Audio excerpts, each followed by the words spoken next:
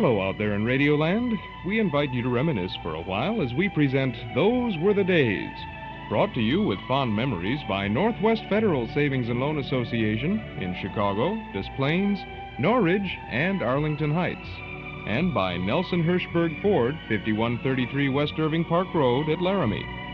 And now, stepping out of his hall closet with a trunk full of memories, here's your host, Chuck Shaden. Thank you, Mark Nelson, and welcome to another in our series of programs designed to bridge the sound gap between yesterday and today. Today is Saturday, May 8th, 1976.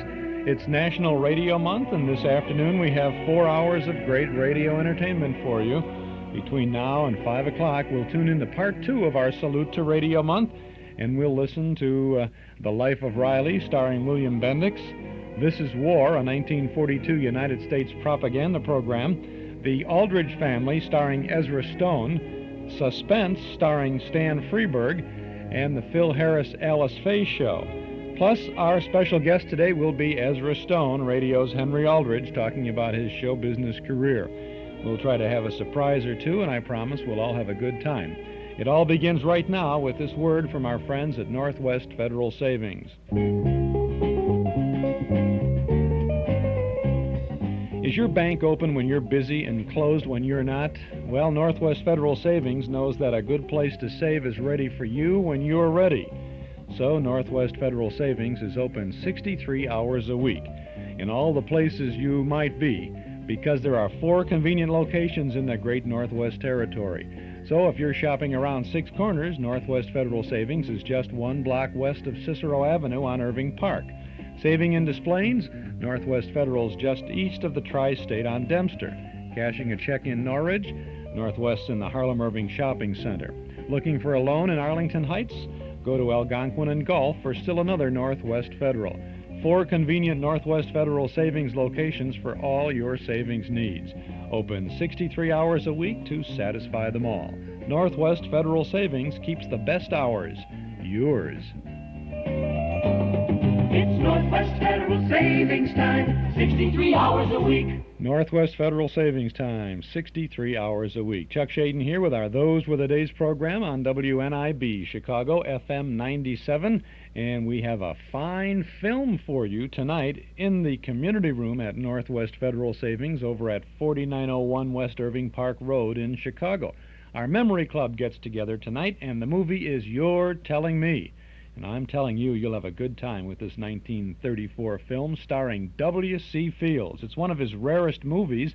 He plays Sam Brisby, a disreputable inventor of insane devices.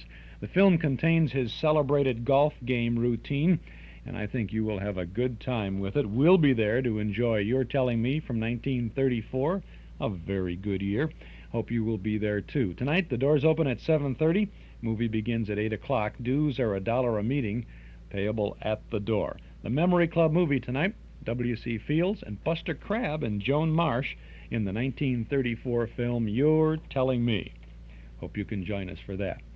Well, I'm telling you, we have a good afternoon of great radio shows for you. We're going to start off with a Mother's Day program, because tomorrow is Mother's Day, and we take this opportunity to say Happy Mom's Day. Mom, for all the moms out there in Radioland, this is a Life of Riley broadcast from May the 8th of 1948. It's new. It's amazing. It's Prell, P-R-E-L-L, Procter & Gamble's new Radiant Cream Shampoo in the handy tube. Prell brings you The Life of Riley.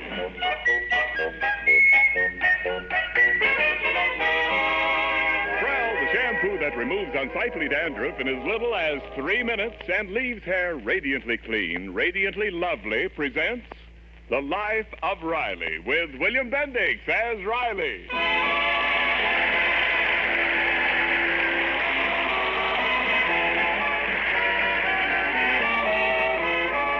Once a year, husband Chester A. Riley graciously steps aside to let the spotlight fall on his wife. That day is Mother's Day. And Peg Riley receives from her grateful husband and children a tribute she richly deserves. And so on this Mother's Day morning, although it is already 9 o'clock, we find Mrs. Riley not in the kitchen where she usually is, but still abed and about to be served breakfast by Riley and the children. Good morning, Dumpling. Good morning, Mother. Morning, Mom. Well, what is this? Breakfast is served, Madame. Here you are, Peggy. Your favorite dish, scrambled oofs. Scrambled eggs. Oh, you shouldn't have done it. Well, I didn't intend to. I tried to make fried eggs, but I dropped them from too high up. Oh, it looks delicious. Now, wait a minute, Peg. Before you start eating, we got something to tell you. Well, are you ready, kids? Now, do it like I told you. 1.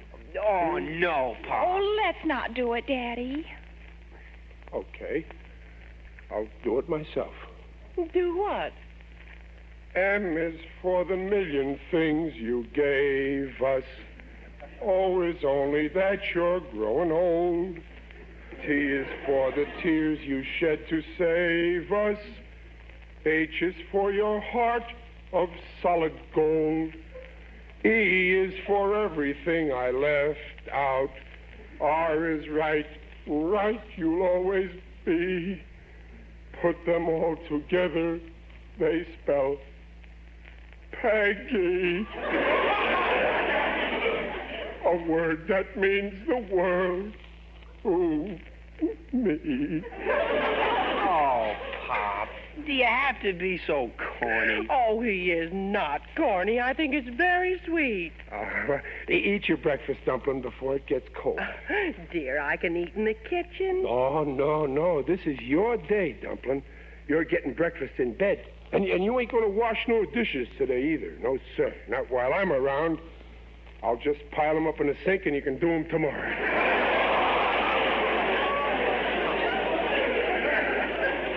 Happy Mother's Day. Thank you, darling. Mother, this is for you. Oh, thank you, Babs. Oh, gloves. Just what I needed. Happy Mother's Day. Well, this is for you, too, Mom. Happy Mother's Day. Why, Junior. Perfume. Oh, thank you, darling. Yeah, and here, Dumpling, this is for me. Oh, flowers. Yeah.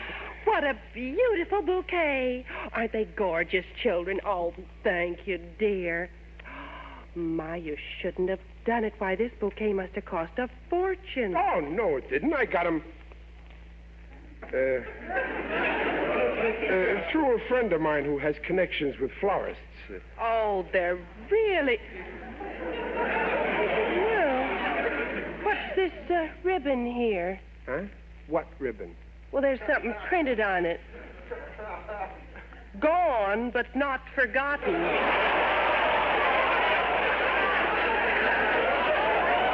Oh, Riley. Well, that's the last time I'll get flowers from Digger Odell. Oh, I don't mind, dear. They're beautiful. And here, Angel, this present's for you. For me? Oh, a box of cigars. Happy Mother's Day, Riley. Thanks. I knew you wouldn't forget me. Hey, you better eat your breakfast, Dumpling. Your coffee's all cold. I'll go make some more. Mom, why do you give Pop a gift every Mother's Day? Well, that's a secret. Oh, you say that every year. Come on, tell us. Oh, no, I'd better not. I don't think your father'd like it. Oh, we won't let on we know. Oh, come on, Mom, spill it. Well, it's really not such a dark secret, only... Well, you see, your father's not exactly a hero in the story. It happened 15 years ago when you were only a year old, Dad. Your father had a job as a milkman. We had a tiny little apartment in Brooklyn. And I remember one day your father came home with a strange look on his face.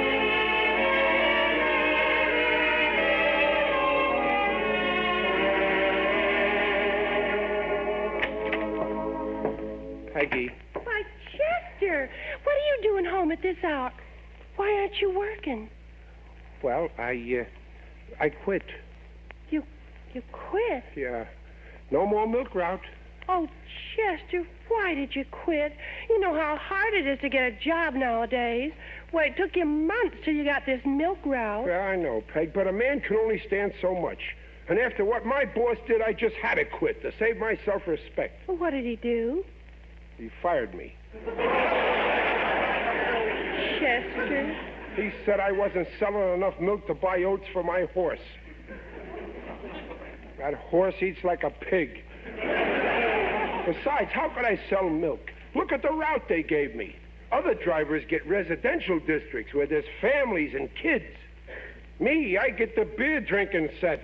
But you sold a lot of milk yesterday. Only because I poured the milk into empty beer bottles.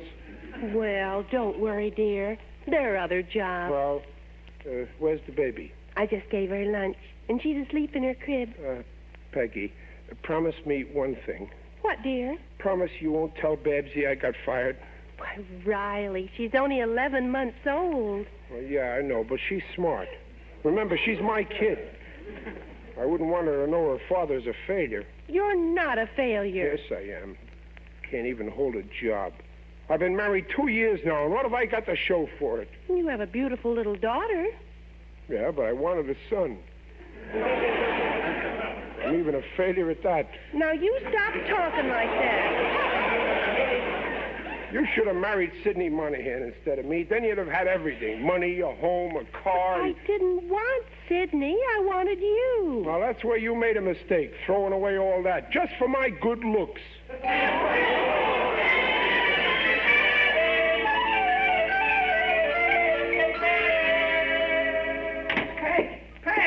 Peg, I got a job. Oh, Chester, that's wonderful. Yeah, I start tomorrow. Oh, I knew you'd land something if you kept looking. Oh, I'm so glad.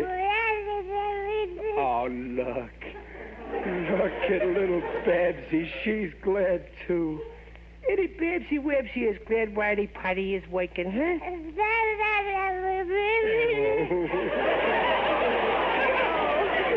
Tell me all about it, dear. What kind of job? What kind of... Well, it's connected with baseball. Oh, that's marvelous. You always wanted to be a baseball player. Well, I'm not exactly a baseball player. You see, they got this canvas with a hole in the middle, and I put my head through it.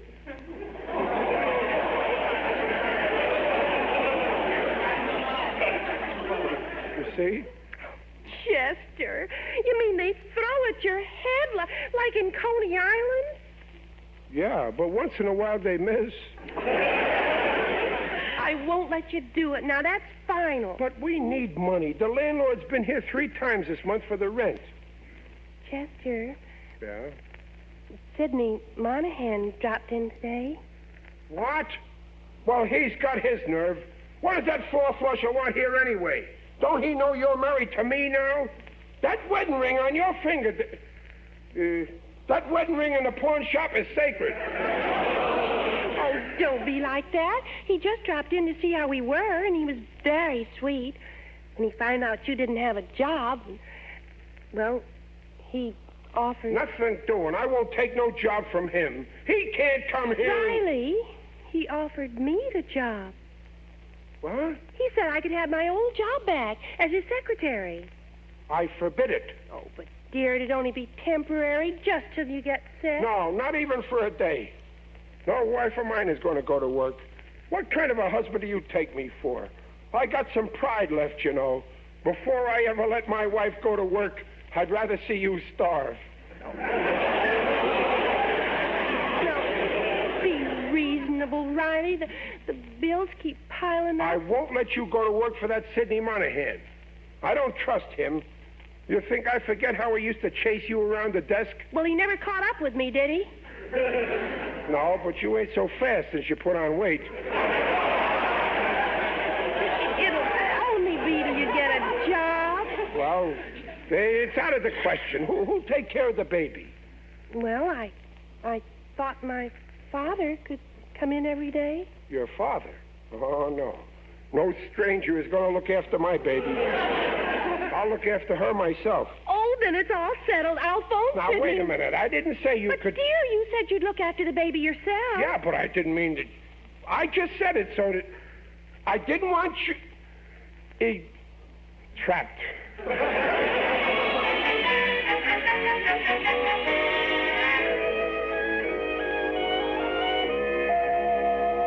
Oh, Riley, I got to go now. I'll be late. Now, you know what you have to do? I know. Now, don't forget. Give her a bottle of milk at noon, and she's got to have 3 drops of cod liver oil at 4 o'clock. She'll close her mouth, but you have to force it down her throat. I know. And watch out for open diaper pins.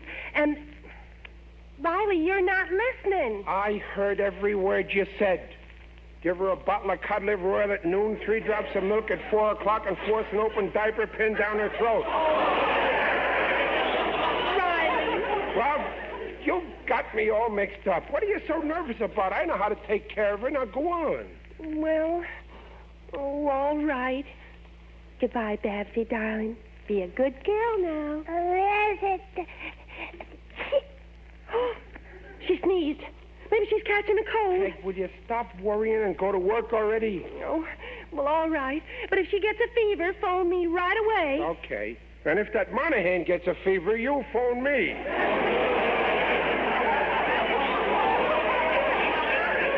Goodbye, dear. Now, see that she drinks all her milk. Yes, I'll see that. Oh, these women are a pain in the neck. Oh, excuse me, Babsy. I forgot you was a woman. Now, drink up your milk while Daddy looks at the one-heads. Here, I'll let you hold your little tin cup all by yourself. That's it. Oh, you're doing great. Now take a big swallow. Go ahead. That's a girl. Hey. Naughty. Mustn't spit milk in Daddy's eyes. Now, you let Daddy read you the one-heads, huh? That's a good girl. Now, let's see. Accountant, bookkeeper, chauffeur. Hey, here's something. Young man wanted. Strong, willing, that's me. Conscientious. Must be intelligent. Cook, doorman, elevator boy. Oh, there's lots of jobs today. Gee, if I didn't have to look after you, I could take you with me. Well, you like that, huh? Well, sure, why not? You might bring me luck.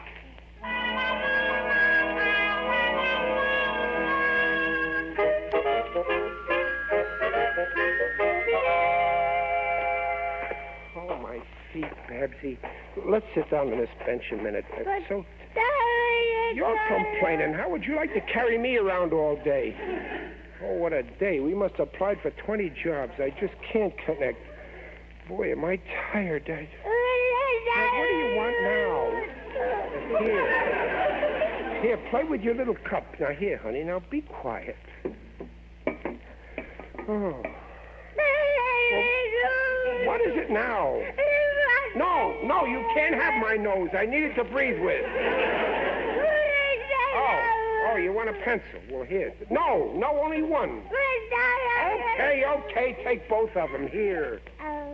There. Now, be a good little baby and let Daddy rest a minute. So tired, my feet are just...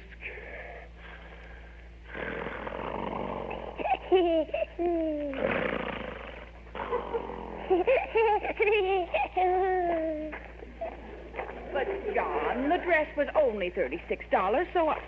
Oh, John, look at that adorable baby. Isn't she the... Why, look, John. That little tin cup and those pencils. Well, that's a new one. Using a baby to beg while the big bum sleeps. Oh, I think it's pathetic.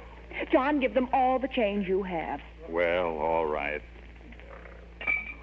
There you are, you little sweetheart. Look, John, she's offering you a pencil. Holy smoke, he's got the kid trained.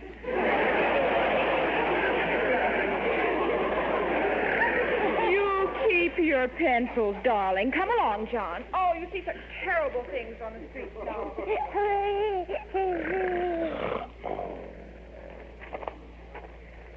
So I says to him, look here, Lefty, this here is my territory, see, and you're muscling in. So he says, so what? So I says, so this. And I cracks his skull open and...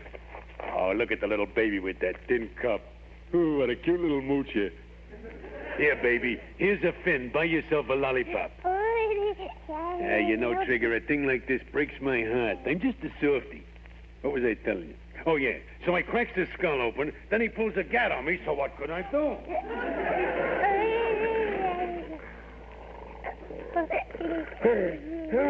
Hey, what's the matter? Oh, I must have fallen asleep. Well, what's that you got in that? Holy smoke, where did you get all this dough? $5. And all these coins. Look, 5, 10, 15, 40, 41, 42. All right, Mac. 47. Let's see your license. Huh?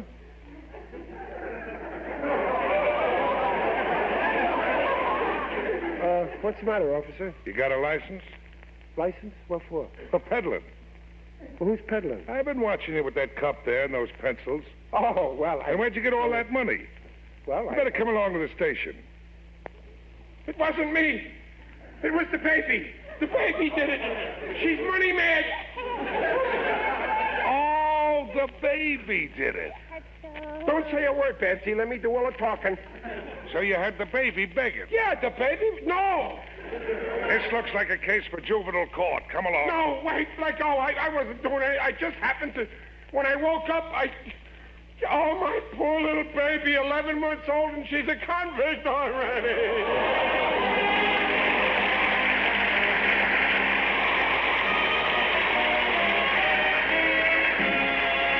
Second act of the life of Riley in a moment. And we'll take advantage of that moment. This is Chuck Shaden with our Those Were the Days program this Saturday afternoon on WNIB, Chicago, FM 97. Running boards and rumble seats were standard equipment on a new Ford back in 1931 when Nelson Hirschberg Ford first put up their "We're in business to serve you" sign on Irving Park Road. In the 45 years since then, running boards and rumble seats have become but a fond memory.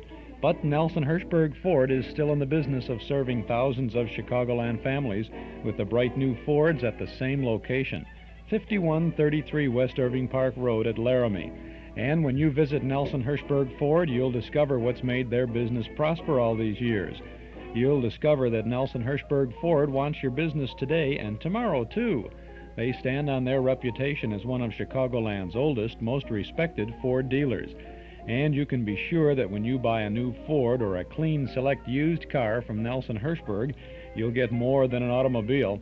You'll get a Nelson Hirschberg automobile, one with reliability and dependability as standard equipment. Ask the man who owns one. Nelson Hirschberg Ford, 5133 Irving Park Road, 5 blocks west of Cicero at Laramie. That's just across the street from the MGM shop.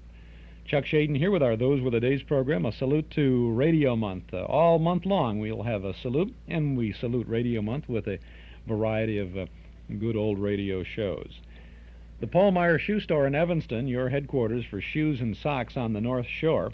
It's not the biggest or the most expensive or the cheapest, but the Paul Meyer Shoe Store is the favorite of many because of the wide selection, quality, and service. Stop in and see their line of Keds athletic shoes.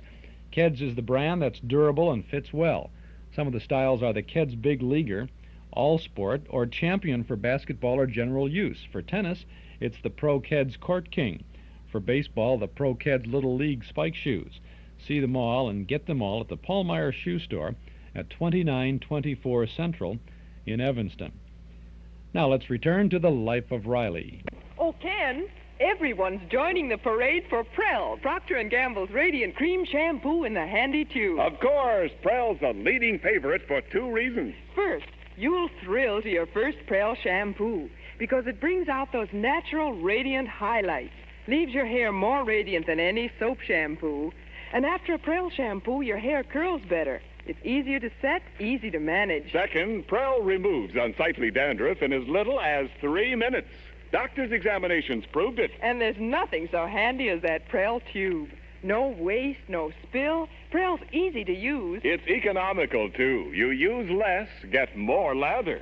So for hair soft and smooth, radiantly lovely, ask for P-R-E-L-L Prell Shampoo. Leaves hair radiant, gleaming bright. Not a bit of dandruff is in sight. Comes in a tube, handy too. P-R-E-L-L Prell Shampoo. Buy Prell Shampoo. And now back to The Life of Riley with William Bendix as Riley. Mrs. Riley is telling the children about Riley's adventures as a babysitter with his own baby some 16 years ago. Mother, you mean they actually arrested Daddy? That's right. Gosh, Pop in jail. Well, it really wasn't jail. They had a hearing in the juvenile court. And I was there with Daddy? You were the star witness, Babs. And you didn't know anything about it? Well, how could I? I was at work. Well, anyway, your father was brought up before this judge, and it looked very bad for a while. Look, Judge. Order in the court, order in the court. I'm trying... Young man, one more outburst like that, and I'll hold you in contempt. Well, they're trying to take away my baby. Nothing of the kind. Nurse Watkins here will merely hold the baby during this hearing. Now, you better not try any funny business, or I'll have you all arrested. Young man, you obviously fail to realize the seriousness of the charge against you. Now, please answer my questions. Yes, sir. Are you the legal father of this baby? You bet it's legal. I got a marriage certificate to prove it. This is no time for levity. You are charged with contributing to the delinquency of a minor. Utilizing a baby for purposes of begging But is... I wasn't begging. I don't have to beg. I got a wife who's working. How do you account for the money in the cup? Well, how should I know? I fell asleep and... Oh, you fell asleep while this infant was in your care? I just dozed off. I was tired. I have grave doubts about your fitness as a father. Oh, no, I'm a wonderful father. Why, that baby adores me. Honest, Judge, I'll prove it to you. Doesn't Woody Babsy love her great big daddy? Oh, now, please, Babsy. Show the judge how you love your daddy. Now, come on, I'll let you play with my nose. Here. That's a good baby, you see. Joe, she bit me! I want a lawyer, and I want this baby charged with perjury. Before the court arrives at a decision in this case, I'd like to see the mother of this child. Where is she? In Monahan's office, probably running around a desk. What? I mean, I can have her here in an hour. Very well. Court's adjourned for 1 hour. Well, come on, Babsy. We'll go get Mama. No. You'll leave the infant here. Oh, no, I can't do that. I wouldn't think of it. A little baby. You'll be perfectly safe. Nurse Watkins is very competent. Oh, okay. You got me over a barrel. But before I go... What are you writing there? Here, sign this, Judge. What is this? It's a receipt for my baby. I don't trust nobody.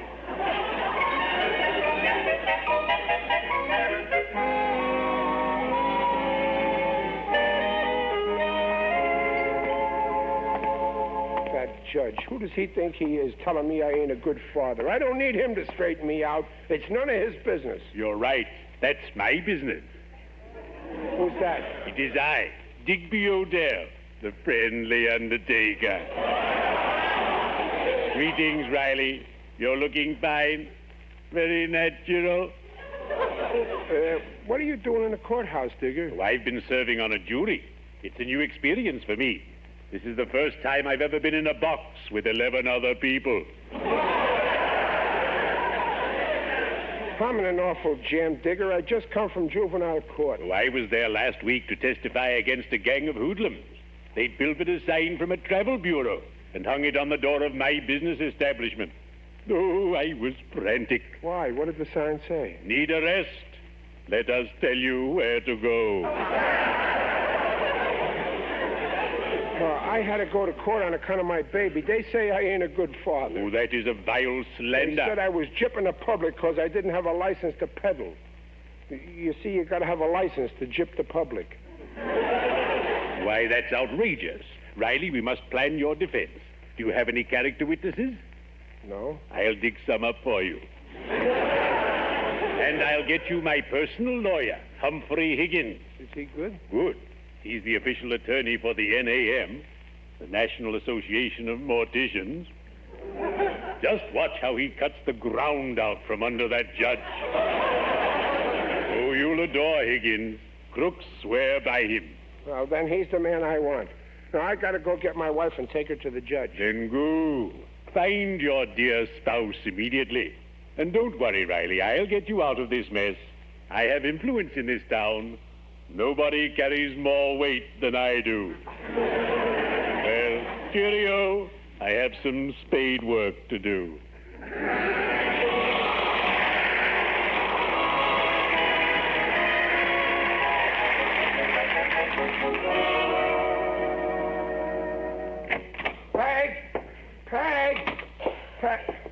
Oh, she ain't home yet. Oh, when she finds out her poor baby ain't here, I don't know what she'll do. Papa, please don't talk like that. I won't stand for it, Peggy. I won't have my daughter working to support But her. it's just for a while, Papa. Oh, hello, Chester. Oh, Peggy, I'm so glad you're home. Oh, your father's with you. Hello, Mr. Barker. Don't talk to me, you lazy lout. Oh, stop it, Papa. Papa met me at the office. Riley, this can't go on. I will not have my daughter slaving in an office to support a shiftless, good-for-nothing baboon. Oh, Papa, shh. You'll wake the baby. Yeah, shh. You'll wake the baby. Now get your things, Peggy. Wait a minute. Where's she going? She's coming home with me. Get your things, Peggy. I'll get the baby. Oh, no. That baby stays with me. Riley, get away from that door. Oh, Papa, stop You can't have that baby. I ain't letting that baby out of my sight for 1 minute. Get away. No, I won't. Take your hands. Stop fighting. I will. Don't you touch that baby or I'll... Where's the baby? Riley, where's the baby? Yeah, where's the baby? Peg, you're hanging an innocent man. Riley, where's Babsy? What happened? There's been an accident. Oh, no, don't get excited, Peg. She's all right. But where is she? Where is that baby? She's in jail. In jail? Yeah, but don't worry. Look, I got a receipt.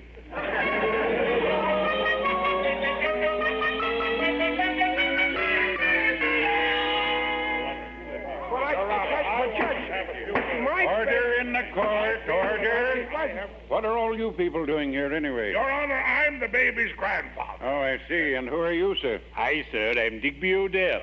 I'm here to help Riley get out of a hole. Oh. Very well. Now let's get on. Mrs. Riley, Yes, Your Honor. you say you're employed during the day. That's right, Your Honor. And you leave your baby in the care of this, your husband. Yes, but Riley's really wonderful with the baby. He's really a wonderful father. It seems to me this whole problem would be solved if Riley could get a job. I tried to, Your Honor, but... He doesn't want to work. He's no good. That's a lie. I looked everywhere. Why, I'd do anything for that baby. I'd even dig ditches. Your Honor, Riley has just gotten himself a job. You're willing to employ him, Mr. Odell? Oh, yes, indeed. I could use a live man down at my place. Very well, then. The case is dismissed. Oh, thanks, Digger. Thanks, Judge. Oh, thank you, Your Honor. And Riley, I hope this has taught you a lesson. Oh, yes, Your Honor. Believe me, I'll never try to be a mother again. I just ain't built that way.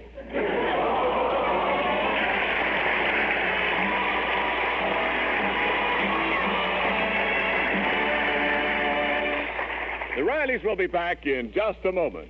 A shampoo headliner. That's Prell, Procter & Gamble's Radiant Cream Shampoo in the handy tube. From Rochester, New York, Mrs. Robert C. Blake writes, I call Prell the perfect shampoo because it's done for my hair what I've long dreamed of. Now my hair is radiant, easy to do, and unsightly dandruff's no longer a problem. Yes, everyone agrees. Prell's a wonder for two reasons. One, leaves hair soft, smooth, radiantly lovely. Two, removes embarrassing dandruff quickly. Ask for... P-R-E-L-L Pearl Shampoo. Leaves hair radiant, gleaming bright. Not a bit of dandruff is in sight. Comes in a tube, handy too. P-R-E-L-L Pearl Shampoo.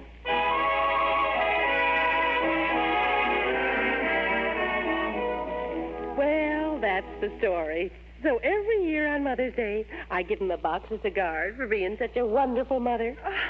Daddy sure was a character. Boy, I'm glad you were born first, Babs. Well, here's the coffee, little mother. Oh, thanks, dear. Daddy, I just found out you owe me $5. I do not. What $5? Well, the $5 I collected in my little tin cup. The $5... Peg, you told him. Come on, Daddy, $5. Now, wait a minute. She's right, Pop. You owe her $5. Yeah, don't be such a wise guy. Maybe I did take that $5, Babs, but I gave it to the doctor for a down payment on you. And if I ever pay him the $95 balance, we'll own you outright.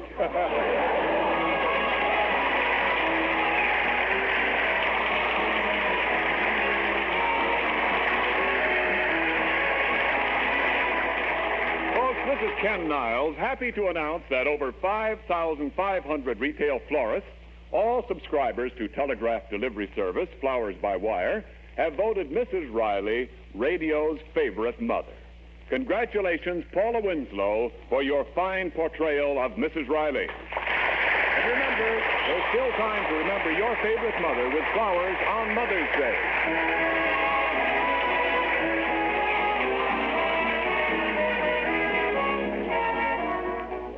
Procter & Gamble invites you to join us again next week to hear The Life of Riley with William Bendix as Riley. The script is by Alan Lipscott and Reuben Shipp. Mrs. Riley is Paula Winslow. Digger Odell is John Brown. The Life of Riley is produced by Irving Brecker. And remember, for radiantly clean, lovely hair, get the shampoo in the tube. P-R-E-L-L, Prell Shampoo.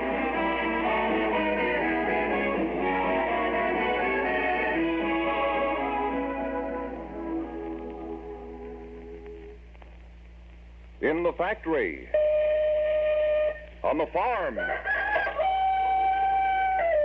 in the home. Hey, Mom, where's the lava soap? Yes, Mom, Dad, Junior, all need lava soap to get dirty hands really clean. With a quick lava wash-up, all dirt is off and down the drain. There's no dirt left on hands to streak nice towels. 50,000 tiny scrubbers in every inch of lava's snowy lather get deep dirt from skin crevices between fingers, around knuckles and nails. Get the stubborn dirt ordinary wash-ups miss. And hands are sparkling clean in 30 to 50 seconds. Mothers know lava is wonderful for cleaning children's grimy hands, knees, elbows. Mrs. Catherine Delaney of Boonton, New Jersey says, You should see how dirty my youngsters get. But lava gets them clean from head to toe in no time, yet does it gently. Remember that, folks, and get the soap that gets the dirt. Get lava soap.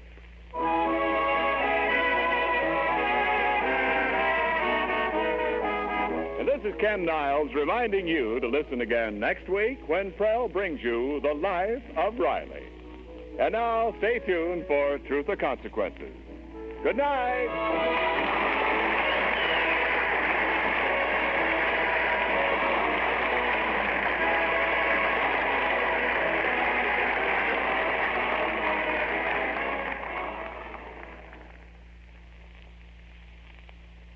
This is NBC, the National Broadcasting Company.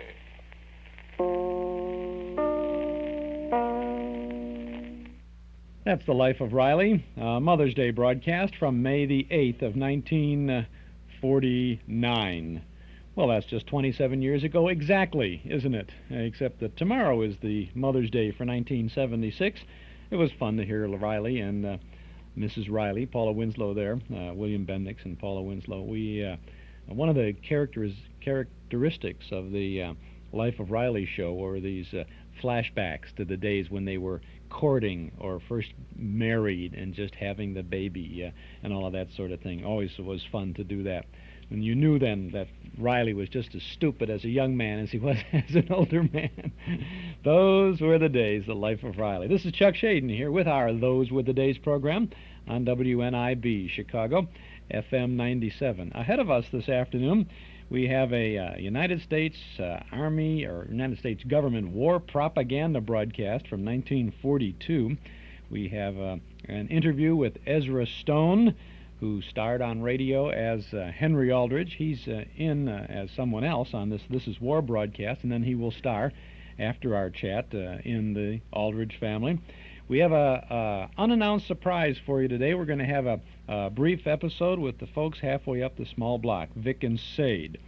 And we have a suspense story for you with Stan Freberg starring in Alibi Me, and finally Phil Harris and Alice Faye in a 1949 comedy outing.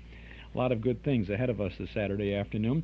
And next Saturday, we'll continue with our series of Radio Month specials. Next week, the 15th of May, we're going to have The Big Story. We'll have the Manhattan Merry-Go-Round. We'll have a Let's Pretend program. Remember, with the cream of wheat? Ah, yes. And we'll have an Eddie Cantor show, The Adventures of Nero Wolfe.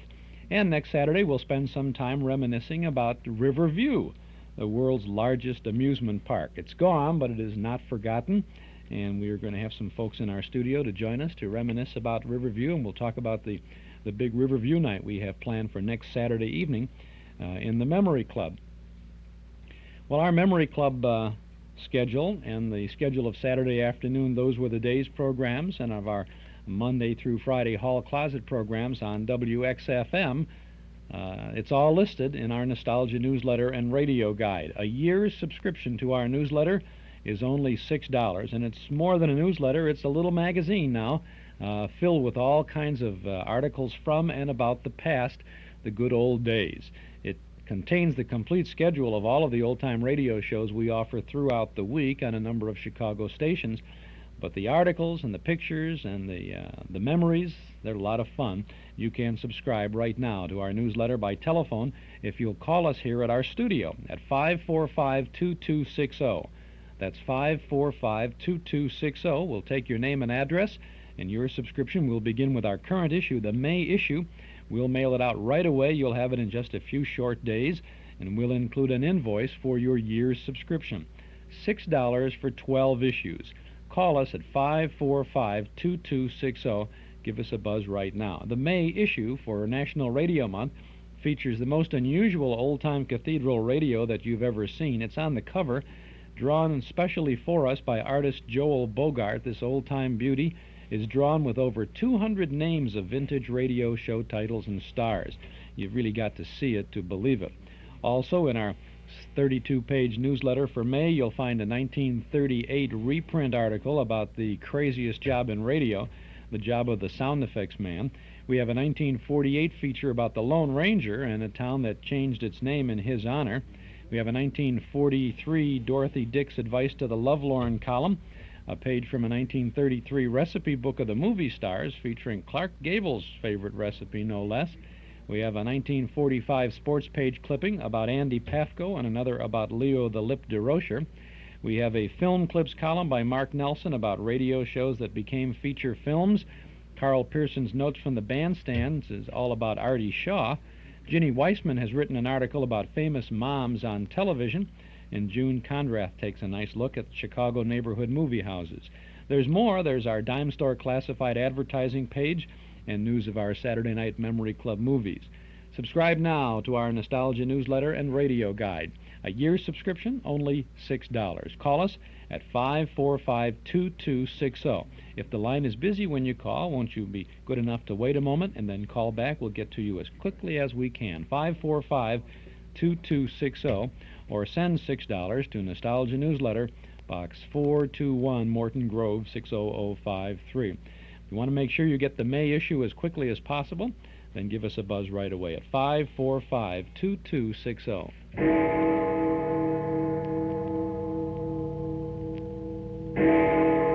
Captain Money! Yes, gang, once again it's time for Captain Money, brought to you by Northwest Federal Savings, makers of a rich, tasty new idea in identification cards, one that helps you save money instead of spending it. Yes, gang, the money-saving Northwest card is the smart way to fight the dollar drain on your allowance.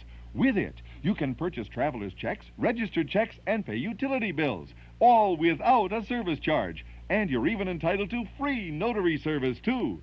With the new creamy rich Northwest card, you'll not only eliminate service fees and save yourself extra money each month, but you'll also have a positive means of identification, 'cause your actual signature and a keen new photo of yourself in full color will both appear on your Northwest card. It's yours free when you maintain a $500 balance in your savings account at Northwest Federal Savings. For all the details, ask your mom to call, write, or visit Northwest Federal. And now, here's Captain Money with today's secret message. Squad, set your Northwest card secret decoder to code 9. That's A equals 26.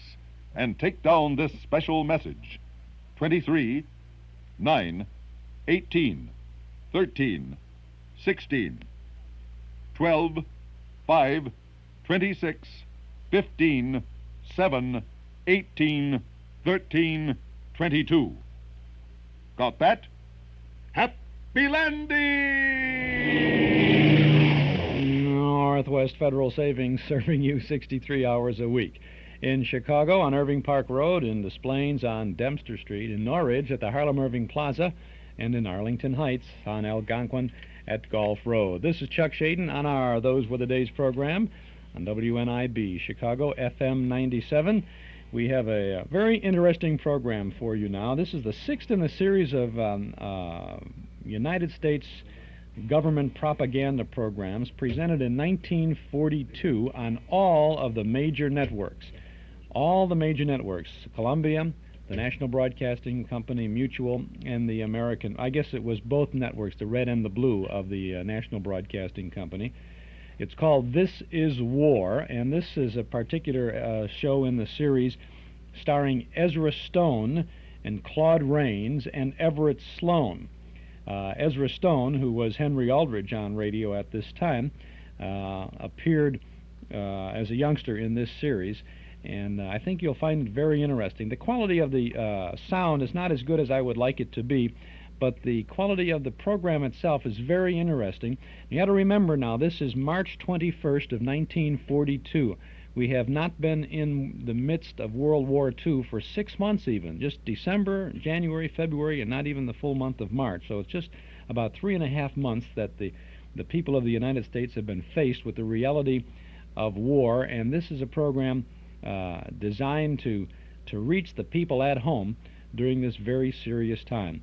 This is War from March 21st of 1942.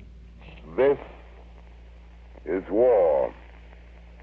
The four major networks present the sixth in their series of broadcasts for wartime America. Our program tonight is called You're on Your Own, starring EZRA Stone and Claude Rains.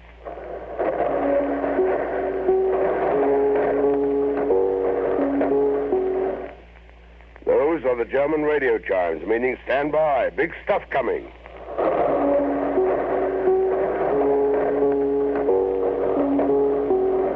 Ready, folks? All right, ladies and gentlemen, get a load of this.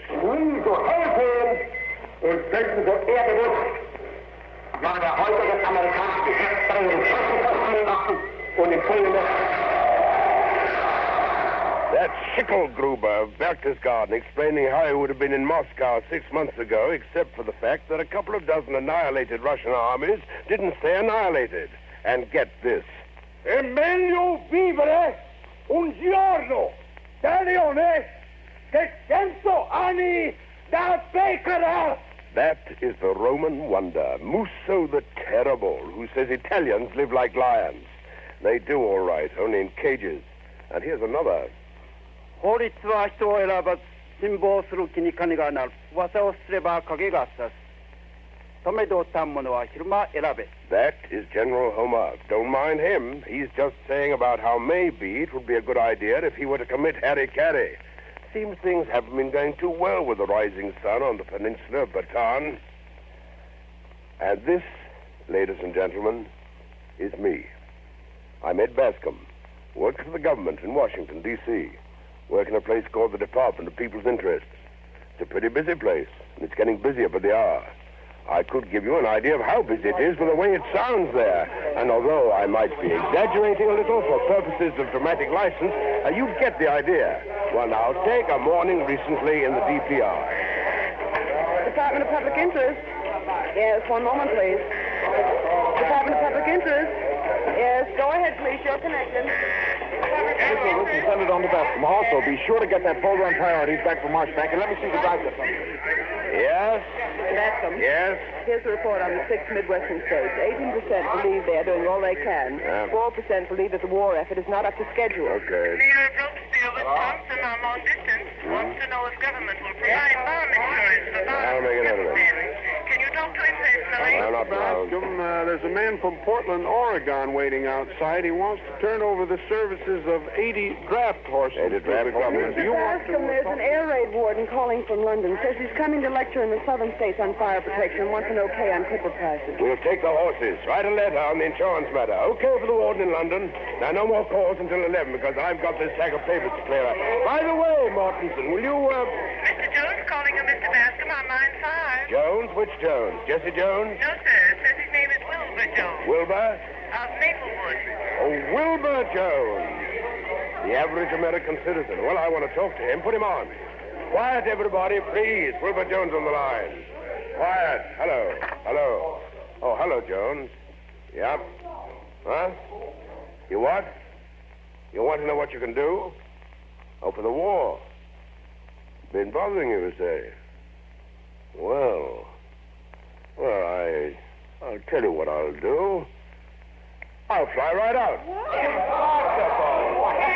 Washington are in your waiting. What, Jones? I can't hear you. Staff meeting at 3 o'clock. Just a second, Jones. Quiet, will you, please? Quiet. Quiet. This is an important man, Wilbur Jones, average American. Yeah, I met him once in a smoking car. I got to see him right away. Jones can't wait forever. Hello, Jones. Jones? No, I said fly right out. Tonight. Sure. Okay.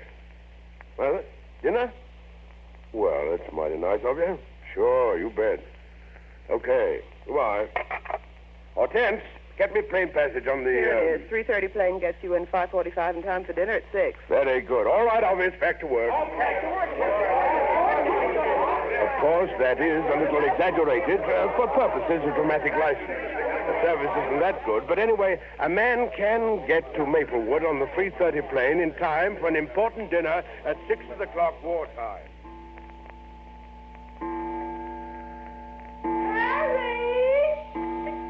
Mr. Bascom. Hurry! Come on down now. You're holding up dinner. Well, you feel ready to tackle a good meal, Mr. Bascom? Yes, Jones. This is going to be my first home-cooked meal in, garden of coffee and a sandwich on a desk blotter is all I can remember. Oh, Why smoke biscuits? I'm sorry I kept you waiting. I was looking over my athletic medals. All right, now, Harry, sit down. No kidding. Did you really come all the way from Washington just to see us Joneses? Oh, do you know anybody more important? Well, sit down. Sit right down now, Mr. Bascom. Things will get cold. The way... Sit right here. Thanks. Everything might Brushing over. Looks good. You wash your hands, Harry? All right. Yeah, all right, buddy. Help yourself. Thanks. Like a couple of ladles with gravy. Oh, you get it all. Well, how goes the war? Well, that's just what I was going to ask you folks. Ask us? That's what I came out for. I want to know how you're getting along. Well, we kind of thought maybe you could sort of tell us a few things about the war. Well, maybe I can by and by, but first, thanks. Are you in civilian defense? Yes, I signed up. Wanted to be a volunteer auxiliary policeman, but I got a bad back. Uh-huh. Yeah, I see the lot next door is plowed up. Yours? It'll be mine when the weeds start growing. I guess we'll all You have to do all don't the plan work. to use much fertilizer, do you? You know, I mean to say it's kind of short. Nitrogen, you know. So's TNT, partly. We need to grow things, but, well, there's not enough fertilizer for the farmers. I read about that. No. Lot next door's lain fallow for 17 years. She'll produce without a sack of fertilizer. Well, now, look, if I seem to be prying, I... Oh, no. Go right ahead. Thanks. They're sharing your car? Yeah, alternate. It's 2 miles to the Power and Light Company. Won't you help yourself? Ned Davis and Joe Harrison, Bill Betts, and I double up. You might say we quadruple up. What are you doing, Harry? Nothing. Not really. I shop for Mom on my bike. Cart around the stuff the women share. Sewing machines, vacuum cleaners, things for sick people like sun lamps. Is it really true that every time a person buys a sun lamp they could borrow, it means one less headlight on a Jeep? That's about the size of it. But I'm going to chuck it soon. I'll be 18 next February.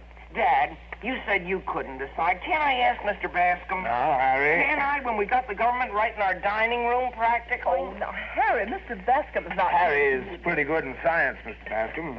Getting a scholarship to state.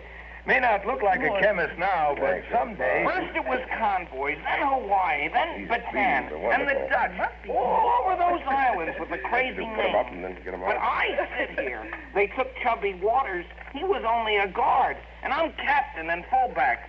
Next year... Who took Chubby Waters? The Navy, the United States Navy. For all I know, Chubby is with MacArthur by now, and me going for the laundry. Harry, how's your nerve? Nerve? Have I got nerve? Boy, you just let me get on a ship and I'll show you something. Anchors away! I asked, how's your nerve? Your real nerve, son. Because we win soon, we'll need good chemists. But, well, if it takes us a long time, you'll get your chance to throw the gun, Harry. You wouldn't think laundry would take so much nerve. Mom, couldn't we get a washwoman that lives nearer? Sit still, Mother. I'll take No, it. I'll answer it. Harry, the other end of that phone, huh? Hello, Alice? That's his Am I going to see you tonight? Don't mind the boy, Mr. Bascom. We do what we can, Mr. Bascom. Wilbur works as a repairman, free on house equipment, since he can't be an auxiliary policeman. By no means. Why, men want to fiddle around all night with flashlights anyhow. Well, it'd be kind of different if Hitler started to call the signals. You've got 5 war production plants in Maplewood. Alice, that's absolutely the most atrocious... What was his name? Wilbur. Oh, that punk. Wilbur thinks it's going to be a long war, and everything has to last. Lately, I've even seen him pound rusty nails straight. You think it's going to be long, eh? I know. I wouldn't do it, Alice, not under any circumstances. Movies are one thing, a hayride is another. More pie, Mr. I couldn't thanks, no, Jonesy. Just that pie makes you a lucky man. Well, I'm surprised, to say the very least. You had a blackout yet? Blackout, I should say so. Wilbur's built practically a fort in the cellar. I told Wilbur that if the Oak Street Church was dropped on our house from 5 miles up, that cave wouldn't even shake. No, But he kept on shoring it up with old railroad ties. Fine. Now, Alice, a girl like you. I can't get the car. But it's parked out in back. We could sit in it. I think we might go up to the den for coffee where it's quieter. Not tonight? I didn't know we were discussing the future. Well, we'll just slip up to my den, Mother, where we can talk things over man to man. Listen, will you let me talk? Harry shouts so. He's not really as... Well, I've had growing pains myself, Mrs. Jones. Hey, it looks to me like you're doing things right here in Maplewood. Well, what we find out about. A lot more we could do, though, Mr. Bascom. Well, that's what you say. I don't really think it matters one iota or even 2 iota. You know, people around here are used to work. I wouldn't say they enjoyed the idea of going to war again. Just go right through that door and on up. Isn't much of a den. It's a walled-off part of the attic, actually. Yes, people were dead set against it till those assorted, clay-faced, backstabbing, dirty pygmies... right in there. Nice place. You get the buck? Before I was married. A bunch of us went to Canada. Take the Navajo chair, Mr. Bascom. Say, would you like a spot?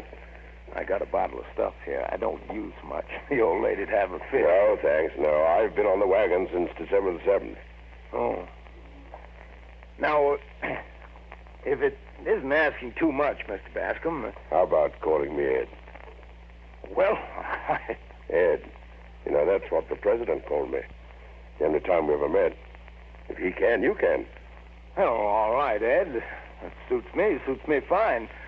Now, Ed, man to man, just between these 4 walls, how are things going? Now, I mean, how's it going to turn out? Well, Jonesy, it's not going so good. You mean you think we could lose? Well, that's up to you, Jonesy. Well, up to me? How do you figure that out? Well, now, look. What's that? Harry practicing the bugle practices a half hour every night. I'll close the door. You want to know how the winning of the war is up to you? Yeah. Well, for one thing, you know, it all depends almost as much on how you fight as on how the men in the field fight. Also depends on who you fight. You know, whether you fight the government instead of Germany, or the labor unions instead of the Japs, or your neighbors instead of Mussolini. You know, there are some people who are still not too sure they want to win this war. You mean American? Yes, sir. Now, let me give you an idea what you're up against. Just follow me in your imagination to a big city. A big building in the city, a room in a tower. Newspaper office, but not noisy, because this is the editor-in-chief, the publisher, dictating an editorial for tomorrow's paper. Telegram. The present situation in the Orient is so complex and full of amazing possibilities that we are almost led to wonder whether an arrangement between Japan and Russia could not be made under cover at the expense of India. Period. Would it be inconceivable for Japan to stop dead at Burma and hand India over to the Russians in return for a free hand where she is now? New paragraph. Will the future weeks and months make India the goat? No, delete that. Determine the price England will have to pay to keep her Russian ally hacking away. Well, that's the kind of poison this guy is pumping out on his big presses and feeding his chain papers with, too. Why, he might as well be working for Goebbels, that guy. And all he's accomplishing is confusion, dividing people. Then pretty Adolf can walk in and conquer. That old poop should be receiving the German Distinguished Service Cross any day now. All right, I suppose a lot of good, square Americans have been taken in by that brand of Yeah, I'm afraid so. I hope they find out the truth before it's too late. So do I. And we're going to help them find it out.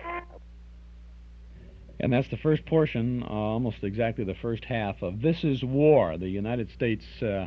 I call it propaganda. I don't say that with disrespect or anything. I just say that's what it is. It was a program designed to instill even more patriotism and the spirit of togetherness to the listeners of all of the major networks back on March 21st of 1942. Claude Range and EZRA Stone and Everette Sloan in This is War. You're tuned to WNIB, Chicago, FM 97. This is Chuck Shaden on our Those Were the Days program. We'll resume this broadcast right after this.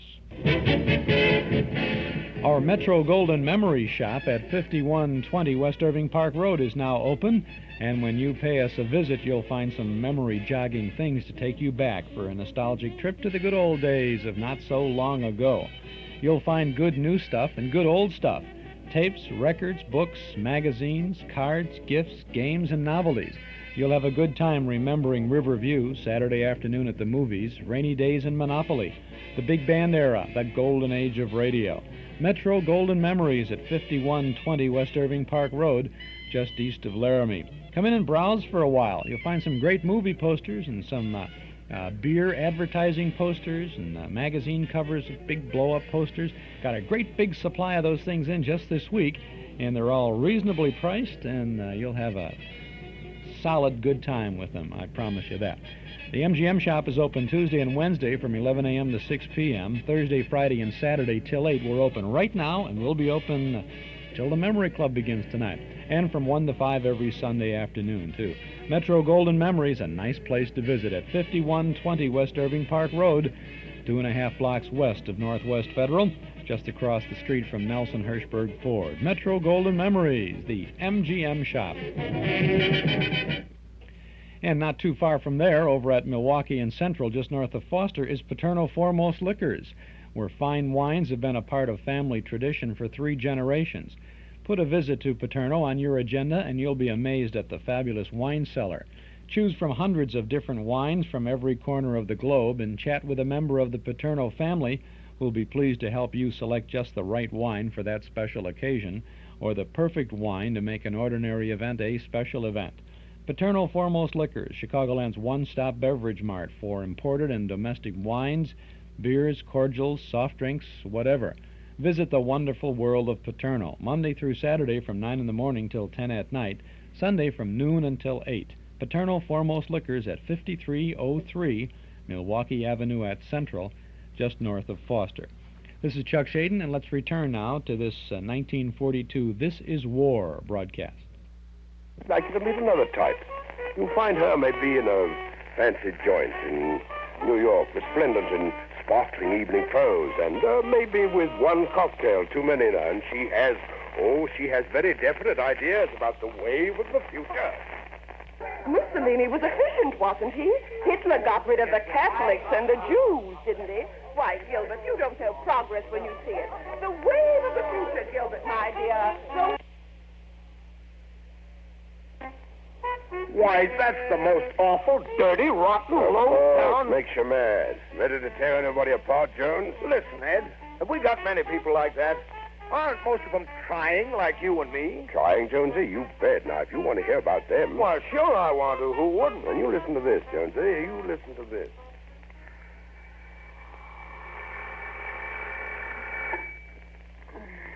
Oh, dear.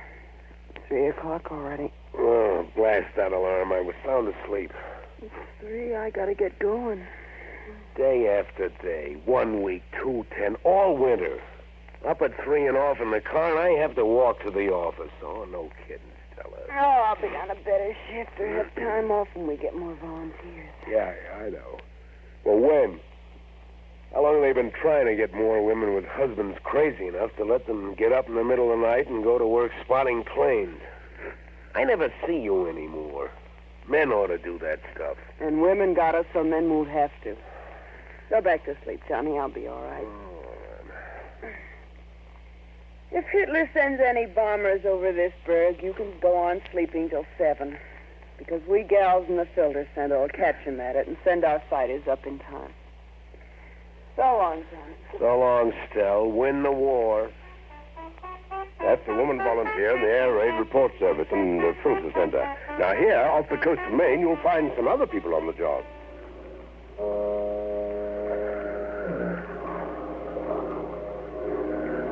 See him? Can't even see the lighthouse. Hear him, though. Yes, miss him. What do you say? East, northeast, about. Oh, okay, phone it in. Yeah. Phone it in. All right, all right. This Kenbo, G11, report, number K. Course 19. Code 36. Letter M. M as in mumps. There are ships. Navy planes in for patrol. What's he say? There are ships. Navy planes in from patrol. They're going to be a long night.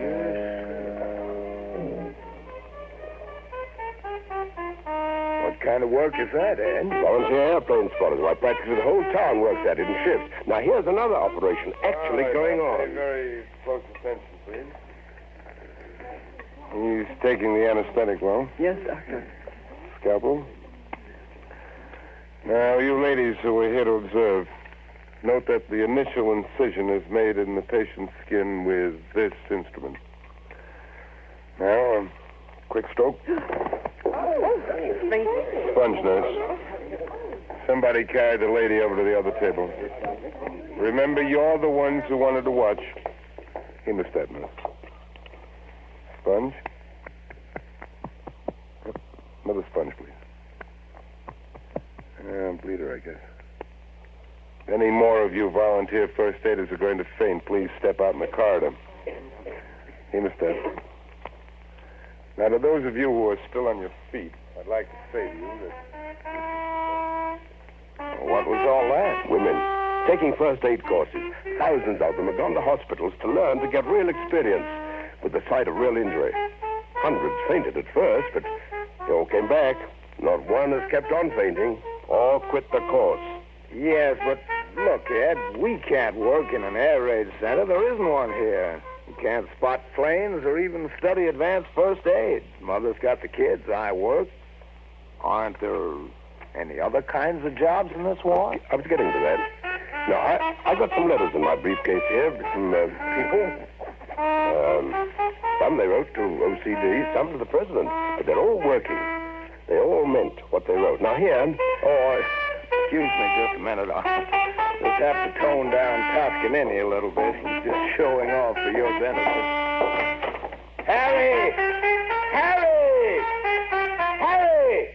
Yeah, Dad? Listen, will you take that bugle down to the cellar and blow it into the furnace? You mean you want me to make hot music? Gets that from listening to Sam and Sue on the radio. Please go on with your letter, Ed. Well, now, here's a typical one from a boy out in the Northwest. I'm blind. I'm 25. I have a seeing eye dog named Rex. I wanted to help in the war, but being blind, I thought I was hopeless. And then I heard about people like me used in England during the blackouts. To Rex and me, blackout is the same as daylight. We guide people. One woman says I saved her from being run over. I'm very happy about this. And listen to this Polish woman. I have 9 children. We know what has happened to Poland. We do not wish this to happen to our new country. Everywhere we ask to help. One army camp is coming here, a big one. All 5 my daughters are taught by me to sew like in old country, be so good. I go and I say to soldier, 5 daughters, 1 Polish woman, we will mend. So now we mend. Socks, shirts, uniforms, hundreds. I am very excited on having letter in person to me of thanks from Sergeant himself. Probably only Polish woman this part of city with letter in person from Sergeant. Flocks of them, Jonesy. All ages, all kinds. Now, you take that old man in Boise, Idaho. I'm not much good at 82, but there's 300 less fire hazard in this town on account of me going around with a bushel basket and a shovel. If they start dropping them incinerators... And listen to this fighting Irisher. Patrick, says I, this here's a public fight. And at fighting now, the Irish have something of a reputation. Patrick, I repeat, it's the best free-for-all in the history of human beings. The Irish have not missed a scrap for 2,000 years, and we don't want to sit around for that length of time explaining why we passed up this one. So off comes me... Some of the volunteers come from, well, the wrong side of the tracks. I was obliged to visit their homes. It was extremely unpleasant at first, but the need was so great. I started the clinic out of pity. But now I pity myself as I used to be before I'd crossed those... It's no sign, just because I'm from Italy, I like Il Duce. Sure, I'd buy a bigger picture, Il Duce, just the same. I hang him up. And then I buy some vegetables. And I hang them up the bigger sign. She's a read. You bring in the shoes to be fixed, and you get a free shot at the Duce. Well, that's enough, Ed. I get it. I guess we Joneses ought to go down to headquarters and look over the list of things to do again, huh? You mind? We were all kind of hoping to get something spectacular to do. Well, most of war isn't spectacular. Darn little. You know, you people in Maplewood, well, chances are you'll never see your own artillery knock down Hitler's bombers.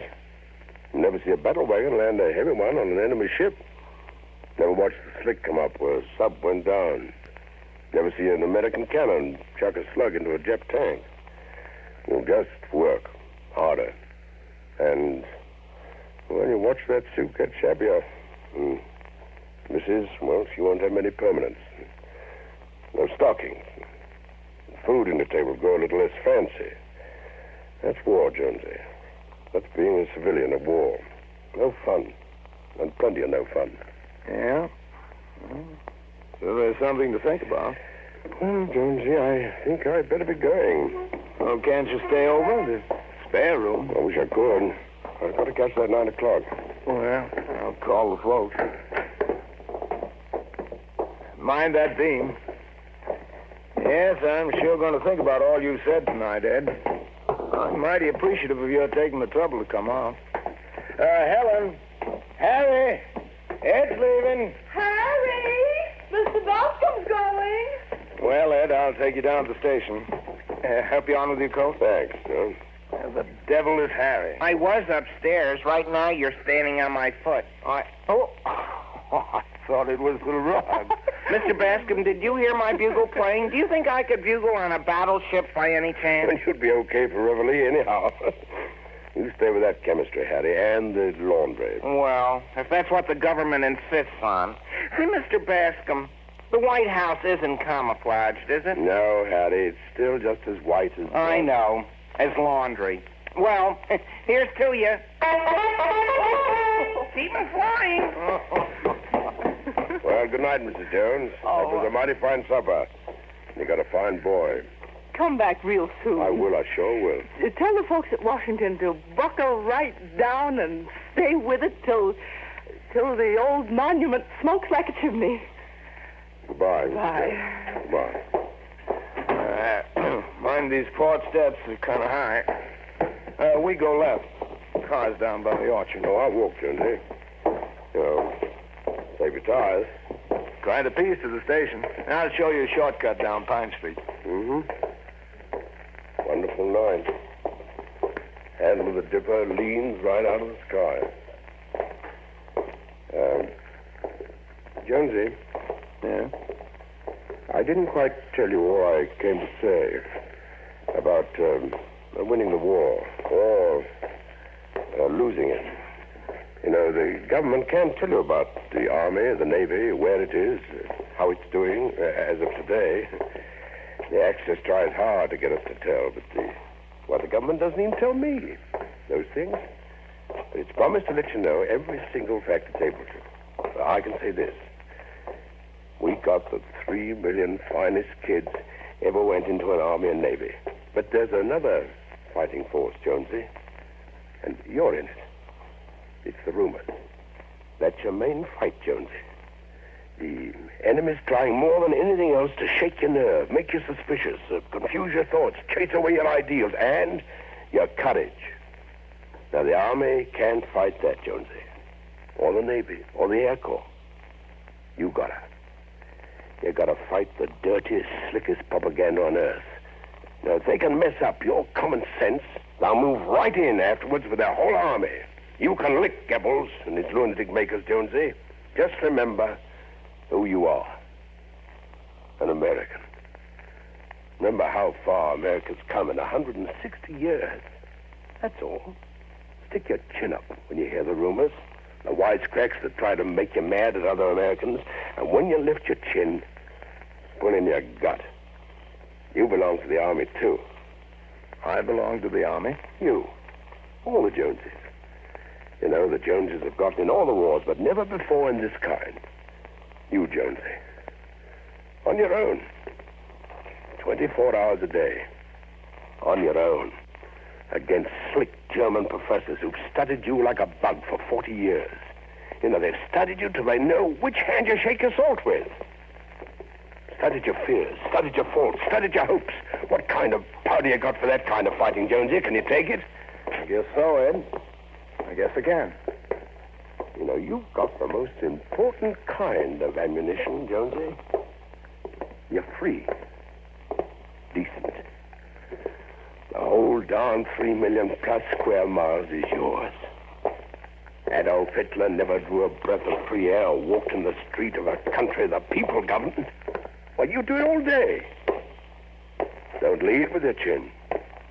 But, Jonesy, keep it high. I get you. Well, from here you just cross the track. Yeah. Well, thanks. Oh, but remember, you belong to the Army, too. So fight. So long, Jonesy. Good night, Ed. Stay with it, Ed.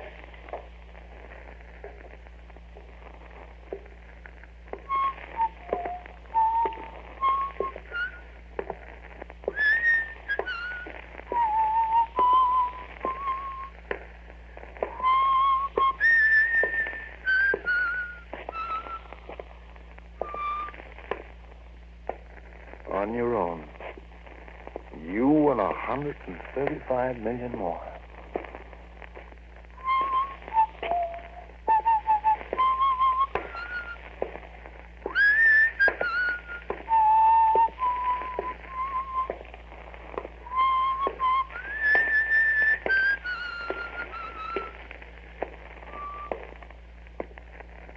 You belong to the Army, too.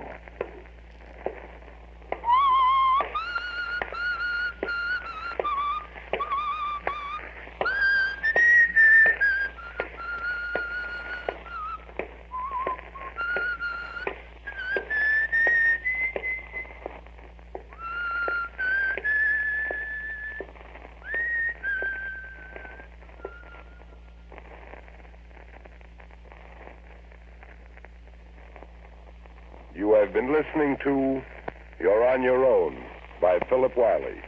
The principals were Claude Rains, EZRA Stone, Hester Sondergaard, and Everett Sloan.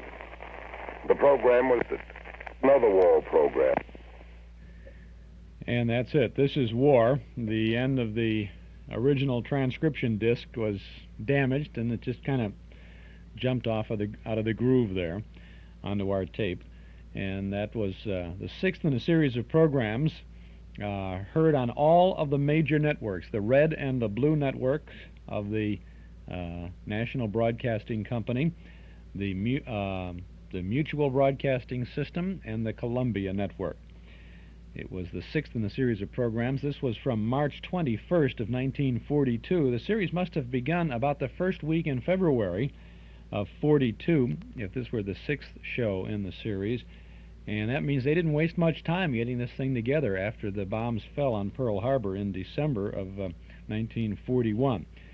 Interesting program, and I think more than anything else, it really gives you an idea of the kind of spirit there was, the feeling in this country back in those early months of World War II. And they didn't have to work too hard to get people to rally around the flag, boys, I'll tell you that. This is Chuck Shaden, and this is our Those Were the Days program on WNIB Chicago, FM 97. We'll be chatting with one of the stars of that program and the star of the Aldrich Family series, EZRA Stone, in just a little while here on our Those Were the Days program on this Saturday afternoon. First of all, we have a sound for you from our Radio Month special. It's one of many features on our special vacation cassette family pack. You'll recognize Don Amici and Francis Langford as the Bickersons. Blanche, you know I'm allergic to dog hair. It gives me sinus trouble. Where's the aspirin? You're just a big hypochondriac. You imagine those allergies like you do your insomnia. I tell you, I'm allergic to dogs. They make me... See, get rid of that thing. He'll whine all night and keep me awake. The man said he'll keep quiet if you give him one of those worm pills. Well, where are they? On the night table by your bed. How do you give a dog... Where? They're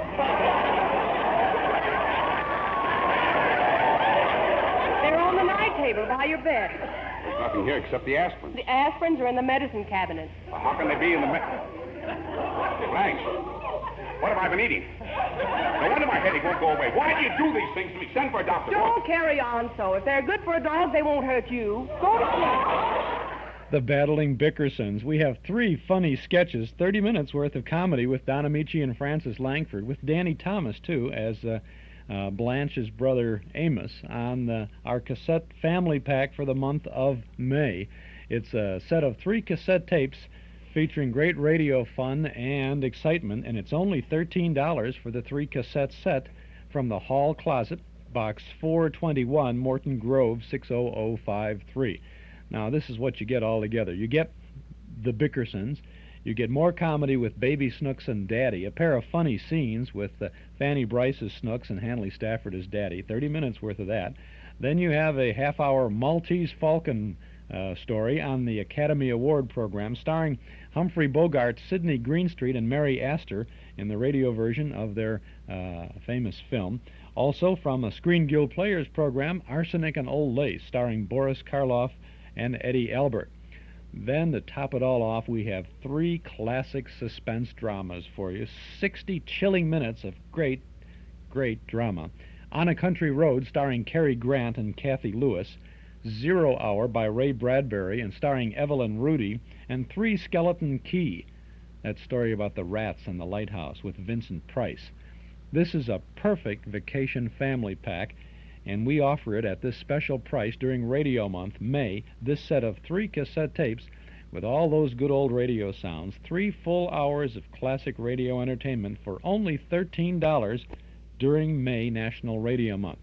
You'll want to get a set like this and take it along with you on your automobile vacation this summer.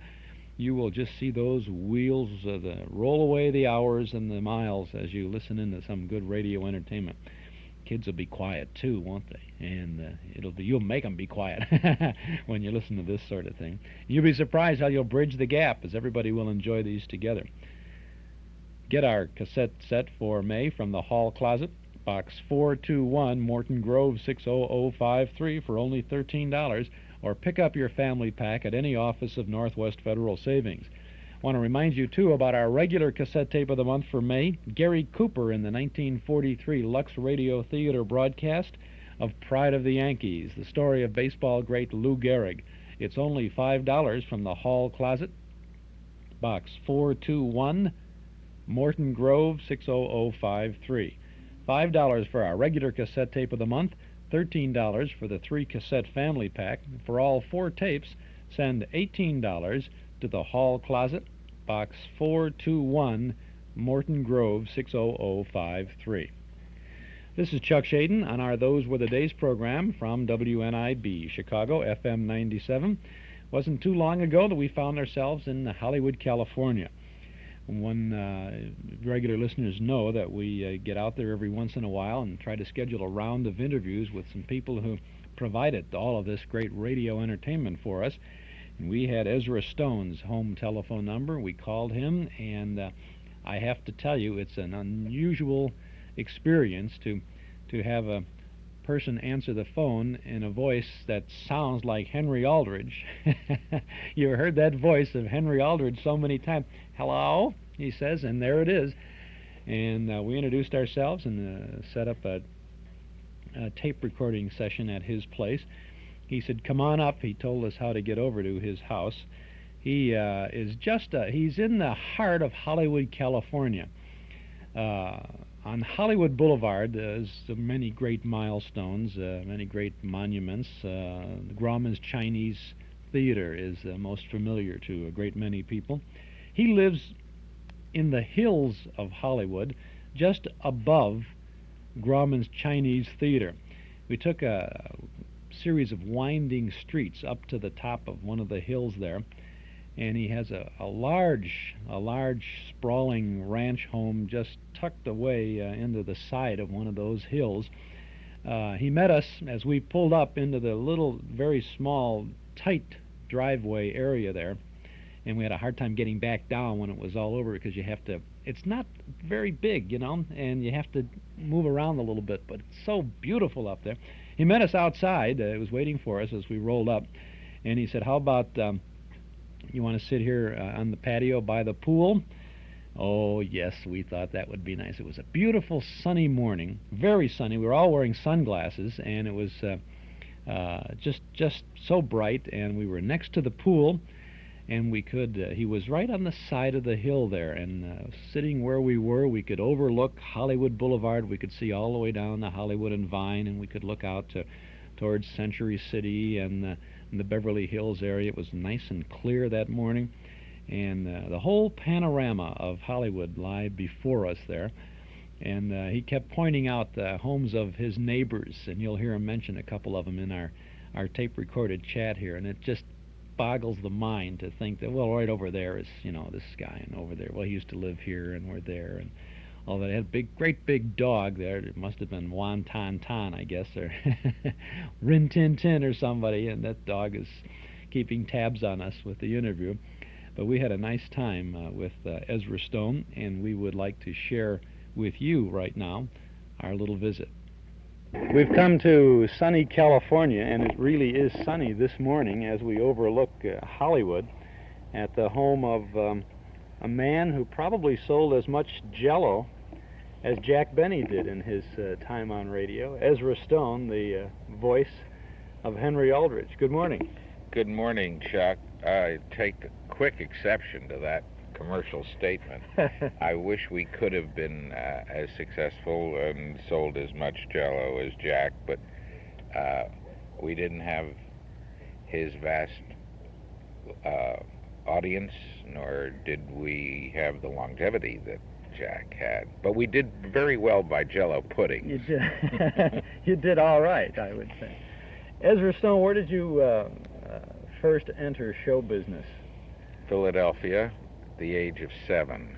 And what were you doing? Radio and legitimate theater, child's roles in plays, touring productions that would come through Philadelphia, and wouldn't tour children because of the labor laws and would pick up local kids as they picked up local stagehands. But mostly radio back in the late 20s. Children's Hour in Philadelphia. Stanley Broza ran that, and Mrs. Broza.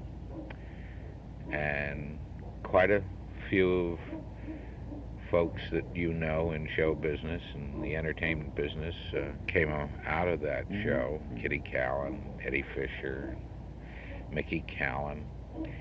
And it kind of, I think, helped create that whole area of acceptance for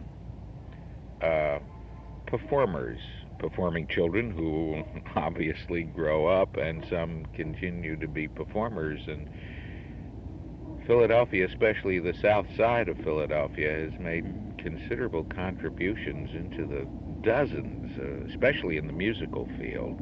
Yes. Did you have a long trip to New York when you appeared on the stage in New York, and shortly after that, or sometime after that at any rate? Well, no, my trips to New York were on the commuter train, actually. I was having my teeth fixed in New York in those days, and I would go over and back on the $2 excursion just to have a few wires tightened around my teeth. Professionally, my work in New York started as part of the touring company of a children's theater company called the National Junior Theater, which Henry Fonda and Mildred Dunnick started also. And that company played up and down the East Coast from Washington up to Boston on Saturday mornings, doing standard and not so standard children's theater. And so that's what brought me to New York first professionally, and Broadway, as a matter of fact. I played Jim Hawkins in Treasure Island at the Alvin Theater on West 52nd Street back in my early teens. Was show business your idea, your mother's idea, your father's thought? It was all it had its origin. My folks are not of the theater, but they always have been devotees of the theater and of music, opera, concerts. No, it actually came as a result of a bad debt. I'm an old actor, friend of the families in Philadelphia, was having hard times and had borrowed some money from my father, and my father didn't want him to feel obliged to pay it back, and he very cavalierly said one afternoon, I believe, I'll take it out and trade, teach my son how to speak. I had developed a lisp, which I still have. I have great difficulty and approach very carefully any word with more than one L in it. And Mr. Maurice Sloan was his name. Very colorful actor. And was director of the drama group at the Y that I used to attend. Gave me elocution lessons. In those days they were called elocution lessons. It really turned out to be more of a situation where I was his one audience, and for hours he would read and recite the standard works for me, and occasionally get me up to do the same. You may have had and still have trouble with words with more than one L, but they're, again, back to Jello. No problems there. No, there's a well-placed hyphen. Yes. And it could be just one L on that, actually, too. No, it's two L's. It's JELL-O. Yeah. Remember the flavors? Well, we won't get into that. Were you in What a Life, Clifford Goldsmith's play? That's very started the Aldrich thing? Very much so, yes. I created the role of Henry Aldrich. It was a down-to-the-wire 2 days before rehearsals started as to who would get the part, Eddie Bracken or me. Oh. And the rose fell on my side of the court, and actually it worked out beautifully for both of us. I never could have had Eddie Bracken's career. He certainly could have had mine and more, as he did, but I'm very happy that I got my share. How long did What a Life play on Broadway? Over 800 performances, about 3 seasons, and about half of that we ran cooperatively. Mr. Abbott gave the rights to the play, to the cast, and I was instrumental in organizing the cast into a cooperative, and we ran at that pace, doing lots of in-school promotion. The radio show was just catching on. It seemed to be a good bet to continue the run of the play, and yet it never could gross enough to make it profitable for Mr. Abbott. But as a cooperative, we could all declare our salaries at minimum, and which is what we did until we built a nest egg. And any week that the take did not exceed what would have been our normal contracted salaries with Mr. Abbott, we automatically went on minimum for the following week. And it worked quite well. And as a matter of fact, dear Betty Field, who passed on just a year ago, was my first leading lady. Oh. First and only.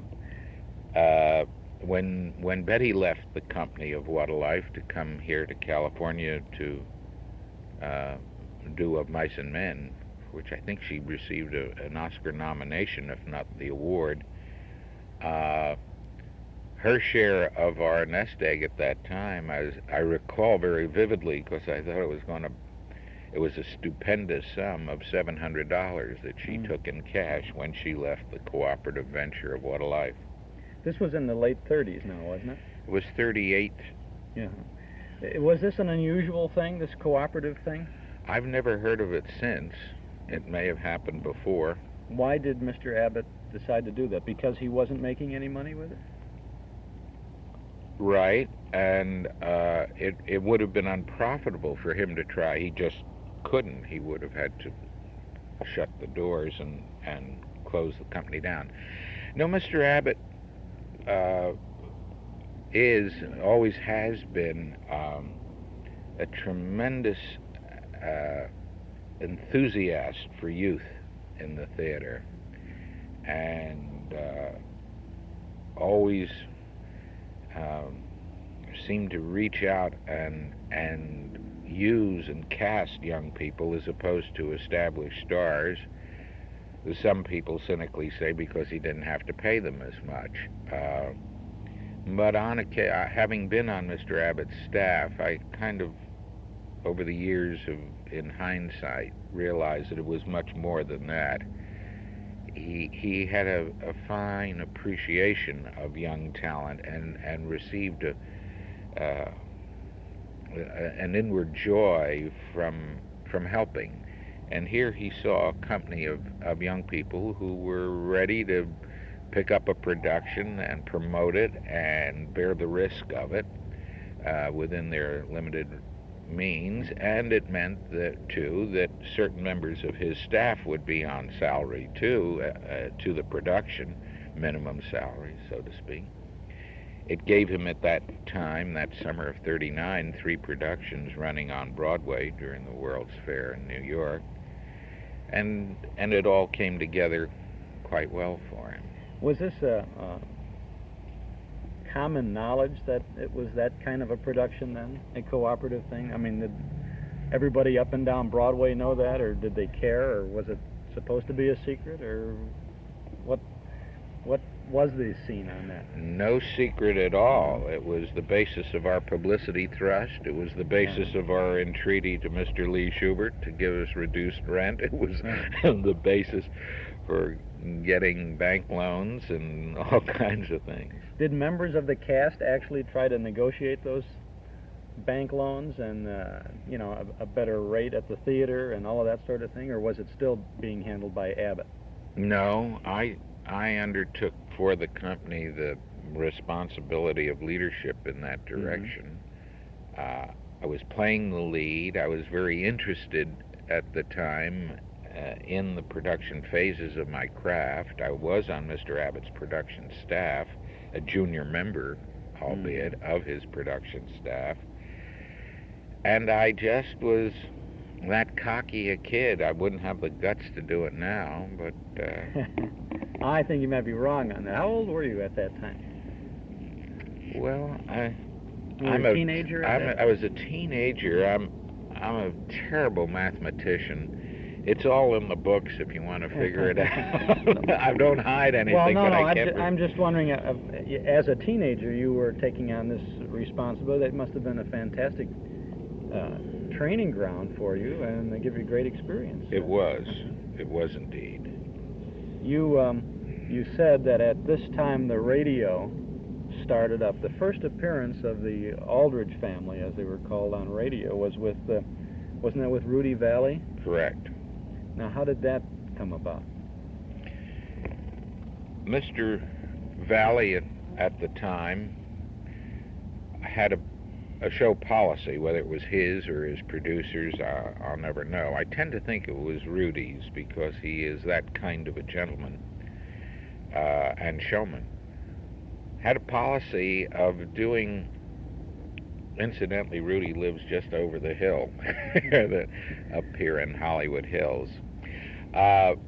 He had a policy on his old variety show of doing scenes or numbers from current hits on Broadway, and giving both the production and the artists a tremendous personal and full presentation with great dignity, and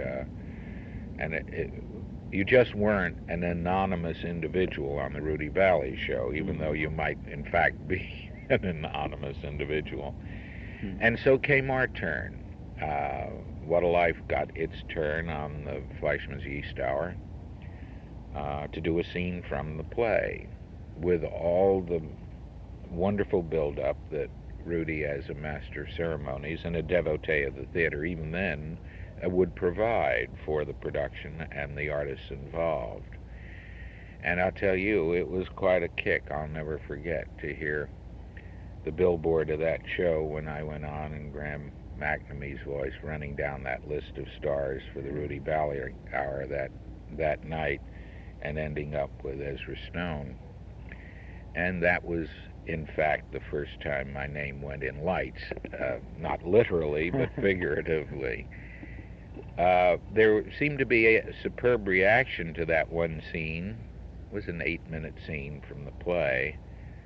And the J. Walter Thompson people, they were the agency producing the show at the time, asked Clifford Goldsmith if he would write a special sketch for a subsequent Rudy Valley Hour, and he did.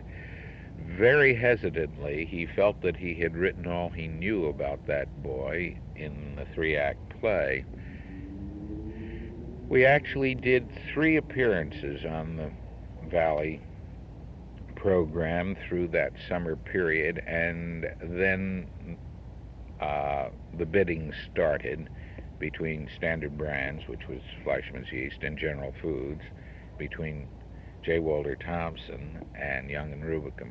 And Kate Smith won, General Foods, and Young and Rubicam, and we were on her show as a regular 8-minute spot along with Abbott and Costello for 39 weeks. Now, this was a half-hour show. Valley was an hour, wasn't it? Valley was an hour. Kate Smith was an hour. Oh, she was. We were still an 8-minute spot for the first 42 times at bat on a variety show. And our first half hour came as a summer replacement for Jack Benny, also for Young and Rubicam, General Foods, and I remember Jack flew me out. I was vacationing with a high school buddy of mine and flew me out here to Hollywood on very short notice to guest on his last program of the winter season and give me a kind of pitch and welcome to his time slot for the summer replacement. And I remember sitting at the table down here at Sunset and Vine for the first rehearsal of the Jack Benny show, and what a high moment that was in my life, having been a fan until his dying day and forever a devoted fan and I'm happy to say friend of Jack's. And watching him handle that show and construct with his genius of elegance and wit, turning it over to me. I remember his one line, "But be sure you give it back come fall." Came fall, of course, Mr. Benny got his time back, and we were very fortunate to start on our own time, and that went on for 15 years. Boy, that was a long, long time, and a great run on radio. Were you, when you first moved into your own slot there, after subbing for Jack on, I guess it must have been Sundays, That's right. He was always on Sunday.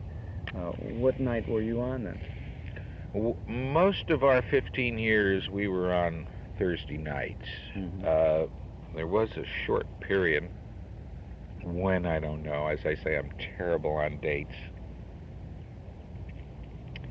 We were on Tuesdays.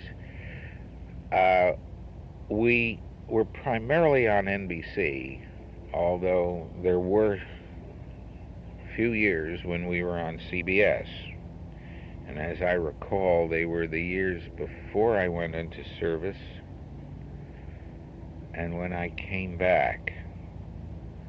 But I'm not really sure. I want to back up to the Broadway show, What a Life, of course written by Clifford Goldsmith, and there where the characters were created, and you created the role of the teenager, Henry Aldrich. Was that play pretty much like the radio show, or was it absolutely different? Oh, it was very much, the radio show sprung from the characters. You only, in the play, you only met Henry, his mother. Much talk about his father, however, off stage. He was a very powerful offstage presence in the motivation of the play. You met one girlfriend, and that role was created by Betty Field. You did not meet the sister. Betty Field was the first Mary, the first actress to play my sister on radio. You met one sidekick, who in the play was called Dizzy, and in fact Henry's first sidekick in the Aldrich family was Dizzy and was Eddie Bracken until Eddie came out to California. And then we thrashed around trying other actors, giving them different names as sidekicks, until the heavens smiled on us and Jackie Kelk appeared, and then forever on was Homer. There were a raft of teachers whom you met in the play, but of course the plot of What a Life evolved entirely around a school incident in the life of Henry Aldrich. The series then, when you started as a substitute for Jack Benny, had the basic elements, I would imagine, of the radio series as it developed along. Mother, Mr. and Mrs. Aldrich, and the sister, Betty Field, playing, what was Henry's sister's name? I can't... Mary. Mary, that's right. And then you had Dizzy. On the radio, was Eddie Bracken at that point? That's right, I believe it was. When they made a couple of Henry Aldrich movies, they had, I believe, Jimmy Lydon in there, wasn't it, Jimmy A Lydon? wonderful guy. He was a neighbor up the hill here, too, until just a year or so ago when he moved away. I never knew Jimmy in the days that he was carrying the ball as Henry Aldrich down at Paramount. But we got to be good friends and have worked together in various capacities since. I've directed him. He's had me up for things. He's a multi-talented young man, and he's just marvelous to work with. He's such a solid performer. He's a good executive. He's a lovely guy with a lovely family. You have been, you were Henry Aldrich through the entire run of the Aldrich family on radio, with the exception of the time when you were in the service. And is that right? Almost. Okay. Well, I was in service for a year before Pearl Harbor, and my day off was granted to me by Commanding General, Major General Phillipson, Commanding General, 2nd Corps Area, which was in New York, in the New York area, and I was stationed at Upton in the morale office there. And so Thursdays was my day off. I worked weekends. And I continued my radio show with my entire income going to Army Emergency Relief, which helped us with helped supply non-appropriated funds, is what it amounted to, which we very much needed back in that era.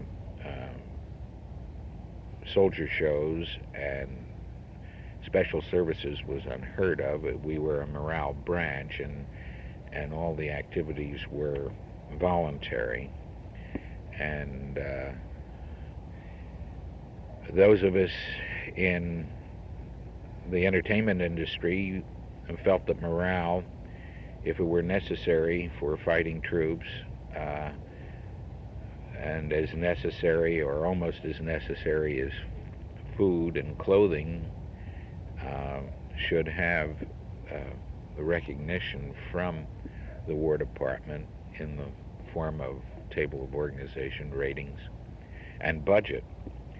And until that time came about, and it wasn't far off, we didn't know that at the time, but within a year or so, special services companies were being formed. There was a training school at Fort Belvoir, and so the Aldrich family, in a very small way, helped contribute to that incentive and to the birth of This Is the Army, which I assembled and staged at Camp Upton, and then it toured the United States and then the world, all theaters of operation for over 4 years. Did you have anything to do with the film, This Is the Army? I was in the film, and I was so-called technical consultant on the film. We made that here at Warner's. And immediately after that film, I was transferred to the Air Force at March Field here in Riverside. So much I want to ask you about your military service.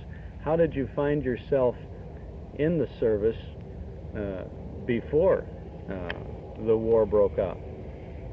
I mean, I understand a lot of people would volunteer immediately after Pearl Harbor, but here is a successful actor on radio. What? You never heard of that fishbowl and that magic number 158? You actually got drafted then. Oh, sure. So you were a reluctant... I wasn't reluctant, but I wasn't rushing the process. How did This Is the Army develop? Was that when finally the government, the Office of War, or the War Department decided this is now, we must have this morale show, this kind of thing?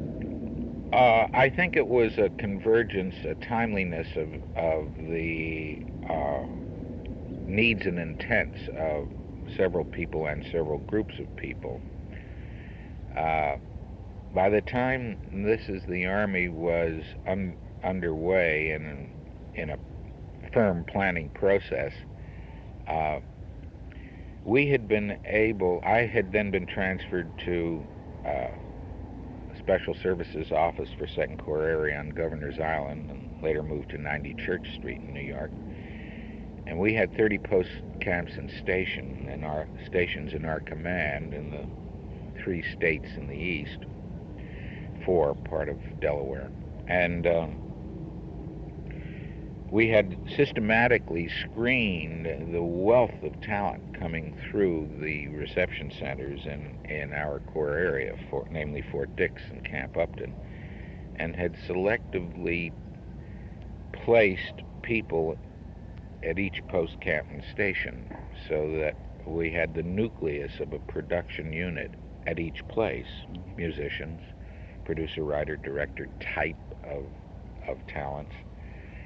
And having this wealth of talent within our command, we could very easily, on orders from commanding general, put together a show, as we did for Mayor LaGuardia, who wanted a show from all the services in his area to thank the people of New York who had provided USO services for the military, and it was a thing the mayor wanted. And we put together a gala for him in less than 2 weeks at the Metropolitan Opera. Mr. Berlin, at the same time, was thinking now is the time for there to be a revival of a soldier show like I did in World War I, namely Yip Yip Yap Hank, in which Oh How I Hate to Get Up in the Morning was introduced.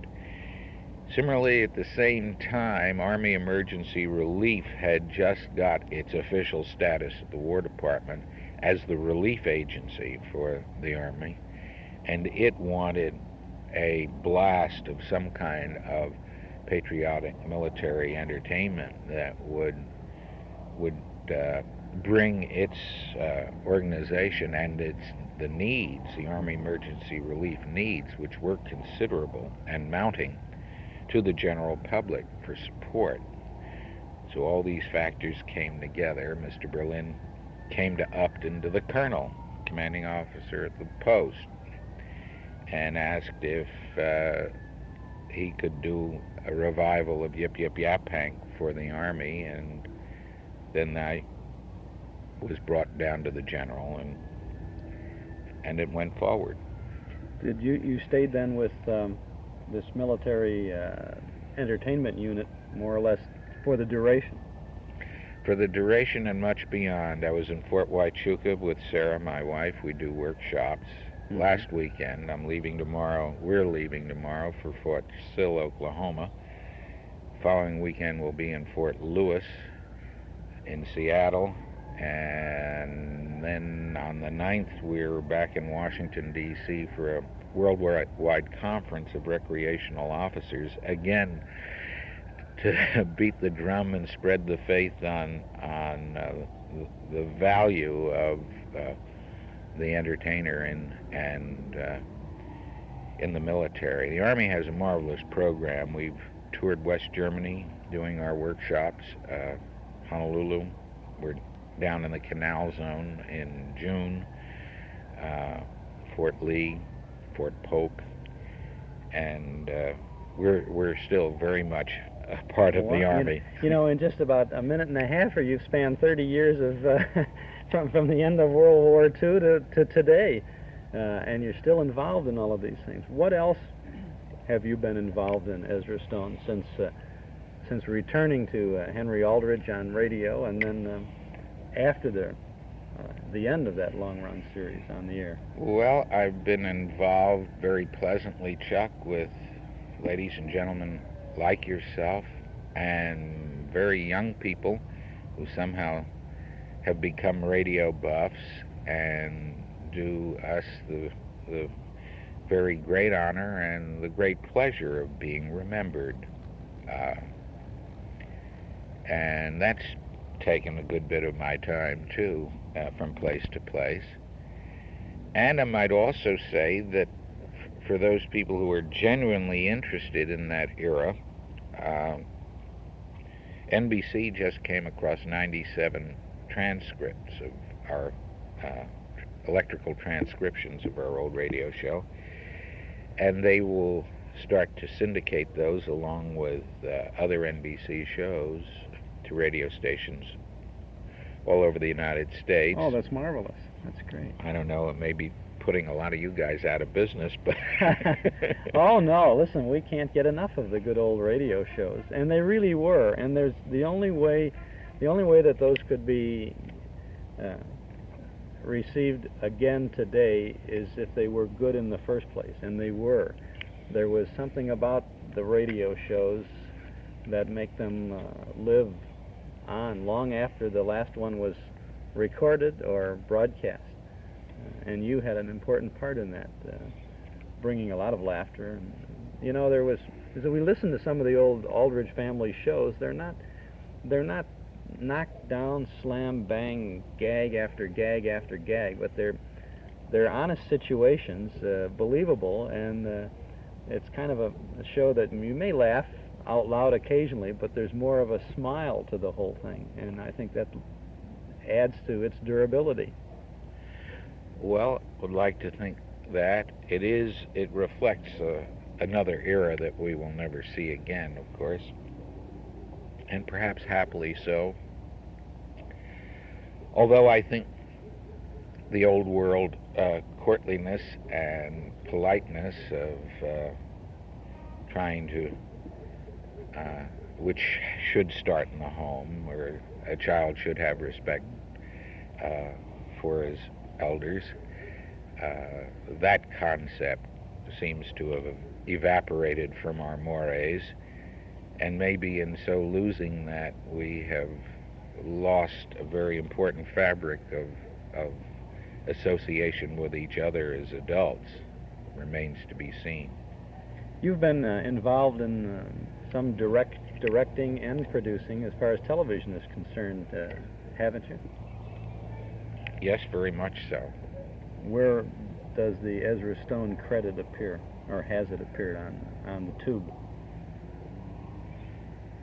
On almost any morning rerun right now. Oh, it's a very long list. Working backwards, I guess, through hits and flops, it would be Diana Rigg show, Sandy Duncan, Love American Style, The Munsters, Julia, Lost in Space, Laredo, Bob Hope Chrysler Hour, Tammy, Karen, The Debbie Reynolds Show, Joan Davis series, Joe and Mabel,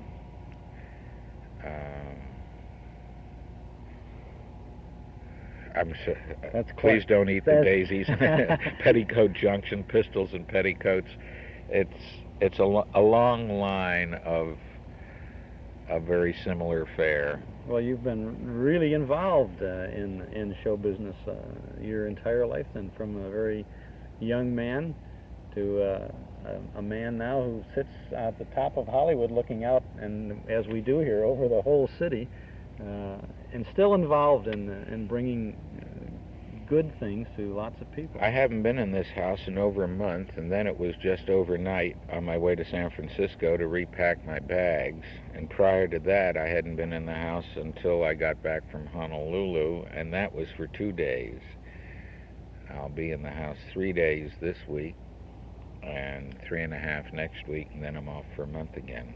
The man on the go. I appreciate very much this chance to chat with you, and I would be remiss in my duty to the listeners if I didn't ask if you could just give us that reply in the good old voice that you used to use when your mother called Henry Aldrich. Coming, Chuck.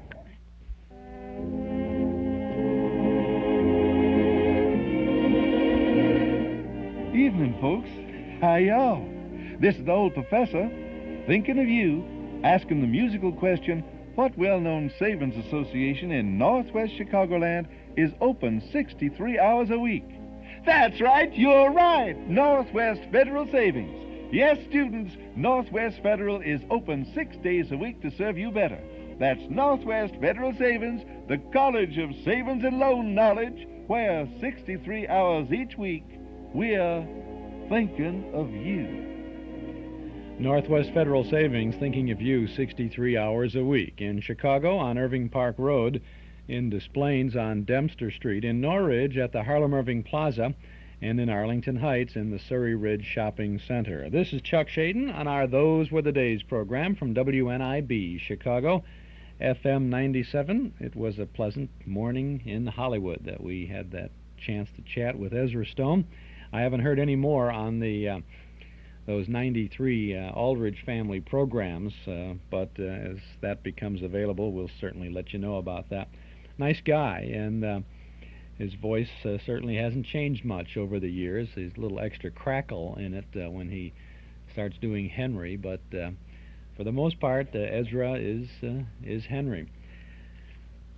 We have one of the greatest pleasures of all is in doing this for us is the chance to go out there and to talk with people about their careers and then to share those little chats with you. If you have our May Nostalgia newsletter and radio guide, you know then that Ezra Stone was going to be our guest this afternoon. And you know that in 2 weeks, on the 22nd of May, we will be talking with Carl Swenson and his wife Joan Tompkins. Carl Swenson was Lorenzo Jones on that long-running series, Lorenzo Jones and his wife Belle.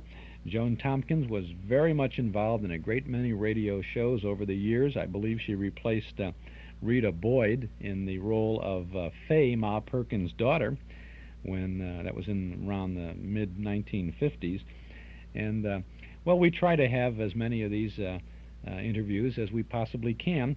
It seems to us to add an interesting dimension to all of this, and of course we're also interested in it.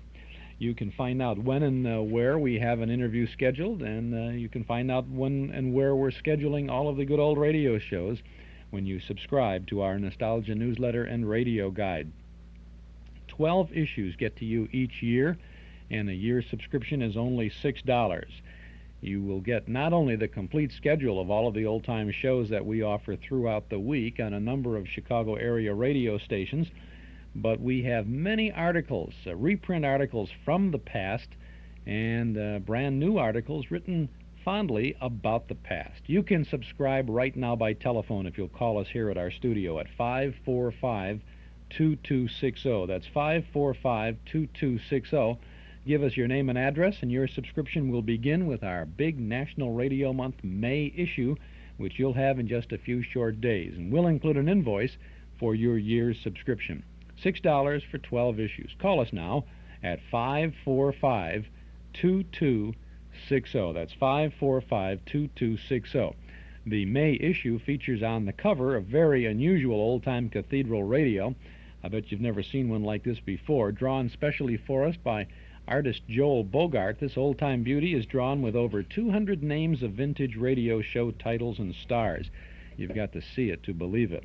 Also, in our big 32-page magazine for May, you'll find a 1938 reprint article about the craziest job in radio, the job of the sound effects man. We have a 1948 feature about the Lone Ranger in a town that changed its name in his honor. We have a 1943 Dorothy Dick's Advice to the Lovelorn column, a page from a 1933 recipe book of the movie stars featuring Clark Gable's favorite recipe, and only the newsletter subscribers know what Clark's favorite recipe is. We have some sports page clippings from 1945 about Leo DeRocher and Andy Pafko.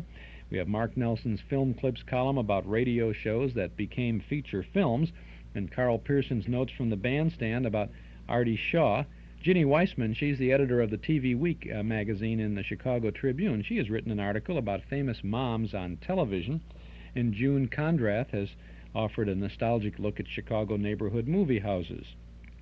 We also have our dime store classified advertising page and news of our Saturday night Memory Club movies. Subscribe right now to our Nostalgia newsletter and radio guide. A year's subscription is only $6. Call us at 545-2260 or send $6 to Nostalgia Newsletter, Box 421, Morton Grove, 60053. But if you would like to get this May issue of our newsletter right away so that not too many more days of May fly by, give us a buzz right away. We'll be here all afternoon to take your call. Call us right now at 545-2260. Did you know that the proper care and cleaning of your draperies is only a phone call away? Magicist has a dry cleaning plant devoted exclusively to the cleaning of draperies. Because Magicist has the right combination of experience and equipment, your draperies receive the utmost care and attention. Your draperies, hemlines, and headings will be straight, the corners square, and the pleats uniform. Simply call Magicist for pickup. Magicist uniformed bonded workmen will take down your draperies and rehang them upon delivery. All you have to do is call. If you prefer, bring your draperies into any Magicist location to take advantage of the 20% discount for cash and carry. Master Charge and Bank AmeriCard welcome. Call Magicist for complete drapery service. Chicago phones call 378-8600. Suburbs, see the white pages. And remember, Magicist sells rugs too. Come clean with Magicist and get your whole house Magicist clean. Okay, this is Chuck Shaden here with our Those Were the Days program on WNIB Chicago at FM 97, and we have a very rare Aldrich Family program for you now. This is from very early in the scene. This is from 1939, from October 13th of 1939. It's the Aldrich Family.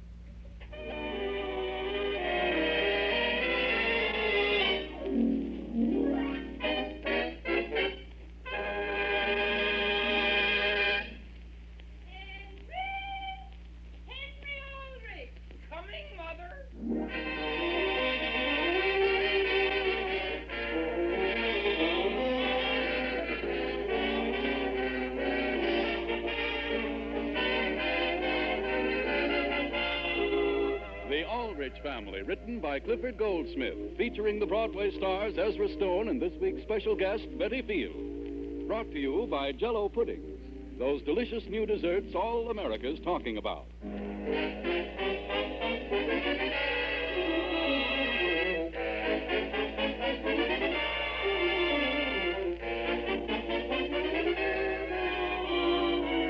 Aldrich Family arrived on Broadway this week in the hilarious, successful Paramount picture, What a Life. It's truly a four-bell movie, and we urge you all to see it. Tonight, we are pleased to present one of the stars of the motion picture, Miss Betty Field, who will play Barbara Pearson, Henry's sweetheart. As usual, the part of Henry Aldrich is played by EZRA Stone. The scene opens in Barbara's home. It is early evening. Grandma? Grandmother? Well, yeah, Barbara? Henry Aldrich hasn't come yet, has he? Just a minute, and I'll ask your father. No, he hasn't, Barbara. First time this week he hasn't been here. Father, could you come here a minute? Where are you? I'm here in the front hall. Well, what is it this time, Barbara? Now listen, Father. Yeah? I don't want Grandmother to hear me. Why don't you want me to? Oh, no reason. Father. Yes? When Henry comes, would you do something for me? Well, what is it? I know it's awful, but I've got it all planned. I found out today Henry is saying an awful lot of Constance Marshall. Who told you? Constance herself did. I see. But, Father, I've even seen them together. Charles, where's that box of candy we had around here last night? I haven't any idea. Father, when Henry does come, would you mind stepping into the room just once or twice and saying George Bigelow wants to speak to me on the telephone? Well, You will, Father, won't you? I'm just a bit surprised, Barbara. Father, it wouldn't be so terrible, would it? Don't you think I'm human? Barbara, I still think it'd be much better if you got your grandmother mixed up in this. But, Daddy, Grandmother wouldn't approve of it. You know she wouldn't. And exactly what makes you think I do? It's for Henry's own good, Father. Constance Marshall is so silly. Barbara, young ladies don't go about deliberately making young men jealous. Oh, but they do. I beg to differ with you. Well, sir, I'd give my eye teeth for a piece of that candy. Still had my eye teeth. Charles, somebody's at the front door. Please say yes, Father. Well, I'll think it over. That's practically yes. Tell Henry I'll be right down. Well, how do you do, young man? How do you do, Mr. Pearson? How are you this evening? Splendid. And, how is Mrs. Sanderson? She's splendid. No, she's not either. My digestion's terrible. Is that you in there, Mrs. Sanderson? Charles, tell Barbara Henry's here. Been asking all evening where Henry is. Has she? No, I haven't either, Grandmother. I had to stop for a second and see somebody on the way over, Barbara. Oh. Oh, do you want to put your hat in that package down? I'll put my hat down, but I think I'll keep the package. Don't you trust us, Henry? Oh, I don't mind holding it. It only weighs 2 pounds. What's in it? Oh, just a little something. Well, Mr. Pearson, how do you find business? Very good, Henry. You know, my father was saying... Will you excuse me just a moment, Henry? That's all right. Henry, I went over to my doctor's today. Is that right? And I can't eat one blessed thing. Is that right? And I can't remember when I went to sleep last. Hello, Henry. Oh, hello. Well, Here's a package for you. Be careful when you take it. It weighs 2 pounds. you shouldn't have done this, Henry. Well, aren't you going to open it? All right. Who did you drop in to see on your way over, Henry? Nobody in particular. It wasn't Constance Marshall, was it? Oh, all she wanted me to do was drop in and say hello. Oh. She's a nice girl. Barbara, Yes, Father? you're wanted on the telephone. Who is it? Sounded like George Bigelow. George Bigelow? Again? Oh. Will you excuse me, Henry? You mean you're going without opening it? I'll be right back. Certainly strange. I didn't hear that phone ring. Mrs. Sanderson, did Mr. Pearson say George Bigelow? He did. George Bigelow. Tell me, what do you honestly think of George? I'll tell you the truth, I don't think of him at all. Oh. What do you think of him? Oh, you can't get me to say anything against him. Very honorable of you. You know, I said to Barbara only the other day, young lady, I said, I hope you appreciate what kind of a young man Henry Aldrich really is. Is that right? Oh, my, yes. And what did she say? I forget now. Oh. Well, I certainly hope George doesn't call again. George fine? He's very fine. Glad to hear that. I certainly wish I could say as much about myself. Don't you think you'd feel better if you went up to bed, Grandmother? When are you going to open that candy? I'm opening it. Candy, Grandmother? Well, just 2. Candy, Henry? Oh, I didn't even know you were there. Thank you. Very good. Even if they do have nuts. Shall we step out onto the front porch, Barbara? No. Don't go out there and catch pneumonia, right? To prime your lives. Well, couldn't Barbara put on a coat, maybe? Oh, Barbara. Yes, Father? Telephone. I think it's George Bigelow again. My goodness. I guess he just thinks I don't have anything else to do. Excuse me, Henry. Oh, I must be getting deaf. Henry, do you hear any phone ring? No, ma'am. What's the matter with you? With I? Whatever it is. Don't you do something about it? Well, what is there I can do? What's worth having? Worth having, ain't it? You mean I ought to pound the daylights out of George? Well, he's out of him or out of Barbara. How? Well, then you can lay your hands on him. That reminds me.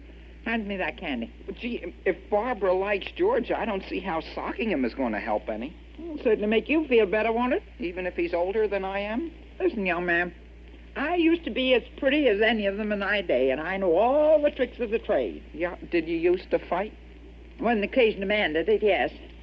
Hey, are these all caramels? No, ma'am. Now, let me tell you something. If you want to make her sit up and take notice, only way to do is to make her jealous. You mean when she comes into the room, I don't pay any attention to her? I just sit and talk to you. Well, is that the way they do it in the movies? You mean I should make her think I like somebody else? No, I'm telling you. Not as a grandmother, but as one soldier to another. Get busy and get busy quick. Yes, ma'am. Here. Want to eat half of this one? It's got nuts in it. My goodness. George Bigelow. He wants to give me his class pin. Can you imagine such a thing? Well, I'm late as it is. Where are you going? No place. I just told Connie when I dropped in I'd be right back. Oh. I'm sorry I didn't tell George he could come over. No, why don't you call him back? Well, of course. Maybe I will. If his phone ain't wore out.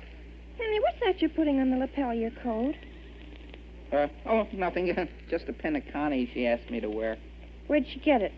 Her mother had it first. It's an old family heirloom. Let me see what it says. Vote the Democratic ticket. Yeah, the whole family comes from a long line of Democrats. Oh. I'm sorry you have to go, Henry. Well, maybe I can stay. I'm telling you, Henry Aldrich, you're making the mistake of your life. But Well, But, Grandmother, I don't think we should force him to go. Henry? well, I guess I have to go, Barbara. Goodbye. Goodbye. I don't suppose we'll see very much of you from now on, will we? Why not? Oh, yeah. I guess as time goes on, you won't. Well, Barbara, you're wanted on the telephone. Who is it? you better go to George. It's Constance Marshall. She's over at somebody's house and wants you to come over. Is that right? Oh, I'll answer it in just a minute. Who is this Constance Marshall? Constance Marshall is nothing but an NTS. What's an NTS? NTS is necktie straightener. Every boy she meets, she has to straighten right away. Charles, who is Constance Marshall? Constance Marshall's father is one of the most active Republicans in this state. Is that right? I think I'll be going. I know what you're going to do, Henry Aldrich. You're not going to Connie's house at all. But I am. Oh, no, you aren't. You're really going to some other girl's house. I hope whoever she is, you have an awful time there. But listen. No, I won't. I hate you, Henry Aldrich. Young man, get out of this house. Well, Mr. Sanderson. And don't you ever darken this doorway again. With chocolates filled with nuts and raisins. Get out! Yes, ma'am.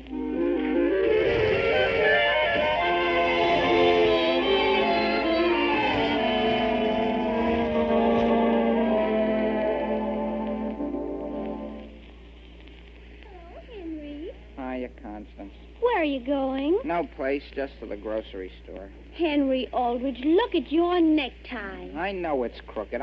I wear my tie like that purposely. Please let Constance help you. Not so tight. Do you want to strangle me? How do you do, Henry Aldrich? Oh, how do you do, Mrs. Sanderson? How do you do, Mrs. Sanderson? How do you do, young lady? Where are you going? I'm going to the doctor's. Would you like to have me walk along part way with you? Oh, do you have to go now, Henry? Gee, I'm late as it is. Tell you what I wish you'd do, Henry. Stay right where you are. Here? Yes, sir. Barbara will be along just a minute or so. Wish you'd tell her where I've gone. But my mother's waiting for the groceries. Do you want Barbara to walk the streets of this town looking for me? Now, you stay right here, as I tell you to. And you, young lady, you stay here and see does. Oh, yes, Mrs. Sanderson. And you tell her if I'm out at the doctor's, I'll be right across the street from there getting a bag of candy. Henry Aldrich, look at your hair. Listen, Constance. You know, you could be one of the cutest boys I've ever known. Cute? I'm cute?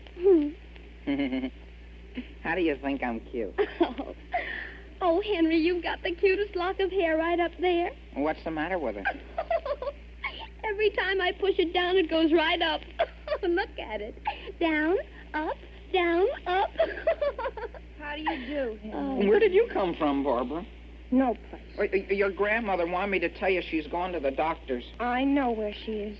Oh, well, what did she want us to wait here and tell you for?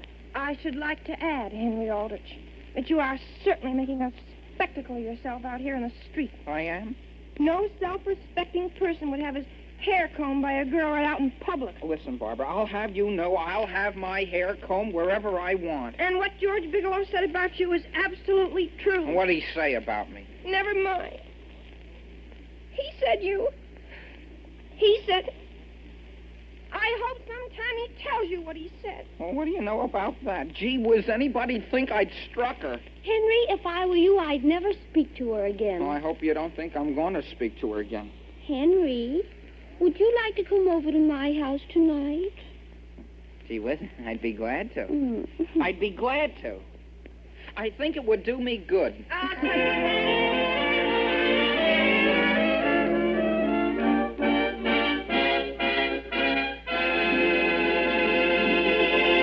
Now, before Henry Aldrich comes back, I want to say that if you happen to have an active, growing boy in your family, I know one thing. I know that you're kept plenty busy feeding that boy, because youngsters that age are always hungry, always on the lookout for something good to eat. Well, now, here's a dessert that every boy, and girl, too, will say is a real smoothie. The new Jell-O butterscotch pudding. It has a swell, tempting color like gold-colored taffy.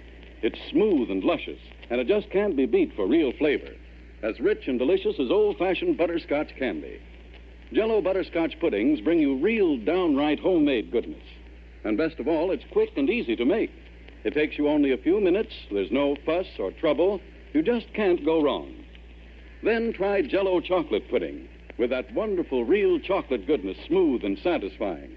And Jell-O vanilla pudding, cream-colored and tempting, with nuts or fruits folded in to make it even more delicious. All three new Jell-O puddings have that homemade richness you love. So try them all.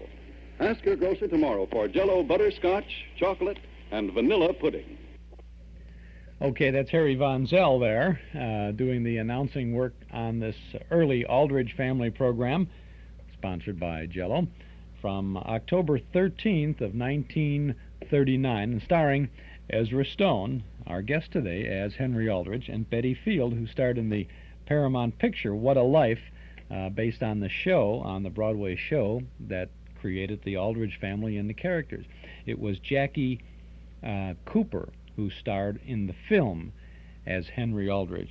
Ezra Stone, as you may remember seeing in a movie we had at the Memory Club a few weeks ago, he is kind of short and rather rotund, fat. He's a big guy, you know, and he just didn't appear physically to be the kind of a guy who would go with the voice. It didn't work all the time, like William Conrad, and Matt Dillon.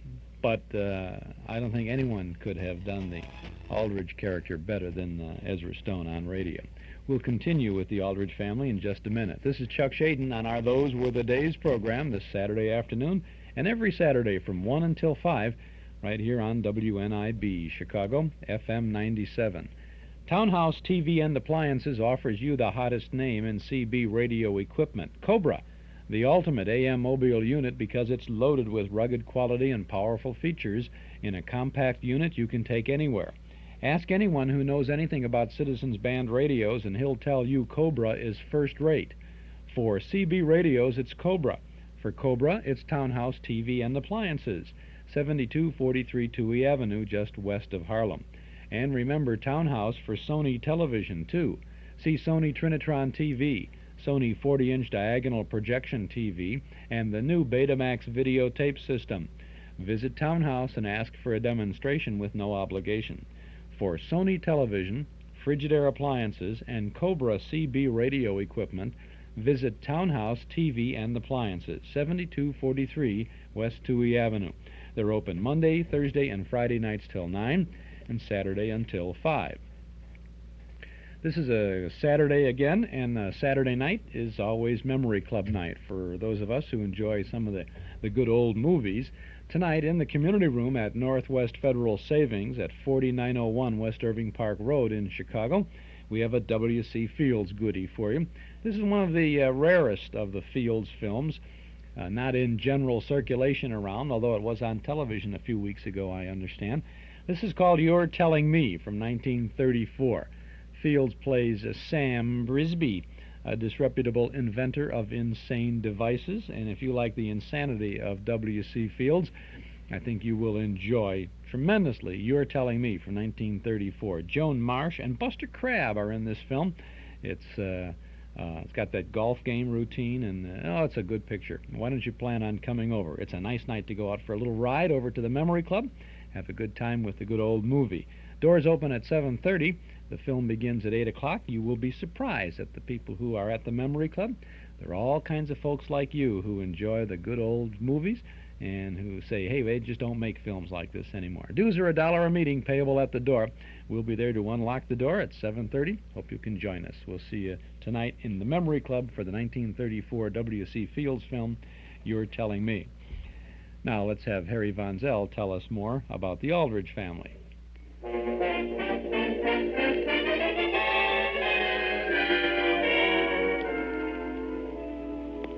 Back at the Aldrich home, we find the whole family seated at the breakfast table. Everyone, that is, except Henry. Henry! Henry! Henry! Mary, do you know whether Henry's up yet? He said he was getting up the first time you called. Father! What is it? Father, will you please tell Mary that if she sees Connie Marshall go by to flag her? Aren't you all dressed yet, Henry? Practically, Mother. My goodness, all Henry can think about is Constance Marshall. How is it he never sees Barbara Pearson anymore? Her grandmother won't let him near the house. What's the trouble? I don't know, except she said something about he's going too far over something. And did I tell you about the picture I found under Henry's pillow? Of whom? Barbara's grandmother? Of Connie Marshall. And down in the corner it said, Constance to others, but constantly to Henry. Doesn't that make you positively ill, Mother? Please pass the salt. This whole business is something I shall never understand. Oh, forget it. By next week, he'll be over the whole thing. Mother! Yes, Henry? Have you any idea where my trousers might be? I thought you were all dressed. I am, Father. All but my trousers. They seem to be missing. Where did you wear them last? I think it was when I went to the movies. Don't tell me you left your trousers at the movies. Wear your brown trousers, dear. My brown trousers, but Mother Connie doesn't like those. She even tells him what clothes to wear. The next thing you know, they'll be announcing their engagement. It may be of interest for you to know that this is not one bit funny. But, Mother, I think it would be all right with Constance. How do you know? I heard her tell Henry only the other day that she believes in long engagements. Well, this would have to be a good long one because Henry still has a year and a half of high school and 6 years of college before he even begins to practice law. She may even talk him out of becoming a lawyer. Mary, you certainly are cheerful this morning. Mother, look out through the window. Look at what I see. Constance Marshall. Constance Marshall? She even comes here for breakfast now. Well, they selected a very excellent name for that child. Hello, Mary. Hello. I wondered whether you'd like to have me walk to school with you. Come on in, Constance. I guess you know my father, don't you? How do you do? How do you do? My goodness, Mr. Aldrich, you look like Henry. I? Only, of course, an awful lot older. Yes.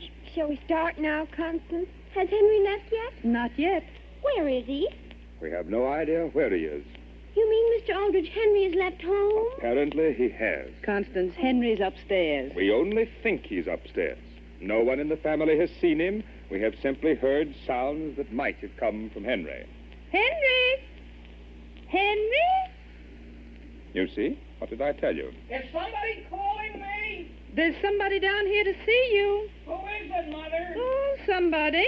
You mean to see me? Yes. Oh, I know who it is. It's Stinky Cameron. Hi, Stinky. Henry. I'll be down just as soon as I find my pants. Henry, it's not Stinky, and even if it were, I don't think you should call him that. Oh, he doesn't mind. Do you, Stinky? Henry! Father, come on up and help me find my pants. Henry, you're disgracing the entire family. In fact, it might interest you to know that Constance is down here. Yeah? Those General Grant. Hello, Henry. Well, gee whiz, where did you come from, Connie? Home. Well, why didn't anybody tell me? I'll be right down. Henry, have you got your trousers on? Oh, no, I'm glad you spoke about that. Excuse me. You'd better be starting, Constance. Oh, we've got loads of time, Mary. Not unless you want to be as late as Henry is. Goodbye, Mother. Goodbye, Father. Goodbye, Mary. Goodbye, Mr. Aldrich. Goodbye. Charming young woman. Oh, my goodness, Sam, I hope you'll get over it. You must remember, however, that someday somebody is going to marry that young woman. But it certainly isn't going to be Henry. It would be just our luck to have it be Henry. Wait for me, Mary. Wait for me. They've left, Henry. They've left without me? Well, of course.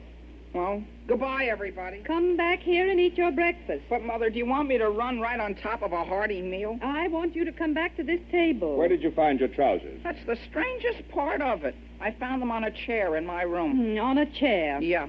Henry, where did you meet this Constance? I was assigned next to her. Henry, don't you think you should swallow your food before you talk?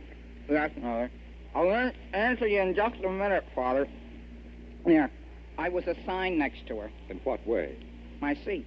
My seat in assembly. Oh, I see. Why were you asking? I was just wondering, what does her father do? He's an exterminator. He's a what? Just a minute. He's an exterminator. An exterminator? No matter what you have, even if it's rats, you call him and he'll get rid of them. Henry. That's right, Mother. He'll get rid of any kind of pest there is. He has never shown any disfavor toward his daughter? Don't you like Constance? Henry, in the past, your father and I have always permitted you to know anyone you wanted to. But somehow we don't care for this Connie. Why not, Mother? Well, putting it bluntly, you're much too nice for her. Mother, don't be absurd. Well, until she came along, I didn't care how I looked. Now look at me. Remember that bunch of hair that always used to stand up? Now I keep it combed down. And to tell you the truth, I miss that lock of hair. I miss it very much. You don't think I look improved? Oh, Henry, dear, when are you coming to your senses? In what way, Mother? Well, for 1 week now, you haven't touched your homework. You can't eat your meals. Well, I don't need food. Whatever became of Barbara Pearson? Barbara Pearson. Of course. She would. Well, she was all right when I was young, Mother. You grew old 7 days ago? I certainly changed since then. In what way, aside from putting Vaseline on your hair? In a lot of ways, Father. Well, just remember, son, we wouldn't have you lose your head for anything. Is that clear? Yes, Father. Now run on to school. Yes, sir. Only you've got the wrong idea about Constance. I'm quite sure one of us has. Goodbye. Goodbye. So long. Sam Aldrich, I'm worried sick. Oh, Alice, you're worrying about something that's absurd. Sam, I didn't want to say anything about it before. I usually don't read anything that belongs to Henry, but I picked up a note Constance wrote him, and, Sam, she isn't his kind. Why didn't you tell me there was more to it? Well, what I want to know is what we should do. Give him some castor oil and send him to bed. Well, that's what I thought you'd say. I know what I am going to do. What? I'm going to handle this the way the psychologists say a parent should. Now, Alice, if I were you, I wouldn't start fooling around with psychology at a time like this. But it's common sense, Sam. If we forbid his seeing the girl, it's simply a challenge. So the thing for us to do is to tell him that he may see her just as much as he wants to. Which is what he's doing anyhow. But we should invite her to dinner, Sam. Invite her here to dinner? Well, of course. If he sees enough of her, he'll grow tired of her. You hope he will. I'm sure he will. And on next Saturday night, we're having her and some of his other friends here for dinner.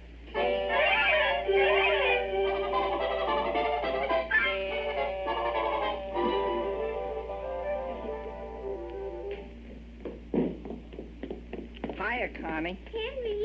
Henry, do you like my dress? Yeah, it's very pretty. I've got to see who's at the door. Oh, I let them in. It was George Bigelow and some other girl. Oh. Henry, let Connie straighten your tie. You always yank it so tight. The other night, I had to go to sleep with it on. Oh, how do you do, Mrs. Aldrich? How do you do, Constance? We're very glad you could come. How do you do? You'll find my family in the living room. Papa has to leave early. Sorry to hear that. He's got to go on a big job for somebody. You don't say so. This is the third time he's been there. He just nicely gets them out, and they always come back. Sam, come along. Henry, wait and talk to Connie. Yeah, I've got to go and see my guests. Are they more important than poor little I? No, but I ought to go in and say hello to them. Henry, look at me. Oh, you've got the bluest eyes Connie has ever seen in her life. Yeah? Oh. Excuse me for interrupting. Oh. Got something in your eye, Henry?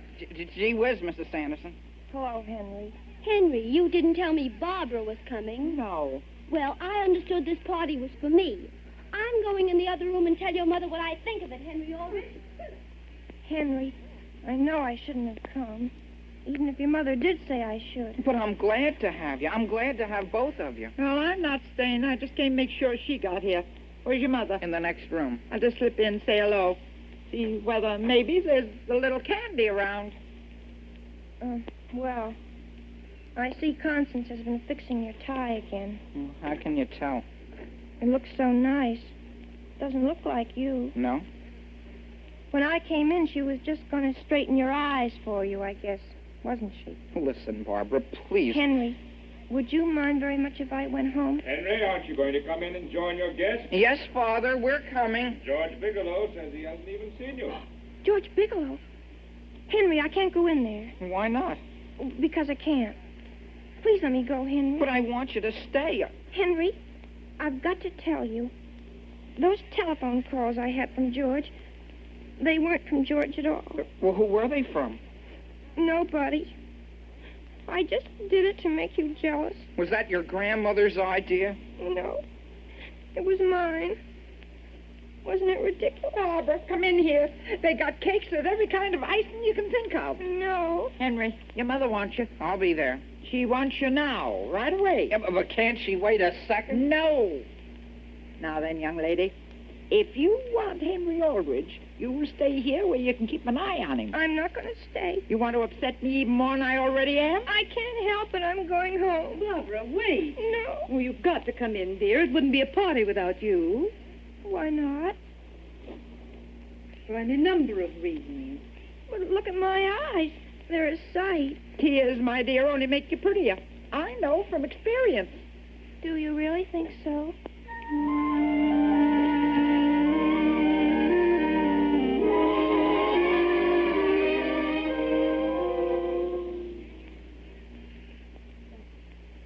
Sam, you been asleep yet? Of course. I've been thinking about that party. And you said I didn't understand psychology. Well, I didn't say that. I said you were taking a gamble. Just think we won't have to worry about that awful Constance Marshall or the idea of Henry's ever giving up law or getting engaged before he leaves high school. Oh, yes, sure. It's usually work out for the best. just naturally. Provided you give him a little assistance. By the way, have you heard Henry come in yet? Don't believe I have. Oh, my goodness, what time is it? It's, by the clock on the bureau, it's 10 minutes to 2. Sam Aldrich, Henry has never stayed out this late before in his life. I thought you weren't going to worry anymore. Oh! Henry, is that you? Yes. Where have you been, Henry? No place. I just walked home with Barbara, and then I had to wait until her grandmother went to bed. Come in here and say goodnight to us. I want to thank you for the swell party. Barbara said she had a very nice time. Sit down here on the edge of the bed. Henry, you're sitting right on my ankle. I'm sorry, Father. I didn't know it was there. Where did you think it would be? Henry, move your head over toward the light from the door. What for? Oh, Henry, I could almost cry. Why? That old lock of hair. It's standing straight up again. Yeah. She lets me wear my necktie so I can breathe, too. Mother, would you mind my asking right from the shoulder? What, dear? Well, would you and Father be disappointed if I didn't study 6 years to become a lawyer? Why not? Oh, no particular reason, Father. Just asking. Henry Aldrich, you aren't thinking of getting married, are you? Oh, no, Mother, no. We think you should wait until you're at least through high school. Don't you? Well, Alice, you certainly understand psychology.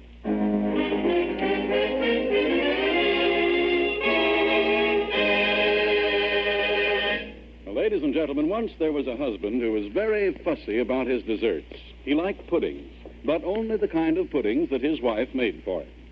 Well, of course, it's a lot of work to make good puddings, so this man's wife decided to play a little trick on him. What happened? Well, the wife who wrote us about this is right here in person, Mrs. Florence C., who lives at 25 Hillside Avenue, Washington Heights, New York City. Here's your letter, Mrs. C. Would you read us the rest of what you wrote, please? Certainly, Mr. Van Zyl. I decided to try Jell-O chocolate pudding. It only took me a few minutes to whisk it up, and when supper time came, there it was, a big bowl full of rich, creamy, smooth chocolate pudding. Well, my husband came right back for the second helping. Said it was the most delicious pudding I had ever made. So then I told him about it. Told him that I had used the new Jell-O chocolate pudding. He had to admit it surely was a success. Every bit as delicious as the old-fashioned kind. Well, thank you very much, Mr. C. And ladies, that is the way to make a hit with your husband, too.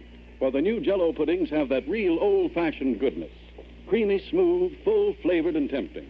But they're far quicker and easier to make. There are 3 delicious Jell-O puddings to choose from.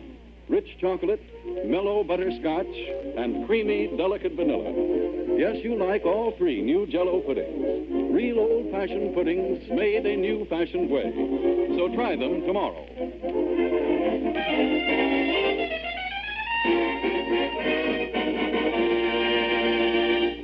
Barbara, Yes, Henry. are you sure your grandmother's going to bed? Thank heavens she has. Well, do you mind my asking you something? What is it, Henry? Well, would you like to go to a football game with me Saturday? Of course I would, Henry. If you go, Henry, I give you the money to get a seat for me. Well, Grandma's in again. But be sure to tune in again next week for further adventures of Henry Aldrich. The Aldrich Family, starring Ezra Stone, is written by Clifford Goldsmith. Tonight's special guest was Betty Field, star of the stage and screenplay What a Life, and she'll be back with us again next week. Original music is composed and conducted by Jack Miller. Harry Von Zell speaking and wishing you good night for those delicious new desserts all America's talking about. Jell-O pudding. This is the National Broadcasting Company. And there it is. That was the Blue Network of the National Broadcasting Company back in 1939. October 13th of that year, the show's first season, the Aldrich Family, first season on radio. Now, the Aldrich Family had been on Rudy Valley or Kate Smith for a while as a segment, but it now had gone into its full program all by itself. And you heard House Jameson as Mr. Aldrich, Catherine Ratt as Mrs. Aldrich, and Ezra Stone. We still hadn't, as Ezra Stone said, still hadn't picked up Jackie Kelk as Homer. Jackie Kelk, by the way, someone called and asked about him. He's living out. Well, it's hard to find him. We don't know exactly where he is. We had reports that he was in the West Coast, on the East Coast. I've been trying to track him down. Indeed, I wanted to get an interview with the two of them. I thought it would be just great to be able to talk to the two fellas together.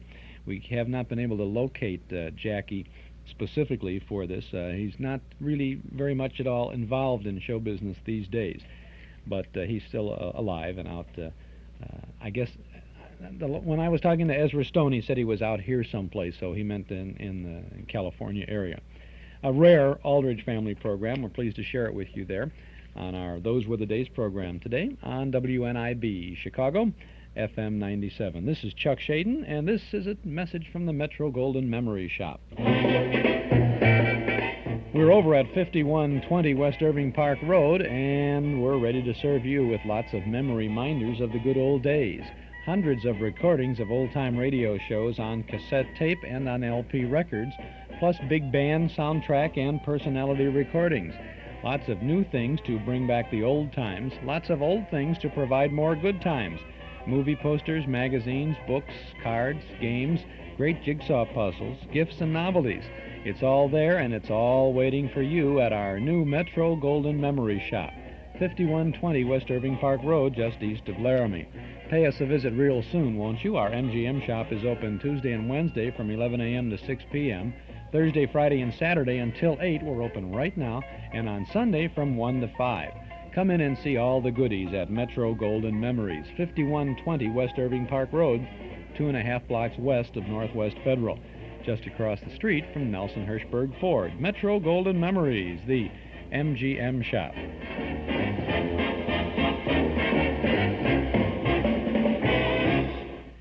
Well, we have a little bit of unscheduled radio for you now. We had not announced this in our newsletter, and we thought we would enjoy with you a Vic and Sade episode from not so long ago. If you're a tapeworm, I'll give you a minute to set up your tape recorder for about a 9-minute episode of Vic and Sade from 1944. Interesting story about Vic and Sade.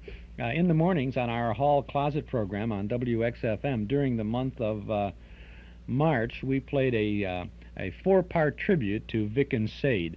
We had presented that on our Those Were the Days program, more than a year ago, I think. We thought we'd share it with our morning listeners. And, an awful lot of interest in the Vic and Sade show. And there were all the members of the cast, the surviving members of the cast, talking about Vic and Sade, and there were about 4 different episodes of Vic and Sade.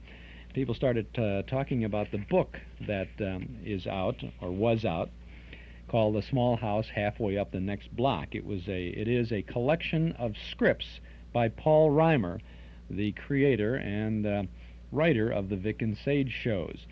It was edited and an introduction in the book by Mary Frances Reimer, Mr. Reimer's widow, a foreword by Ray Bradbury. Well, we're trying to find out about this book and can't find it anyplace. We wanted to get it in our Metro Golden Memory Shop for you and just have been unsuccessful in doing so. Then one day, a month or so ago, we were talking with Mrs. Reimer herself about her husband and about the Vic and Sade show, and I asked about the book. And she says, it's out of print, and it's not going to be reprinted, and it isn't going into paperback. And I had told her that there were a lot of people who really wanted to get into the Vic and Sade thing and would love to get a copy of that book. And she said, she would write to the publisher, McGraw-Hill, about it and inquire if there were any available copies that she might be able to get for us. Well, she wrote to them, and they said that they would check, and they dug up from someplace at the great giant McGraw-Hill Publishing Company warehouse, I guess. They found 25 copies of The Small House Halfway Up in the Next Block, and they sent it to Mrs. Reimer, and she got them for us, and we have them in our Metro Golden Memory Shop. We only got 25 copies of this book. We had announced it yesterday morning on our Hall Closet show, and I know, just checked a few minutes ago with our Metro Golden Memory Shop, there are about a dozen copies left. It's a hardbound book. They sell for $9.50, and Mrs. Reimer was kind enough to autograph all of these books for us. So if you are a true Vic and Sade fan and you would like to have this, which is really a collector's item because it's out of print, will not be reprinted, the Paul Reimer book, The Small House Halfway Up in the Next Block, it's all the scripts, a great many scripts of Vic and Sade. A lot of pictures in here and some drawings too, and a very, very warm introduction by Mary Frances Reimer. We have, as I say, about a dozen copies left at the MGM shop. It'd be on a first-come, first-served basis and only one to a customer, but if you'd like to pick up a copy of that, you can get on over there as soon as you can. It will be open till 8 o'clock tonight and all day tomorrow, well, all 1 to 5 tomorrow. We'll have this Vic and Sade episode for you right after this. Is your bank open when you're busy and closed when you're not? Well, Northwest Federal Savings knows that a good place to save is ready for you when you're ready, and ready to offer savers the kind of services you can get with the Northwest Card, a special feature available to savers who maintain a $500 balance. And here's what you get: traveler's checks, gift checks, registered checks, all with no service charge. Need document Xeroxing or lamination? It's free with the Northwest Card. There's a special quick check cashing ID card with your picture, even special vacations for Northwest Card members. Get a whirl of services you need often by getting a Northwest Card at any Northwest Federal location. Irving Park, 1 block west of Cicero, in Des Plaines on Dempster, at Harlem Irving in Norridge, and Algonquin and Gulf in Arlington Heights. Be part of a special group and be a special person at Northwest Federal. It's Northwest Federal Savings Time, 63 hours a week. Northwest Federal Savings, 63 hours a week. Chuck Shaden here with our Those Were the Days program on WNIB Chicago, taking you back now for a short visit with the folks at the Small House Halfway Up in the Next Block, Paul Reimer's Vic and Sade from September 21st of 1944. Well, sir, it's early evening as our scene opens now, and here in the living room of the Small House Halfway Up in the Next Block, we find Mr. and Mrs. Victor Gook and Mr. Fletcher Rash. The last named has only just arrived, and he's saying with modest complacence, "Yes, I do look nice. This is about as nice as I've ever looked. Shoes polished, trousers pressed, lovely white shirt. New leather necktie, new corduroy cap. Yes. I believe this is as nice as I've ever looked. Uh-huh. I took pains, Sadie, honey. A person desires to look nice, and it's necessary to take pains." Sure. You're going to the grand ball, Uncle Fletcher? Are they a grand ball in town this evening? I don't know. I'll find out if they are and stop in the pavilion long enough to cut a caper or two on the polished floor. I bet you're a substitute usher at the By Joe Picture Show tonight. Sadie, honey, I am meeting the 9:45 o'clock Chicago and Alton train. Oh? That's the reason for me being all dressed up and looking so nice. Is your friend Roy dejectedly coming down from Dixon to pay a visit? So? I bet Mrs. Keller's approaching bridegroom is arriving this evening. You people are pretty curious with your wild guesses. Yes, I expect we are. It's natural. I walk in here with a new leather necktie and a new corduroy cap on, and of course you people wonder what's up. We're terrible nosy fellas. I expect it's rude, but I was forced to laugh at your wild and far-fetched guesses. No, hish. I'm not hanging back from revealing what's in the wind. I'll tell you why I'm meeting the 9:45 Chicago and Alton train. All right. Mr. Harry Freberg, my landlady, Miss Culler's approaching bridegroom from Yellow Jump, North Dakota, arrives tonight on the 9:45 Chicago and Alton train. Well, I guessed that, Uncle Fletcher. Fine. You said it was a wild and far-fetched thing. It's wild and far-fetched, yeah. Oh, what do you care? I don't care, I guess. I have already communicated with the station master by telephone. He assures me he knows of no reason why Freeburg's train shouldn't pull in on time. Hasn't even left Chicago yet. Beg pardon, Dick, honey? That 9:45 train is made up in Chicago and won't leave there for some time yet. How in thunder would the station master have any information What's concerning the wedding? idea of this now? You'd like to have a fine, big, silly argument, huh? I'm afraid Vic just doesn't understand the matter, Sadie, honey. You're right, Uncle Fletcher. I don't. I'm talking through my hat. Freeburg's arriving at 9:45, huh? I bet you'll be glad to see him. I accept your apology, Vic. Well, this is real exciting. Has the wedding date been set yet? I haven't quite decided on that yet. Are you setting the wedding date? Oh, sure. That's been thrown in my lap along with all the other details. Well, you say you haven't quite decided on the exact date? No, I haven't. No, I haven't. I may make it 2 weeks from today. I may make it 2 weeks from tomorrow. In fact, I'm not positive when I may make it. Where did Mr. Freeburg finally decide to stay? You needn't be embarrassed bringing up that subject, Sadie, honey. I hold no hard feelings in the matter. I let bygones be bygones. You don't have to allow your eyes to drop and your lip to tremble. The case is closed and the hatchet is buried. Well, I don't know if there was any particular hatchet. It isn't necessary to add another word. You suggested I ought to invite your landlady's man to come live here 2 weeks. Yes, I did. He's a total stranger to me. Leave the matter drop, Sadie, honey. Leave the matter drop. I hold no grudge. Well, there's no reason why you should hold any grudge. Now, who's arguing? Since these 900 million half-wit details were tossed in my lap, it was natural for me to look around at my loved ones for sympathy and cooperation. Oh, yes, sympathy and cooperation. Sympathy and cooperation was all I asked. Now who's arguing? Now who's arguing? Uncle Fletcher, there's not one single smidgen of sympathy or cooperation mixed up in this. Why should I open up my house to a total, complete stranger for 2 weeks? He's a well-to-do man. You told me so yourself. And there's a lovely grand hotel here in town. Why on earth should I take in an utter stranger for 2 weeks just because... I refuse to quarrel with you, Sadie, honey. I refuse to quarrel with you. Perhaps I'd best go meet my train. No, stick around. Quarrel some more. Besides, this fancy Chicago train that you're going to meet hasn't even left Chicago yet. No, it just so happened that I attempted to make the arrangements to which you objected because of Harry Freeburg being my approaching landlady.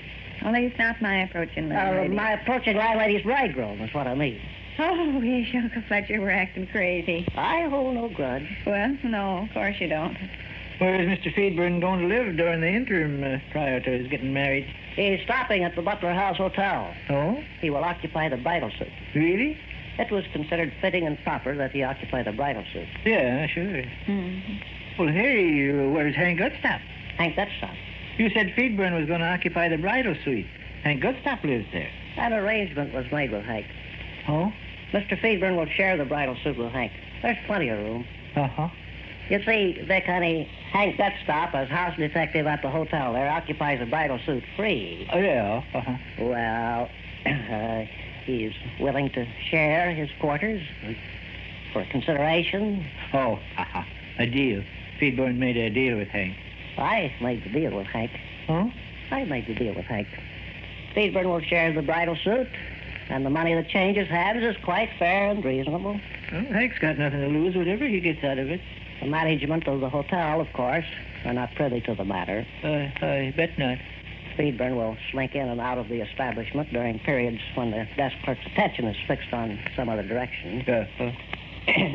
Yes, it was thought fitting and proper that Mr. Freeburg occupy the bridal suite during the 2 weeks prior to his wedding. A very nice arrangement. My idea. A mighty good one. Yes. And as you likely know, I've had dozens of others, but it's running me ragged. I've got to be careful. Yes, sir. You'll get caught up in the frenzied floodgates of activity and be destroyed against the rocks. rocks. Exactly. It's been an enormous undertaking. I'd never tackled it again in 1,000 years. Why, I no more than get 30 or 40 details arranged and some new problem arises. A new problem arose just this noon. What was that? My landlady, Miss Keller, all of a sudden got lukewarm. On the idea of getting married? Yes, on the idea of getting married. Well, tell us about it. Was at the dinner table this noon. She passed several strange, peculiar remarks. I didn't think nothing about it for a while, but I began to prick up my ears. Pretty quick, I got the drift. She was getting lukewarm on the notion of getting married, huh? She was getting lukewarm on the notion of getting married. Why? Well, you see, she'd been bothered by this, that, and the other thing in recent months. Some of her best hens quit laying. Her teeth didn't fit right. She was afraid she needed stronger glasses. I don't know. A whole batch of annoyances was stuck in her craw. She felt like she needed a husband's protection. Uh-huh. Well, here early in the week, her troubles kind of disappeared. Her hens began to lay. Doc Keeley fixed her teeth so they sit in her mouth proper. Her eyes felt all right again, and this, that, and the other thing happened. And she began to wonder why she should go through with all the bother and nuisance of getting married. Well, gee. Just another problem for me to solve. But goodness. I'll straighten it out. But here's the bridegroom arriving in town and the bride all of a sudden beginning to change her mind. I'll iron the numbskull situation out. No, I'll adjust the fathead matter. But like I say, it's been a real undertaking. I hire the preacher, I buy the ring, I engage the carriage that carries a happy couple home, I arrange for the best man at the ceremony, I take the honeymoon to Heliopolis by myself, I reserve the bridal suit for the lame-brained bridegroom, and I even have to talk the feeble-minded bride into getting married. Tomorrow, by George Feedburn might get cold feet, and that'll be up to me to straighten him out. It's no child's play, I can tell you. Gee, no. But I plan to stick with her and turn as neat a job on it as is humanly possible. No, I haven't just decided on a date for the wedding yet. I may make it 2 weeks from today. I may make it 2 weeks from tomorrow. I'll cipher it out. I'll cipher it out. Yeah, sure you will. Well, you think I look nice, do you? Just grand. Yeah, I look pretty nice. Shoes polished, trousers pressed, lovely white shirt. New leather necktie, new corduroy cap. Yeah. Yes, I look nice. I believe this is as nice as I've ever looked. Well, sir, Vic and Sade there. From September 21st of 1944, from the small house, little house, halfway up in the next block. You know where that was? That was in Cooperville, or rather, Cooper, Illinois. 40 miles from Peoria, according to Paul Reimer, who wrote those great shows. Vic and Sade and Rush and Uncle Fletcher. Vic was Art Van Harvey. Sade was Bernadine Flynn. Rush was Billy Idelson. And Uncle Fletcher, good old Uncle Fletcher there, getting to meet his landlady's groom-to-be, was Clarence Hartzell. Those were the days. They had a lot of favorite characters on that show, most of whom never appeared on the show in its heyday. Started, by the way, in 1932 on the Blue Network of the National Broadcasting Company, originated in Chicago. Some of the characters on the show were Ruthie Stembottom and Jake Gumpox, the garbage man. Ruthie was Sade's friend. She went to all her wash rag sales at Hamilton's department store. There was Smelly Clark and the Brick Mush Man, Bluetooth Johnson, Mr. Buller. Remember Rishigan Fishigan of Sishigan, Michigan? And the identical twins, Robert and Slobbert Hink. And, those were the days, weren't they? The Book of Scripts, out-of-print Book of Scripts, is available in very limited quantity. We have about a dozen of them at the Metro Golden Memory Shop. Hardcover book for $9.50, autographed by Mary Frances Reimer, the widow of Paul Reimer, who edited the scripts and wrote an introduction. The foreword to the book is by Ray Bradbury. Paul Reimer's Vic and Sade, The Small House Halfway Up in the Next Block. Got a call from a listener who said, by the way, Ray Bradbury, who is the author of the wonderful Ice Cream Suit, the play currently being performed by the Organic Theater Company at the Victory Gardens Theater, Ray Bradbury will be in town tomorrow only at the matinee performance of his play, The Wonderful Ice Cream Suit. He's on his way to New York. He's making a quick stop over here, but he will be there to see his show performed at the Victory Gardens Theater. That's at 3730 West Clark Street in Chicago. That's across from Cubs Park. And if you would like to go there to see the play, maybe even get a glimpse of Ray Bradbury. I understand he's going to be talking about the play after the performance for a while. That should be very interesting. The number to call to make a reservation is 549-5788. It's a 3 p.m. performance. Maybe you want to take Mom there on Mother's Day. Ray Bradbury's wonderful ice cream soup at the Organic Theater Company's Victory Gardens Theater at 3730 West Clark tomorrow. If you want to make a reservation or more information about it, 549-5788. And we thank Jay Ross for calling in with that information for us. Chuck Shaden here with our Those Were the Days program on WNIB, FM 97 in Chicago, with all the good shows for you every Saturday afternoon from 1 until 5. We got a good doubleheader lined up for the rest of the hour here that's ahead of us. We have a fine suspense drama starring Stan Freberg. That's a goodie. And we have comedy with Phil Harris and Alice Faye, and that is a very goodie, too. So I think you'll want to stick around for that. But first, as they say on radio, we have a sound for you from our cassette tape of the month for the month of May. Gary Cooper stars as baseball great Lou Gehrig in the Lux Radio Theater production of Pride of the Yankees. That's what we came to America for. That's why you studied, why you went to Columbia, so that you could play baseball. After all my plans for you to follow after your Uncle Otto. Mom, people have to live their own lives. Nobody can live it for you. Now, nobody could have made a ball player out of Uncle Otto, and nobody can make anything but a ball player out of me. To my own son, I'll say it to your face. You are a good-for-nothing, Lou Gehrig. All baseballers are good for nothing. Loafers in short pants.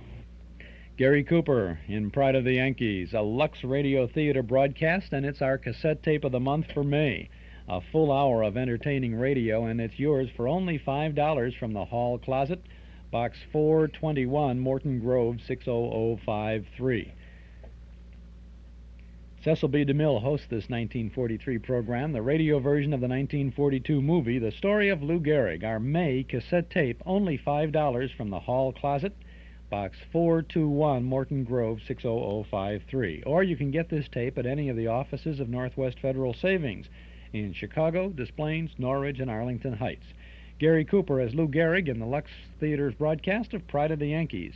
$5 from the Hall Closet, Box 421, Morton Grove, 60053. Also this month, we have a May National Radio Month special, a Vacation Family Pack. It's a set of 3 cassette tapes for only $13. Get 3 classic suspense dramas, On a Country Road with Cary Grant, 0 Hour with Evelyn Rudy, and 3 Skeleton Key starring Vincent Price, plus great comedy with the Bickersons and Baby Snooks, plus Humphrey Bogart in The Maltese Falcon and Boris Karloff in Arsenic and Old Lace. 3 hour-long cassettes, only $13 during May Radio Month. It's our Vacation Family Pack, available by mail from the Hall Closet, Box 421, Morton Grove, 60053, or at any office of Northwest Federal.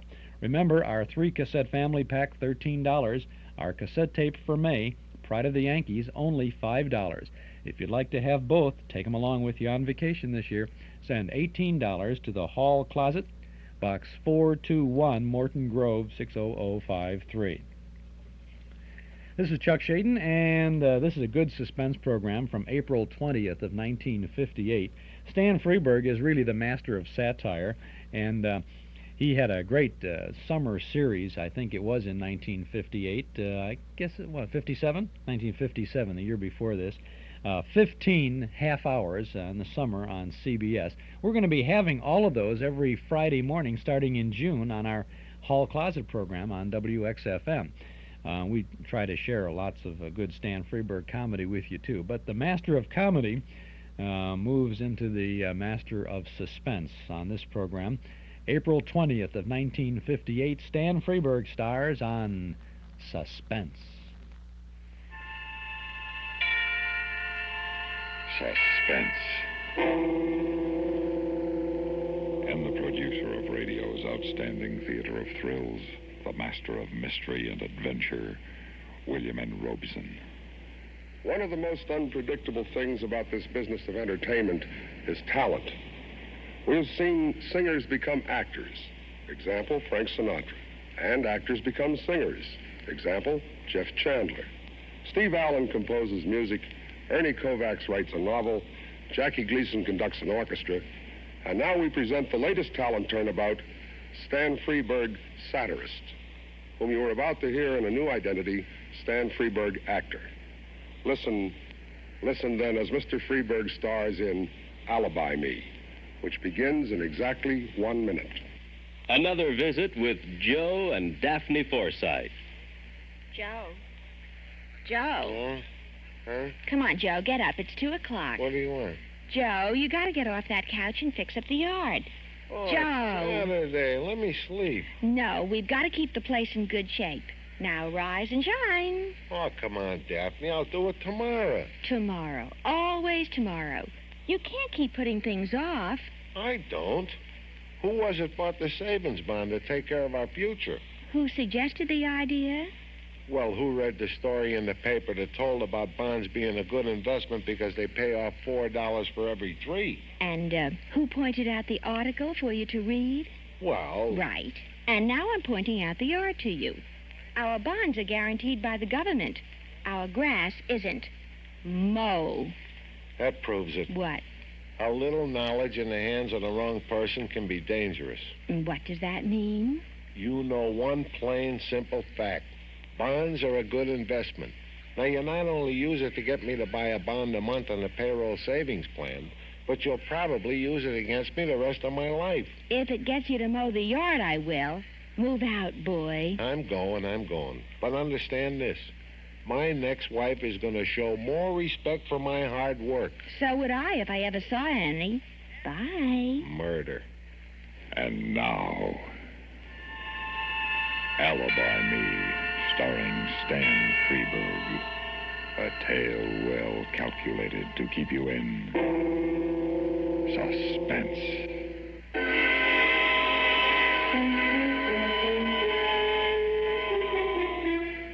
This time it's a showdown. I've took all I'm going to take from Julie. It's tough enough to hustle a buck even without interference from him. This time it's a showdown for real. Julie, I want to talk to you. What? Look at you. No manners. No knock on the door. No could I come in. No good afternoon. No manners. No class. Always on the muscle. I want to talk to you. A little more relaxative with a voice. This ain't no candy store in Brownsville. Now listen, Julie. Didn't you hear what I said? Keep it quiet. Keep it class. I want to know what's the big idea, you hear me? I just come from Pitkin Avenue. There ain't a candy store. There ain't a pool room. There ain't a bar that'll handle my punch boards anymore. Not one. We now take from Julie, they said. They said correct. But that's my territory. I build up the punch board business there. I know. I watched. You hustled good. You built it up real nice for me, and I appreciate it. I already sent you the biggest lollipop in town. The biggest lollipop in town for the town's biggest sucker. Julie, I'm warning you. You're warning me what? What'll you do? Give me a double whammy like in the funnies? Ever since we was kids, you hate me, I hate you, and it's like a kind of mutual life insurance. That punch board business is mine. I need it. I need that dough. You need dough? I'll tell you what. Here's a $50. Run down, get me a corned beef sandwich, and keep the change. Here, catch. Julie. Julie, I told you Look at the face on him. If looks could kill, huh, kid? I'm not kidding, Julie. Now put that phone down, Georgie. No. Put it down, kid. Now remember Larkin. 6 o'clock, I got to report to Larkin on my parole. They're going to know you done it. Georgie, Larkin is going to know it. Georgie!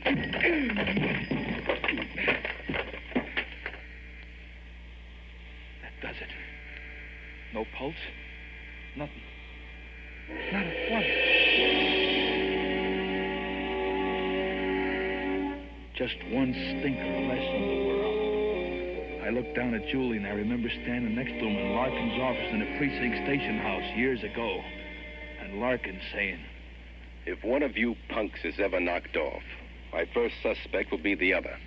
I better have a good alibi, whichever one of you does it. Because I'm warning you now, once I get you down to headquarters, you're a hot seater. I need an alibi. A good alibi. How much time do I have to set one up? Now, let's see, 10 after 4. And at 6, Julie's supposed to report to Larkin. Till 6. Okay, that's an hour and 50 minutes. For an alibi, I need people. Who'll alibi me? Who? Leo, the bartender down at the Shamrock. He's the one. He'll alibi me. Good old Leo.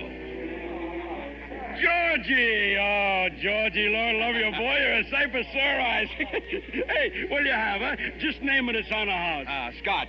Scotch. Sure. Leo, yeah, boy. we've known each other a long time, yes? I hate to think of the years that's passed since we met. I'm getting old, Georgie, old. Not too old to remember a couple of favors I done for you. Georgie, boy, not if I was to live to be 100. Hey, here, drink hearty, huh? Thanks. Look, I want you should do a little something for me. Oh, well, look, kid, I'm a little short right now. No, it ain't money. It's just, well, in case you should be asked, I've been sitting here since 3:30, huh? Yeah? Why?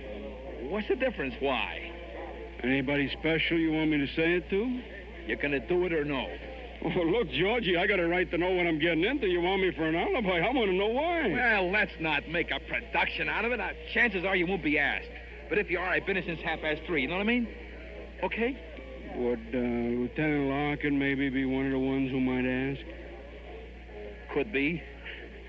Look, Georgie, you want money? I'll find you money. I don't know where, but I'll find it. You want food? I'll feed you. You want clothes? Just say the word, huh? But if Larkin is looking for you, I ain't alibiing you.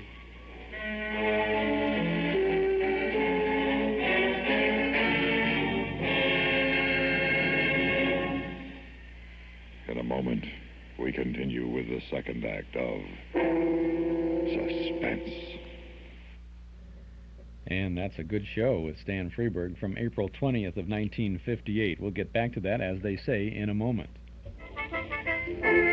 Do you remember Henry Ford's Model T? Remember cranking up the motor to start the car? Remember the Model A with the self-starter? Do you recall World War II gas rationing and the little A and B stickers you had to display on your windshield? Great memories, huh? Well, Ralph Hirschberg of Nelson Hirschberg Ford has fond memories, too. Memories that roll back some 45 years to 1931, when he and Norm Nelson first started selling Fords on Irving Park Road.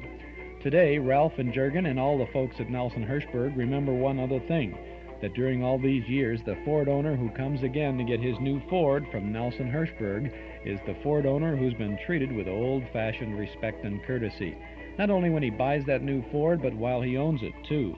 Thousands of Ford owners come back again and again to do business with Nelson Hirschberg, one of Chicagoland's oldest, most respected Ford dealers. Find out for yourself. Get your new Ford from an old-fashioned dealer. Visit Nelson Hirschberg Ford at 5133 Irving Park Road, 5 blocks west of Cicero at Laramie.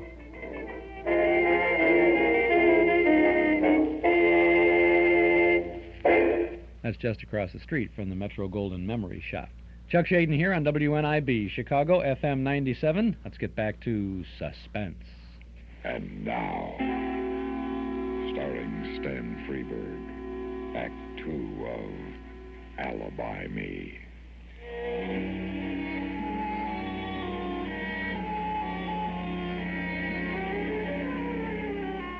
It's 4:25. You got only 95 minutes left till 6 o'clock. When Julie don't show, Larkin goes looking. First for Julie, then for you. You gotta be ready for Larkin when he finds you, and you gotta have a pretty sensational alibi. You won't settle for less. Not him. Think, Georgie, think. Who do you know? Who are your friends? Georgie, think. Who? You see? It works. A second thought and it comes to you. Joni, that's who. Good old Joni. She'll be your alibi. Now, she's crazy about you. Always has been. Ever since that day up at Bear Mountain. Oh, let her be in. Please let her be in. I'll never ask nothing again. Just let her. Well, look what the cat dragged. Hello, Joni, baby. I shouldn't talk to you, Georgie. I really shouldn't. It's more than 2 months. You want to know why?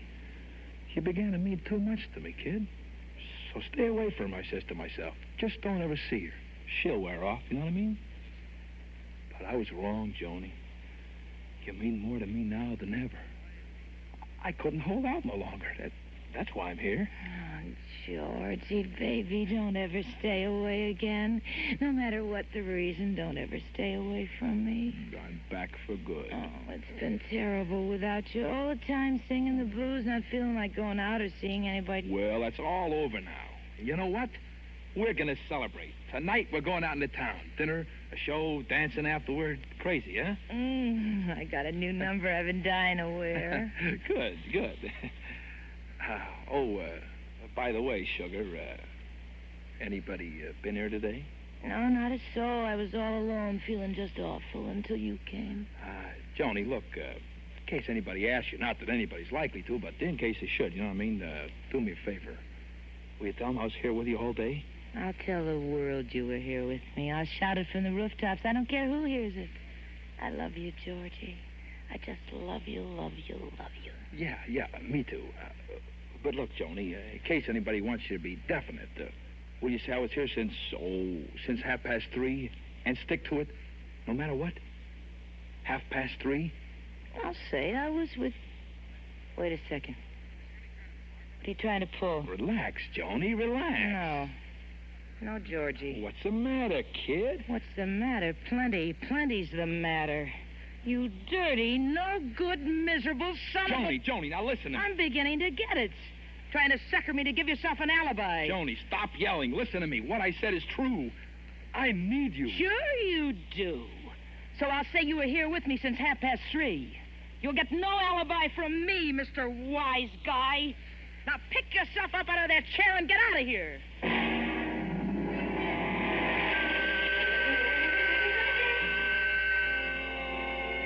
How do you like that?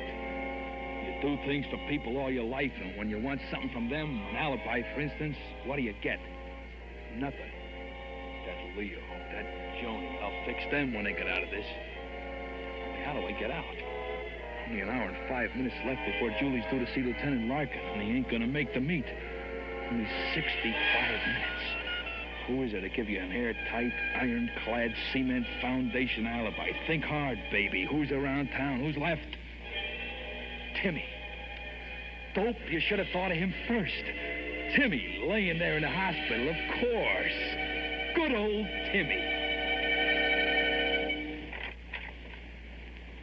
Georgie. Hey, it's good to see you. Hi, Timmy. Looking 100%. Sorry I didn't have time to bring candy or flowers, you know what I mean? How you doing? Oh, not bad, not bad. At least I'm alive. Doctor said it was a miracle. How's things with you? Tim, I'm leveling with you. I come up by the back stairs. I didn't want no one to see me. Oh, yeah? In a spot, Georgie? I need an alibi for this afternoon. Since 3:30. Oh, you got it. You got it. In this private room. Nobody comes near it. Nurses, orderlies, I don't come unless I give out a yell. And I can have visitors any time I like. No one was here all day. Gee, Timmy, I'll never forget you for this. You know, you got one of the oldest alibis in the world. You were sitting up with a sick friend. Anybody doubts it, you send them to me. Shows you. You never know who your friends are till you're in a jam. I'll have a nurse come in so she can see it. And then you take the elevator down and ask some dumb questions so the operator will remember you. Boy, you don't miss a trick, do you? Thanks again, Tim. I'll ring for her now. Georgie. What is it? My ticket. Tim, what is it? You want a drink of water? Timmy. Timmy. Tim, don't die now. Tim, answer me. Say something, please. He's dead. My alibi is dead.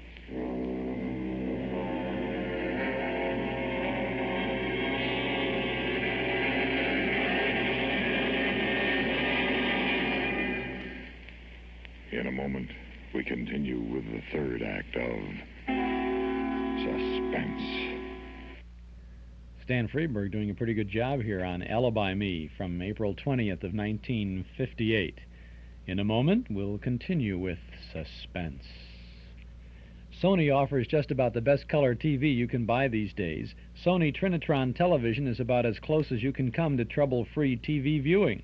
That sharp, crisp Sony picture is the best TV around, and though your Sony will probably cost more than most conventional TV sets, when you figure it out, Sony is really your best TV buy. See Sony Television at Townhouse TV and Appliances, 7243 Touhy Avenue, just west of Harlem. Take a look at the new exciting Sony projection TV with a 40-inch diagonal screen. It's the biggest thing that's happened to television in 20 years. Sony widescreen diagonal TV, Sony Trinitron, Sony Betamax videotape system. See the very best in television from the very best in town. Townhouse TV and Appliances, 7243 Touhy Avenue, just west of Harlem. They'll be happy to demonstrate these great Sony products with no obligation. Townhouse TV and Appliances, open Monday, Thursday, and Friday nights till 9, Saturday until 5. This is Chuck Shaden on our Those Were the Days program from WNIB, Chicago, FM 97, and now Act 3 of Suspense. And now, starring Stan Freberg, Act 3 of Alibi Me.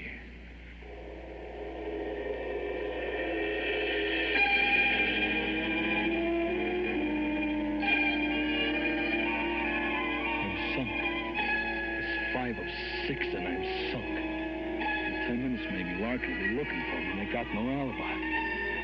So I've come home. So I'm walking up the stairs. And I hear a sound.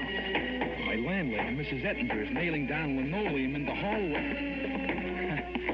Good old Mrs. Ettinger. Oh, hello, Georgie. You just come in? Yeah, but if anybody's to ask you, Miss Ettinger, especially Larkin, you tell him I've been in all afternoon. Understand? Larkin? Lieutenant Larkin? Yeah. Well, I can't do that, Georgie. I won't lie to that cop. Oh, yes, you will. You'll tell Larkin I'm in my room all day. No, I won't. Mrs. Ettinger, you don't tell Larkin I'm in all day? I tell him about Charlotte. I don't know what you're talking about. You don't? Mrs. Ettinger? Please, Georgie, I don't want no trouble. Listen, you'll be in plenty of trouble if Larkin hears about your daughter lifting a fur jacket right out of a department store. I made Charlotte give it back. I marched her into the store myself. We give it back to the manager. Sure you did. But a crime's a crime, whether a store prosecutes or not. Oh, Georgie, please, she's only 15. She's a good kid. Her life would be ruined. You wouldn't tell me. No, Mrs. Ettinger. What's there to cry about? I'll keep my mouth shut just like you want. And you'll open your mouth just like I want, and everything will be fine. If Larkin asks you, I wasn't out of my room all afternoon. Okay? You won't tell him about Charlotte? It's up to you, Mrs. Ettinger. All right, Georgie. All right. I'll say you was in all day. And there's my alibi. Safe, sealed, and delivered. The best alibi in the world. 6:15. It won't be long now. I gotta watch myself when Larkin's here. Just the right attitude. Not too anxious, not too casual. Just right. Yeah? Who is it? Open up, Georgie. It's me, Larkin. Lieutenant Larkin? Well. What a surprise. And to what do I owe this great pleasure? Remember I once told you, Georgie, if anything happened to Julie or to you, my first pickup would be the other one? I remember. So what? Yeah. Oh, you mean Julie is... He's been made dead. No kidding. Well, what do you know? And you've come to offer me your shoulder to cry on. You're not surprised. I'm not the only guy who hated Julie, you know. Tell you what, let me know who did it. When you find out, I'll contribute a sawbuck to his defense. Save your money, Georgie. You might need it. Yeah? How come? Remember I told you at the same time you'd better have a good alibi? Because once I got you down to headquarters, I'd prove you did it. The words strike a bell. Give, Georgie. Where were you today? I was nowhere. That's a fact. That's a fact. I was right in here all afternoon. Can you prove it? Well, it ain't easy to prove you were somewheres alone all day. Can you prove you were here? Well, I didn't see anybody except... Oh, yeah. Mrs. Ettinger, my landlady. Yeah? All right. Let's hear her version. All right. Mrs. Ettinger? Mrs. Ettinger? What is it? Come in here a minute, will you? Oh, now what? It's always something. What do you want, Georgie? This is Lieutenant Larkin. I won't keep you long, Mrs. Ettinger. Just a couple of questions. Were you in all day? The whole day. Was Georgie in all day? Yeah, sure, he was in. You're positive. I'm positive. What makes you so positive? What makes me so positive? I cleaned his room, that's what makes me so positive. And I pressed a suit for him later, that's what makes me so positive. And when I was sweeping the hall, his door was open and I saw him. How positive can you get? You're prepared to swear to that in a court of law? Go ahead, Mrs. Ettinger. Swear. Swear by your daughter's head. I swear. All right. Thank you. You can go. Thanks, Lieutenant. That's it then, Georgie. Meaning? Meaning your alibi stinks as far as I'm personally concerned. But for the record, it lets you off the hook. You hate that, don't you? You'd like to hang the big one on me, wouldn't you? Yeah, who is it? Lightning Delivery Service got a package for George Lennox. Come in. Who is it from? Mr. Moore, Mr. Julie Moore. Julie? Open it, Georgie. Go on. Go on, open it. I want to see what Julie sent you. Well, okay. That's only a lollipop. I never seen such a big one. All right, who asked your opinion? Beat it. Go on, get out of here. What are you waiting for? What do you think he's waiting for, Georgie? Stake the kid. Stake him? What am I, the mint? You stake him. Okay, cheapskate, okay. Keep your lousy tip. Fine thing. I'm here twice this morning and 3 times this afternoon, and you're not in.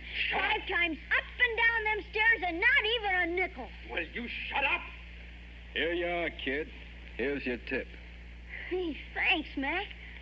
A whole buck. Hey, thanks. Don't mention it, kid. You earned it.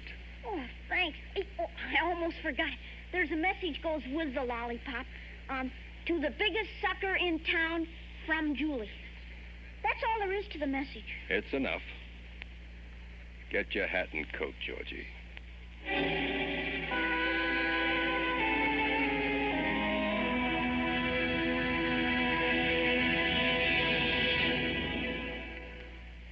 Suspense,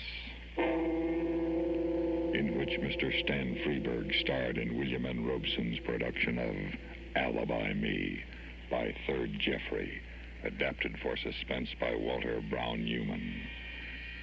Supporting Mr. Freberg in Alibi Me were Cathy Lewis, Geraldine Wall, Vic Perrin, Jerome Thor, Jack Crucian, Eddie Marr, and Dick Beals.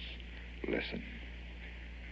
Listen again next week when we return with another tale well calculated to keep you in suspense.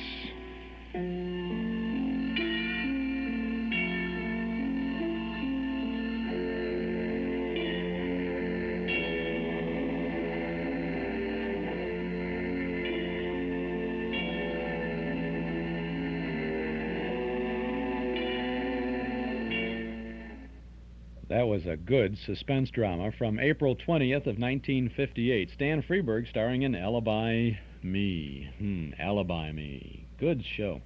This is Chuck Shaden on our Those Were the Days show on a Saturday afternoon on WNIB FM 97. Phil Harris and Alice Faye coming up in just a minute or so. Would like to invite you to subscribe to our Nostalgia newsletter and radio guide. A year's subscription is only $6, and we know that you will find lots of good reading and good information in our little magazine. Not only does it contain the complete schedule of all of the old-time radio shows we offer 7 days a week on a number of Chicago area radio stations, but it is jam-packed with page after page of articles from and about the good old days. You can subscribe right now by phone if you call us here at our studio. 545-2260 is our number. 545-2260. We'll take your name and address. Your subscription will begin with the big May National Radio Month issue. You'll have it in just a few short days, and we'll include an invoice for your year's subscription. $6 for 12 issues. Call us now at 545-2260. Read all about the interesting things from the good old days of not so long ago. We have a 1938 reprint article about the craziest job in radio, job of the sound effects man. We have a 1948 feature about the Lone Ranger and a town that changed its name to honor him. We have a 1943 Advice to the Lovelorn column, 1933 recipe for you, some 1945 sports page clippings. We have a film clips column about radio shows that became feature films, and another look at Artie Shaw. We have an article about famous moms on television, and a look at Chicago neighborhood movie houses. Our dime store classified advertising page, and news of our Saturday evening Memory Club movies. All of that, plus the most unusual old-time cathedral radio you've ever seen, drawn on our cover by artist Joel Bogart. Subscribe now to our Nostalgia newsletter and radio guide. A year's subscription, only $6. Call us at 545-2260. That's 545-2260. Or send $6 to Nostalgia Newsletter, Box 421, Morton Grove, 60053. But to be sure you get your next issue as soon as possible, call right away, 545-2260. Is your bank open when you're busy and closed when you are not? Northwest Federal Savings knows that a good place to save is ready for you when you're ready. Ready with the answers and advice given by professionals in helping thousands just like you, but each with different individual needs. Northwest Federal's professionals can show you, too, the best way to save for a new home, college education, or retirement. Northwest Federal's counselors can explain all the savings plans and help you set up a savings program to meet your special needs. Home loan specialists can tailor a home loan plan to help make your dreams a reality. Bring your needs to any of the 4 convenient Northwest Federal Savings locations. On Irving Park, a block west of Cicero, in Des Plaines on Dempster, just 1 block east of the Tri-State, at Harlem Irving in Norridge, and at Algonquin and Gulf in Arlington Heights. If you think your needs are special, so does Northwest Federal. It's Northwest Federal Savings Time, 63 hours a week. Don't forget about the Memory Club tonight in the community room at Northwest Federal on Irving Park Road. It's the 1934 feature You're Telling Me, starring W.C. Fields. Great comedy. You'll have a good time. Doors open at 7:30. Movie begins at 8 o'clock. Dues are $1 a meeting, payable at the door. We'll be there, and we hope that you'll be there to enjoy You're Telling Me from 1934 with W.C. Fields, and Buster Crabbe is in this, too. A lot of fun now ahead of us as we go to April 24th of 1949 for the Phil Harris Alice FAYE program. Good health to all from Rexall.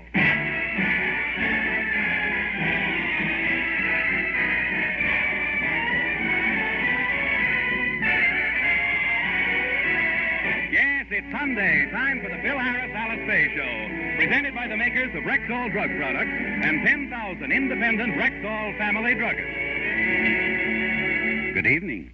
This is your Rexall family druggist taking a little time from behind the prescription counter this Sunday evening to speak for all 10,000 of us. The 10,000 independent druggists who have added the word Rexall to our own store names. You can always tell us by the orange and blue Rexall sign on our windows. The sign means that we carry the 2,000 or more drug products made by the Rexall Drug Company. They range all the way from aspirin to penicillin, and they're as fine and pure and dependable as science can make them. We independent druggists recommend them to our customers because we know you can depend on any drug product that bears the name Rexall. Good health to all from Rexall.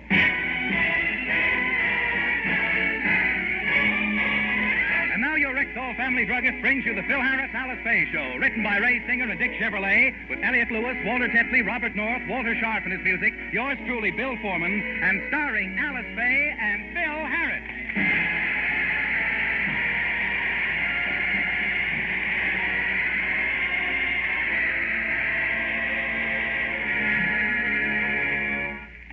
A few years ago, Alice gave up pictures so she could devote her time to her husband and children.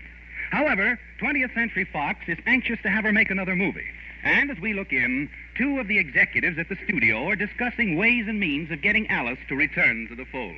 Cyrus, we've been sending Miss Faye scripts. She likes them, but she just won't do a picture. Now, why? It's not her fault, Darrell. It's that husband of hers. You know, a guy she uses as a stooge on a radio program. What's his name again? Phil Harris. That's the schnook. He doesn't want her to make another picture. He's probably jealous because he's never been in pictures. Oh, wait a minute. I've got an idea. Huh? I hear he's a ham. Maybe he'd let Alice make a picture if we gave him a part in it. Darrell, please, you know I've got a weak stomach. The public sat through triple features, bank night, keno, and free dishes. But this they won't take without a fight. If it'll get Miss Faye back in pictures, it's worth it. Let's sign him up. I'm against it. Well, look, there's a small part for Harris in the script we sent Miss Faye yesterday. How small? As the picture opens, he says 2 words, "Goodbye, Myrtle," then he drops dead.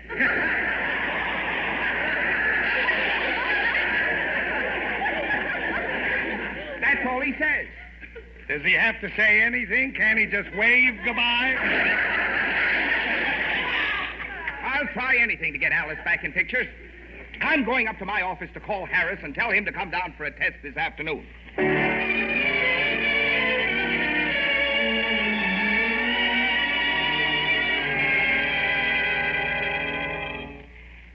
Phil, I just got through reading the script the studio sent me, and it's a very good part for me. And they offered me a lot of money. I don't care about the money. I don't want you to make another picture, and that's final. When you're married, you should devote your time to your family. Now, why do you think I never made a picture? Because nobody ever asked you?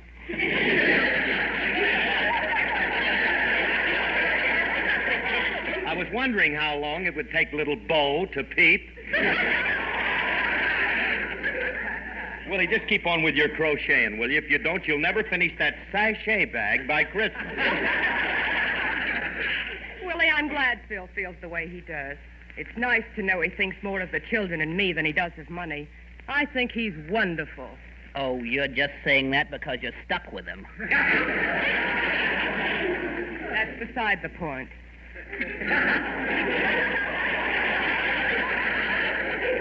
No, he really is wonderful because he's a man of principle. He's independent and he thinks of nothing but his family. Yes.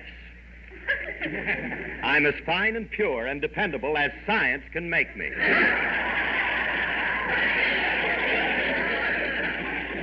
Alice, will you do me a favor? Promise me you won't make another picture. All right. I promise you I won't make another picture unless you ask me to. Well, don't worry. I'll never ask you to. I'll get it. The moon would have to turn green before I'd ask you to make another movie.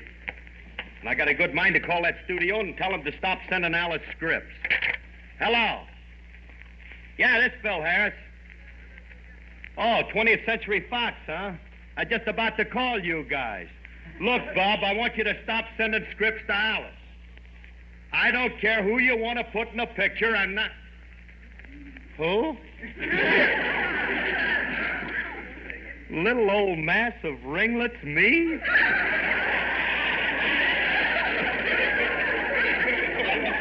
Oh, Darrell, this is so sudden. Well, I hadn't planned on making a picture, but I guess it is my patriotic duty. Yes, sir. Yes, sir. Well, you need someone who can bring that Academy Award back to this country.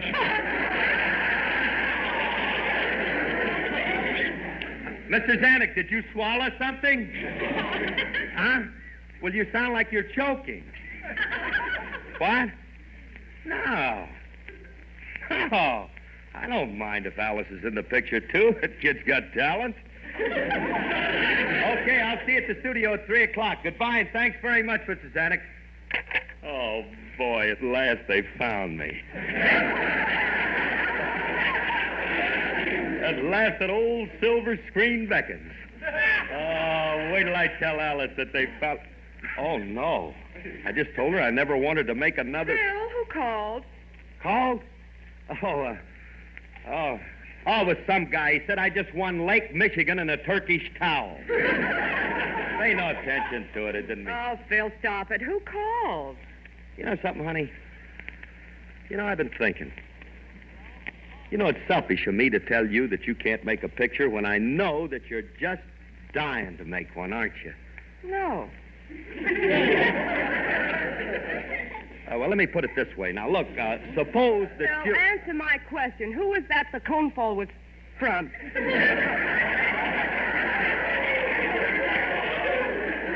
You better get your teeth fixed before you go back to...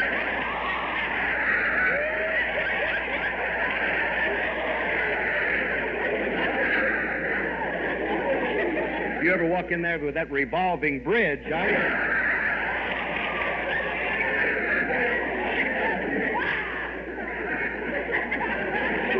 Take it once more, but let me stand back. Go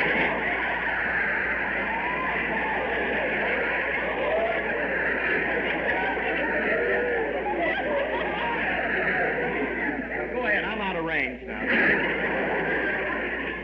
Phil, who called you on the telephone? Who called me on the telephone? Now, let's go back up to the top of the page. Now, we'll start from the top. Oh, kid, you got to get some sleep, you hear? You've been hanging around with your friend. Get away from her, will you? Give this kid a chance. You've been hanging around with Willie, too. Phil, who called you on the telephone? Nobody called me on the telephone. What are you trying to... All right. If you must know, it was 20th century. Daryl Zanuck wants me to make a picture, and he'd like to have you in it, too, Alice. Oh, so that's it. They offered you a part, providing you could get Alice to make the picture. That ain't so. I insisted on Alice. They wanted me to play the romantic lead opposite Betty Grable or Linda Darnell. But I wouldn't think of making love to anybody but my own wife. It wouldn't be any fun.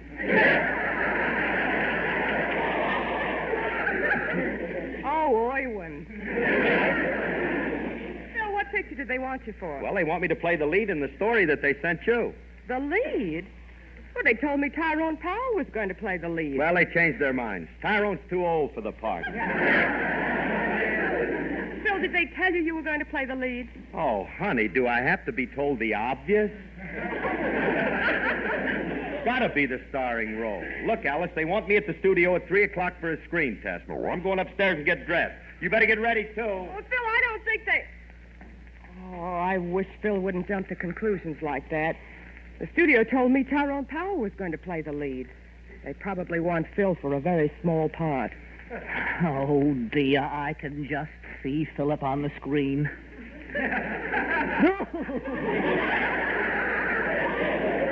I'm not going to let them do a thing like that to Phil. I'll see who it is. I've got to stop him from going out to the studio and making a fool of himself. Hi, Curly. Curly, you look different this morning. Maybe it's because I'm Alice. Oh, yeah. What's the matter with you, Frankie? I can't see too well this morning. I was up all night working on a scientific problem. Made 52 experiments. Were you successful? Oh, yeah. I got a mark now, so you can't tell them from a good day. Where's Curly? Oh, he's upstairs. And, Frankie, guess what? What? 20th Century Fox offered Phil a part in one of their pictures. Ooh, what a dirty trick to play on their stockholders. You know, Phil thinks it's a big part, but I know it's just a small bit. And when he finds out, it's going to hurt him. Frankie, you've just got to keep him from going to the studio. Tell him he's not the type for pictures. But maybe he is. I couldn't tell an untruth like that. Please, Frankie, just tell him that he's too old for pictures. He's not good-looking enough, and he has no talent or personality. Oh, well, okay, as long as I don't have to lie.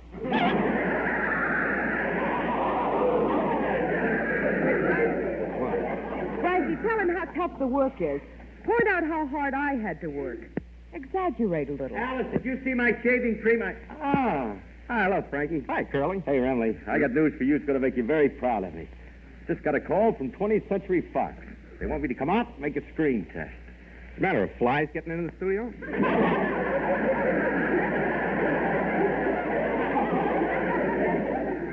still cute, aren't you? Still the one. Just joke after joke. Just oh, you're a bear, Clyde. I got news for you. They want me to star in a picture. Oh. Well, let me be the first to offer my condolences. What do you mean, condolences? Pictures are a tough grind. You have to be at the studio at 6 o'clock in the morning. Stand under those hot lights all day doing the same scene over and over again. The pressure's terrific, and it makes a physical wreck of you. Not only that, it'll make you old before your time. Sure, look what it did to Alice.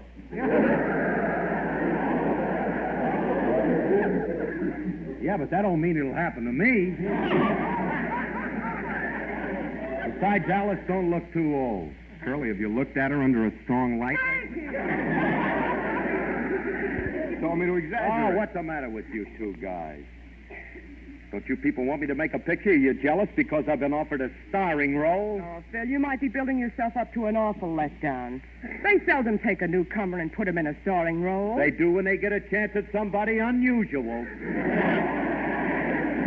But, Phil, that only happens once in a lifetime. And how often do you think something like me happens? You know, Alice, we're lucky to be living at such a wonderful age. Just think, we've seen the invention of the airplane, the automobile, indoor plumbing, and Phil Harris.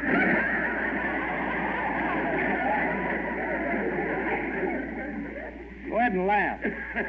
But let me tell you something, friends.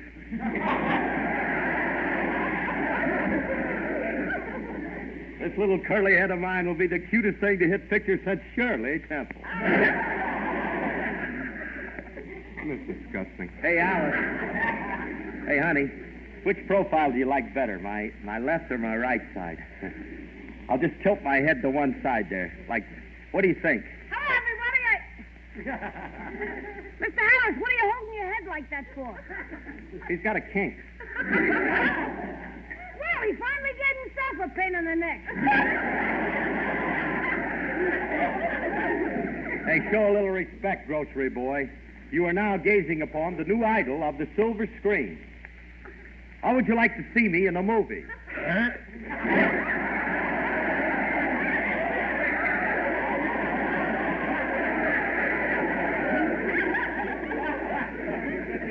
What's that? You just heard a testimonial from your fan club. Well, you're all against me, huh? Well, scoff, if you will. But you'll all change your minds when I become a great dramatic actor. Dramatic actor? Yes, from now on, I'm not going to be a comedian. From now on, he says. How are you going to learn to be a dramatic actor? I don't have to learn. That stuff comes natural to me. I've got drama in my blood. Yes? Bleed me a short Sid. Well, don't stand there, Mac. Open a vein and get started.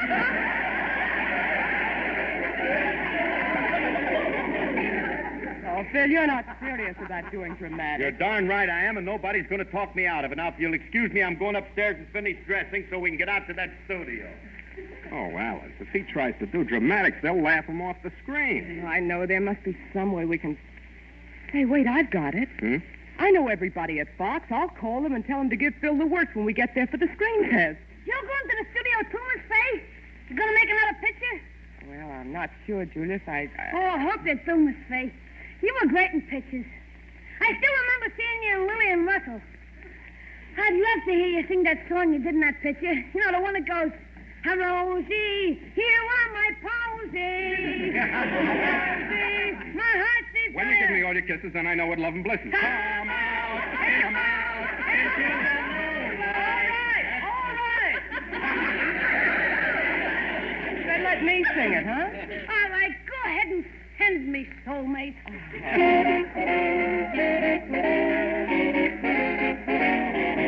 Rosie, you are my posy. You are my heart's bouquet. Come on, here in the moonlight. There are some love words I want to say. Your honey child is waiting. Your lips to breathe.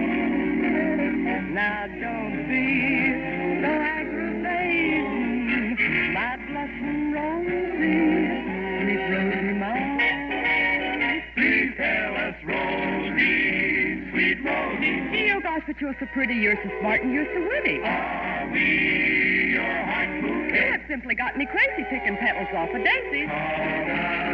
Come out in the moonlight where we can sit and talk all about you. Can't you see that I adore you, that my heart is yearning for you?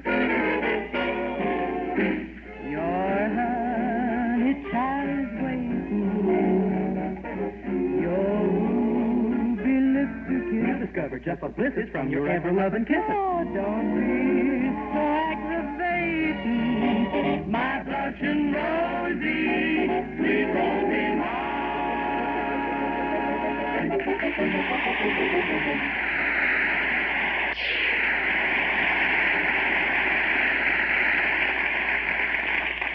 You like that, Julia? Oh, keep Daddy lit in the window, Mother. I'm flying home tonight. That was wonderful, Miss Faye. Hey, Alice, you better get your coat on. I'll be ready to leave in a minute. All right. And Frankie. What? I want you to come to the studio with us. You can help with my little scheme. Yeah, I wouldn't miss this for anything. Yeah, and in the meantime, I'd better call the studio and arrange things my way. That's the first portion of the Phil Harris Alice Faye show from April 24th of 1949. We'll get back to that in just a minute. Chuck Shaden here on our Those Were the Days program from WNIB, Chicago FM 97. About 15 minutes before we sign off today. 15 minutes if you would like to give us a buzz here at our studio to subscribe to our Nostalgia newsletter and radio guide. Dial us up at 545-2260, $6 for 12 big issues.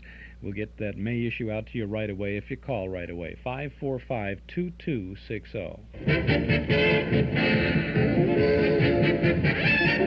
We're open. The Metro Golden Memory Shop at 5120 West Irving Park Road in Chicago is now open, and we're ready to serve you with a generous helping of memories from and about the good old days of yesteryear. You'll find the complete selection of big band, personality, and soundtrack recordings, as well as those great old-time radio shows on cassettes and on LP records. We offer books and magazines about the stars and the days gone by, plus nostalgic jigsaw puzzles, games, cards, gifts, and novelties. An amazing selection of memorabilia, giant one-sheet movie posters, theater lobby cards, photos, magazines, Riverview, theater, and railroad scenes, and lots more. At Metro Golden Memories, 5120 West Irving Park Road, just east of Laramie. Come in and browse. Our MGM shop is open Tuesday and Wednesday from 11 a.m. to 6 p.m., Thursday, Friday, and Saturday till 8. We're open tonight, and on Sunday from 1 to 5. Come in and see all the goodies at Metro Golden Memories, 5120 West Irving Park Road, 2.5 blocks west of Northwest Federal, just across the street from Nelson Hirschberg Ford. Metro Golden Memories. Now let's get back to Phil and Alice.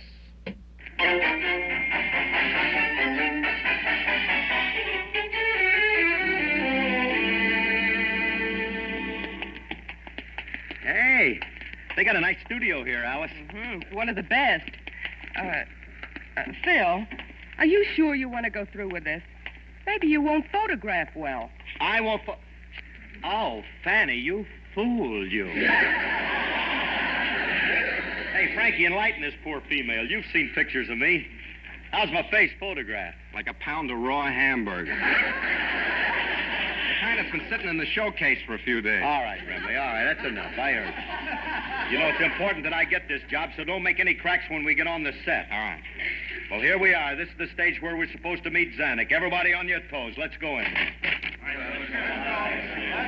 Well, it looks like they're all ready for the... Alice, darling!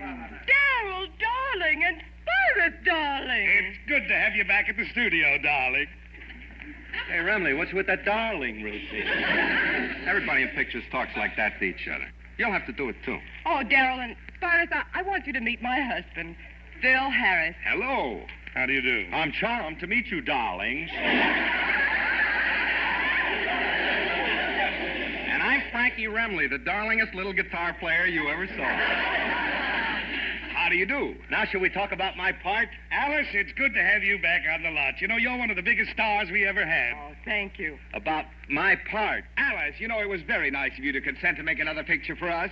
About my part. You look beautiful in Technicolor. You'll be wearing a period costume with a low-cut neckline. In that case, I'll have to shave the hair off my chest.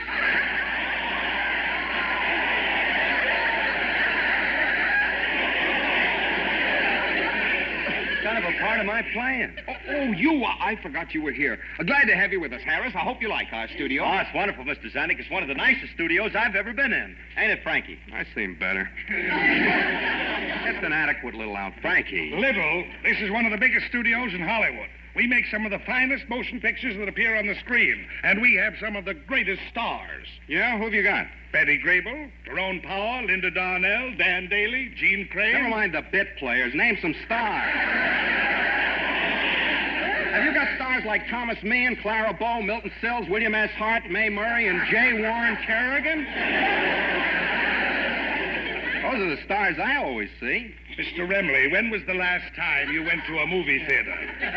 I don't have to go to a movie theater. I got a television set.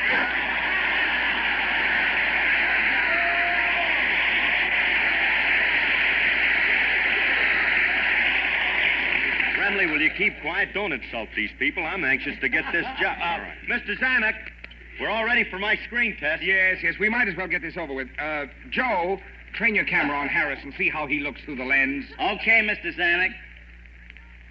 Well? Oh, Mr. Zanuck, you must be kidding. You don't want me to put film in the camera for this. What does he mean? Nothing. Joe, put a piece of gauze over the lens and then look at him. Okay. Hey, Alice, what's the gauze for? How'd he get hurt? No, honey. Sometimes when your features are too harsh, it softens them for the camera. It makes you look better. How does he look now? Give me another piece of gauze.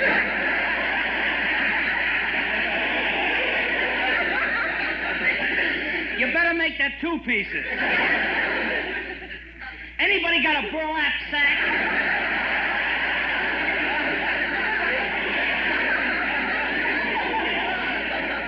Wise guy. If it would make you happy, I could do this scene in the dark. You think that I just... Turn them lights on. All right. Now, let's get started. Oh, wait, we'll need another man in this scene. Oh, Frankie can play it. Oh, very well. Here are your scripts. Now, in this scene, Alice, you're in Mr. Remley's apartment. He holds you in his arms, kisses you, and tells you he loves you. Do I have to stick to the script, or can I ad-lib a little? Just stick to the script, Remley, that's all. Mr. Zanuck, this is my screen test. What do I do? You play the part of Miss Faye's husband. It's a big scene for you. You enter. You see your wife in the arms of this man, and you go berserk, pouring out all the pent-up emotion of jealousy, hatred, and vengeance that's been in your tortured heart for years. I'm a little peeved at him, huh? Yes. Now, Alice, you get in Remley's arms. All you say is, I love you, darling. There's a knock at the door. Remley says, come in. Harris enters and goes into his big speech. All right, quiet on the set, everybody. Quiet. Roll 'em. I love you, darling. Oh, it's wonderful to hold you in my arms like this, Myrtle. I feel the same way, Clyde. Hold me a little closer, Myrt. And now, my sweet, I'm going to kiss you. Remley, I'm knocking.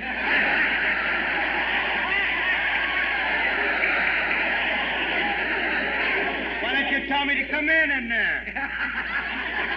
What, spoil a good thing? You're kidding? Oh, Myrtle, you're beautiful. Well, if she's so beautiful, do you mind if I come in and take a fast look? Fellas, let's... Well, I can't help it. I keep knocking the guy... Remley, when he knocks, tell him to come in. What knocking you have to do? I'll let you in. Give me a stand-in to knock.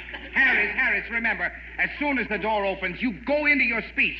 You say, aha! At last I've caught you. Then you deliver your long tirade. I'll take it again, Alice. Roll 'em!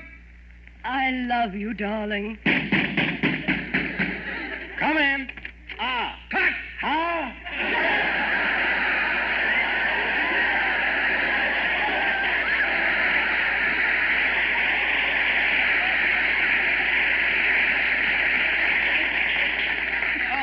Harris, that was great. I love the way you underplayed that scene. I might just as well played it underwater. How about the long speech, that comes next. You see, there's been a terrific fight between you and Remley, and in the heat of the argument, he shot you 6 times through the heart. And as you lie on the floor dying, you beg them for water. They give it to you, then you make a big speech. Oh, fine, fine. With 6 bullet holes in my heart, I'm in great shape to make a big... Well, you speak softly. See, that makes it very dramatic. Now lie down. All right, now roll them. Clyde, you've shot my husband. Water. But he had it coming to him. For years he's been a beast. He beat me and tortured me, and I'm glad you did it. Glad. Water.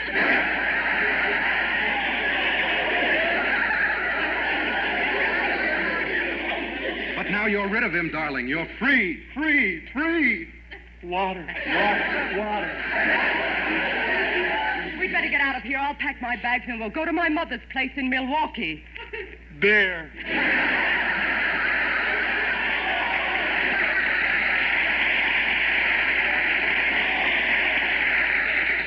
Clyde, he isn't dead yet. I just heard him talk. Water. Water, Clyde. That's the least we can do for him. All right, here.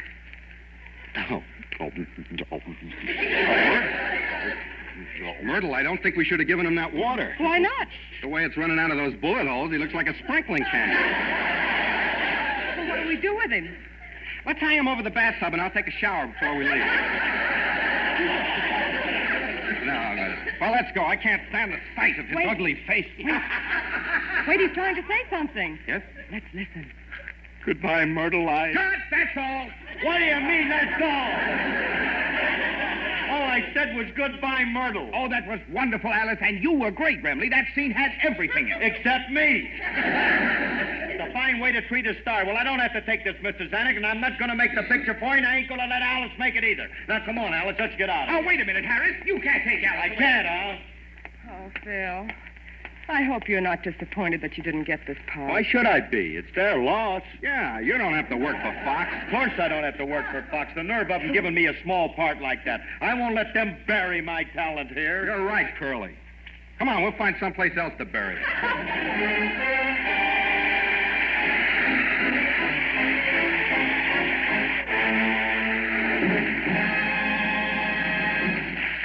And now here's your Rexall family druggist. Last week, when a customer of mine was telling me about her new Easter bonnet, I asked her, how would you like to have more than 200 hats? Mister, I'd love it. But why do you ask that? You got me to thinking of a Rexall scientist who has more than 200 different kinds of caps. Is he crazy? No, he's a pretty smart fellow. You see, he's interested in the caps for Rexall's bottled drug products. Now, to you, those little bottle caps may all look pretty much alike, but believe me, there's a big difference. Even the liner inside the caps is important. Some are especially made to prevent leakage, others designed to keep aromas from escaping. Still others must be non-corrosive. Well, I never thought of that before. And that isn't all. The materials that do those jobs all right may still be unsuitable because they cause a chemical change in the product. So this Rexall scientist must test literally hundreds of materials and combinations of materials to make sure that each Rexall bottled drug product gets the cap and the liner that suits it best. And that's why he has more than 200 of them. Yes, ma'am, that's why. It's another example of the many different ways Rexall's men of science make sure that the 2,000 or more drug products made by the Rexall Drug Company are completely dependable. And when we independent Rexall druggists put the orange and blue sign on our window, we're making sure you know that ours are the only stores where you can get these products. We want the whole wide world to know you can depend on any drug product that bears the name Rexall. Good health to all from Rexall. Folks, this is National Pharmacy Week. 7 days when we can remember the man that you and your doctor trust all the year through, your family druggist. Quietly but faithfully, these skilled professional men... This is NBC, the National Broadcasting Company.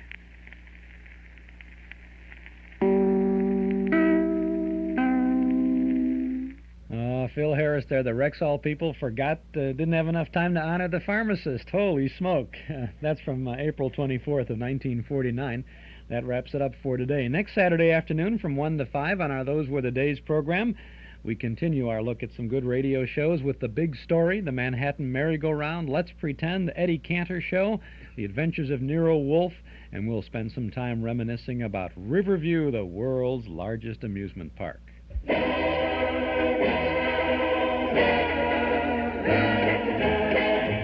And that's That's it for today. The old clock up on the studio wall says it's time to go for now. We'll be back next Saturday from 1 to 5 right here on WNIB. Our thanks to Mark Nelson, Dennis Bubaz, Mort Paradise, and Joel Bogart for their help behind the scenes, to our sponsors for making this weekly get-together possible, and to you out there in Radio Land for making it worthwhile.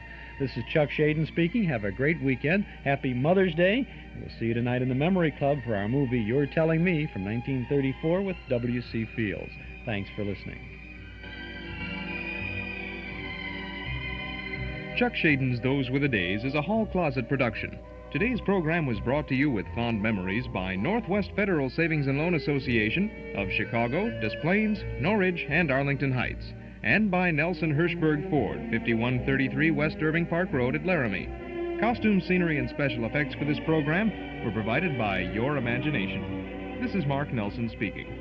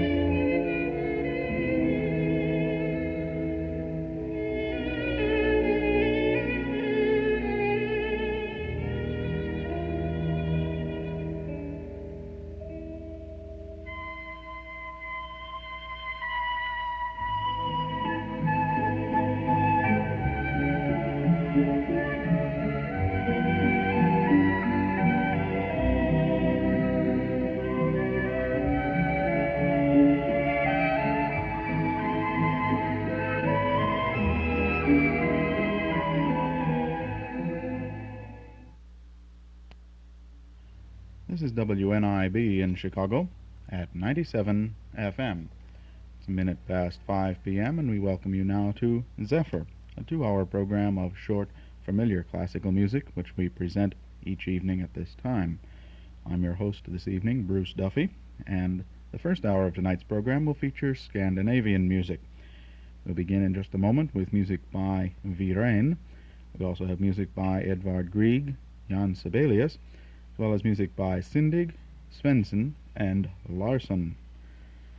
The second hour of tonight's program will hold one of the 2 Mendelssohn piano concertos played by John Ogden, also music by Donizetti and Niccolo Paganini. So to begin, we have music by Dag Viren, who was born in 1905. We're going to hear the Serenade for Strings, played by the Stockholm Symphony Orchestra, conducted by Stig Vesterberg.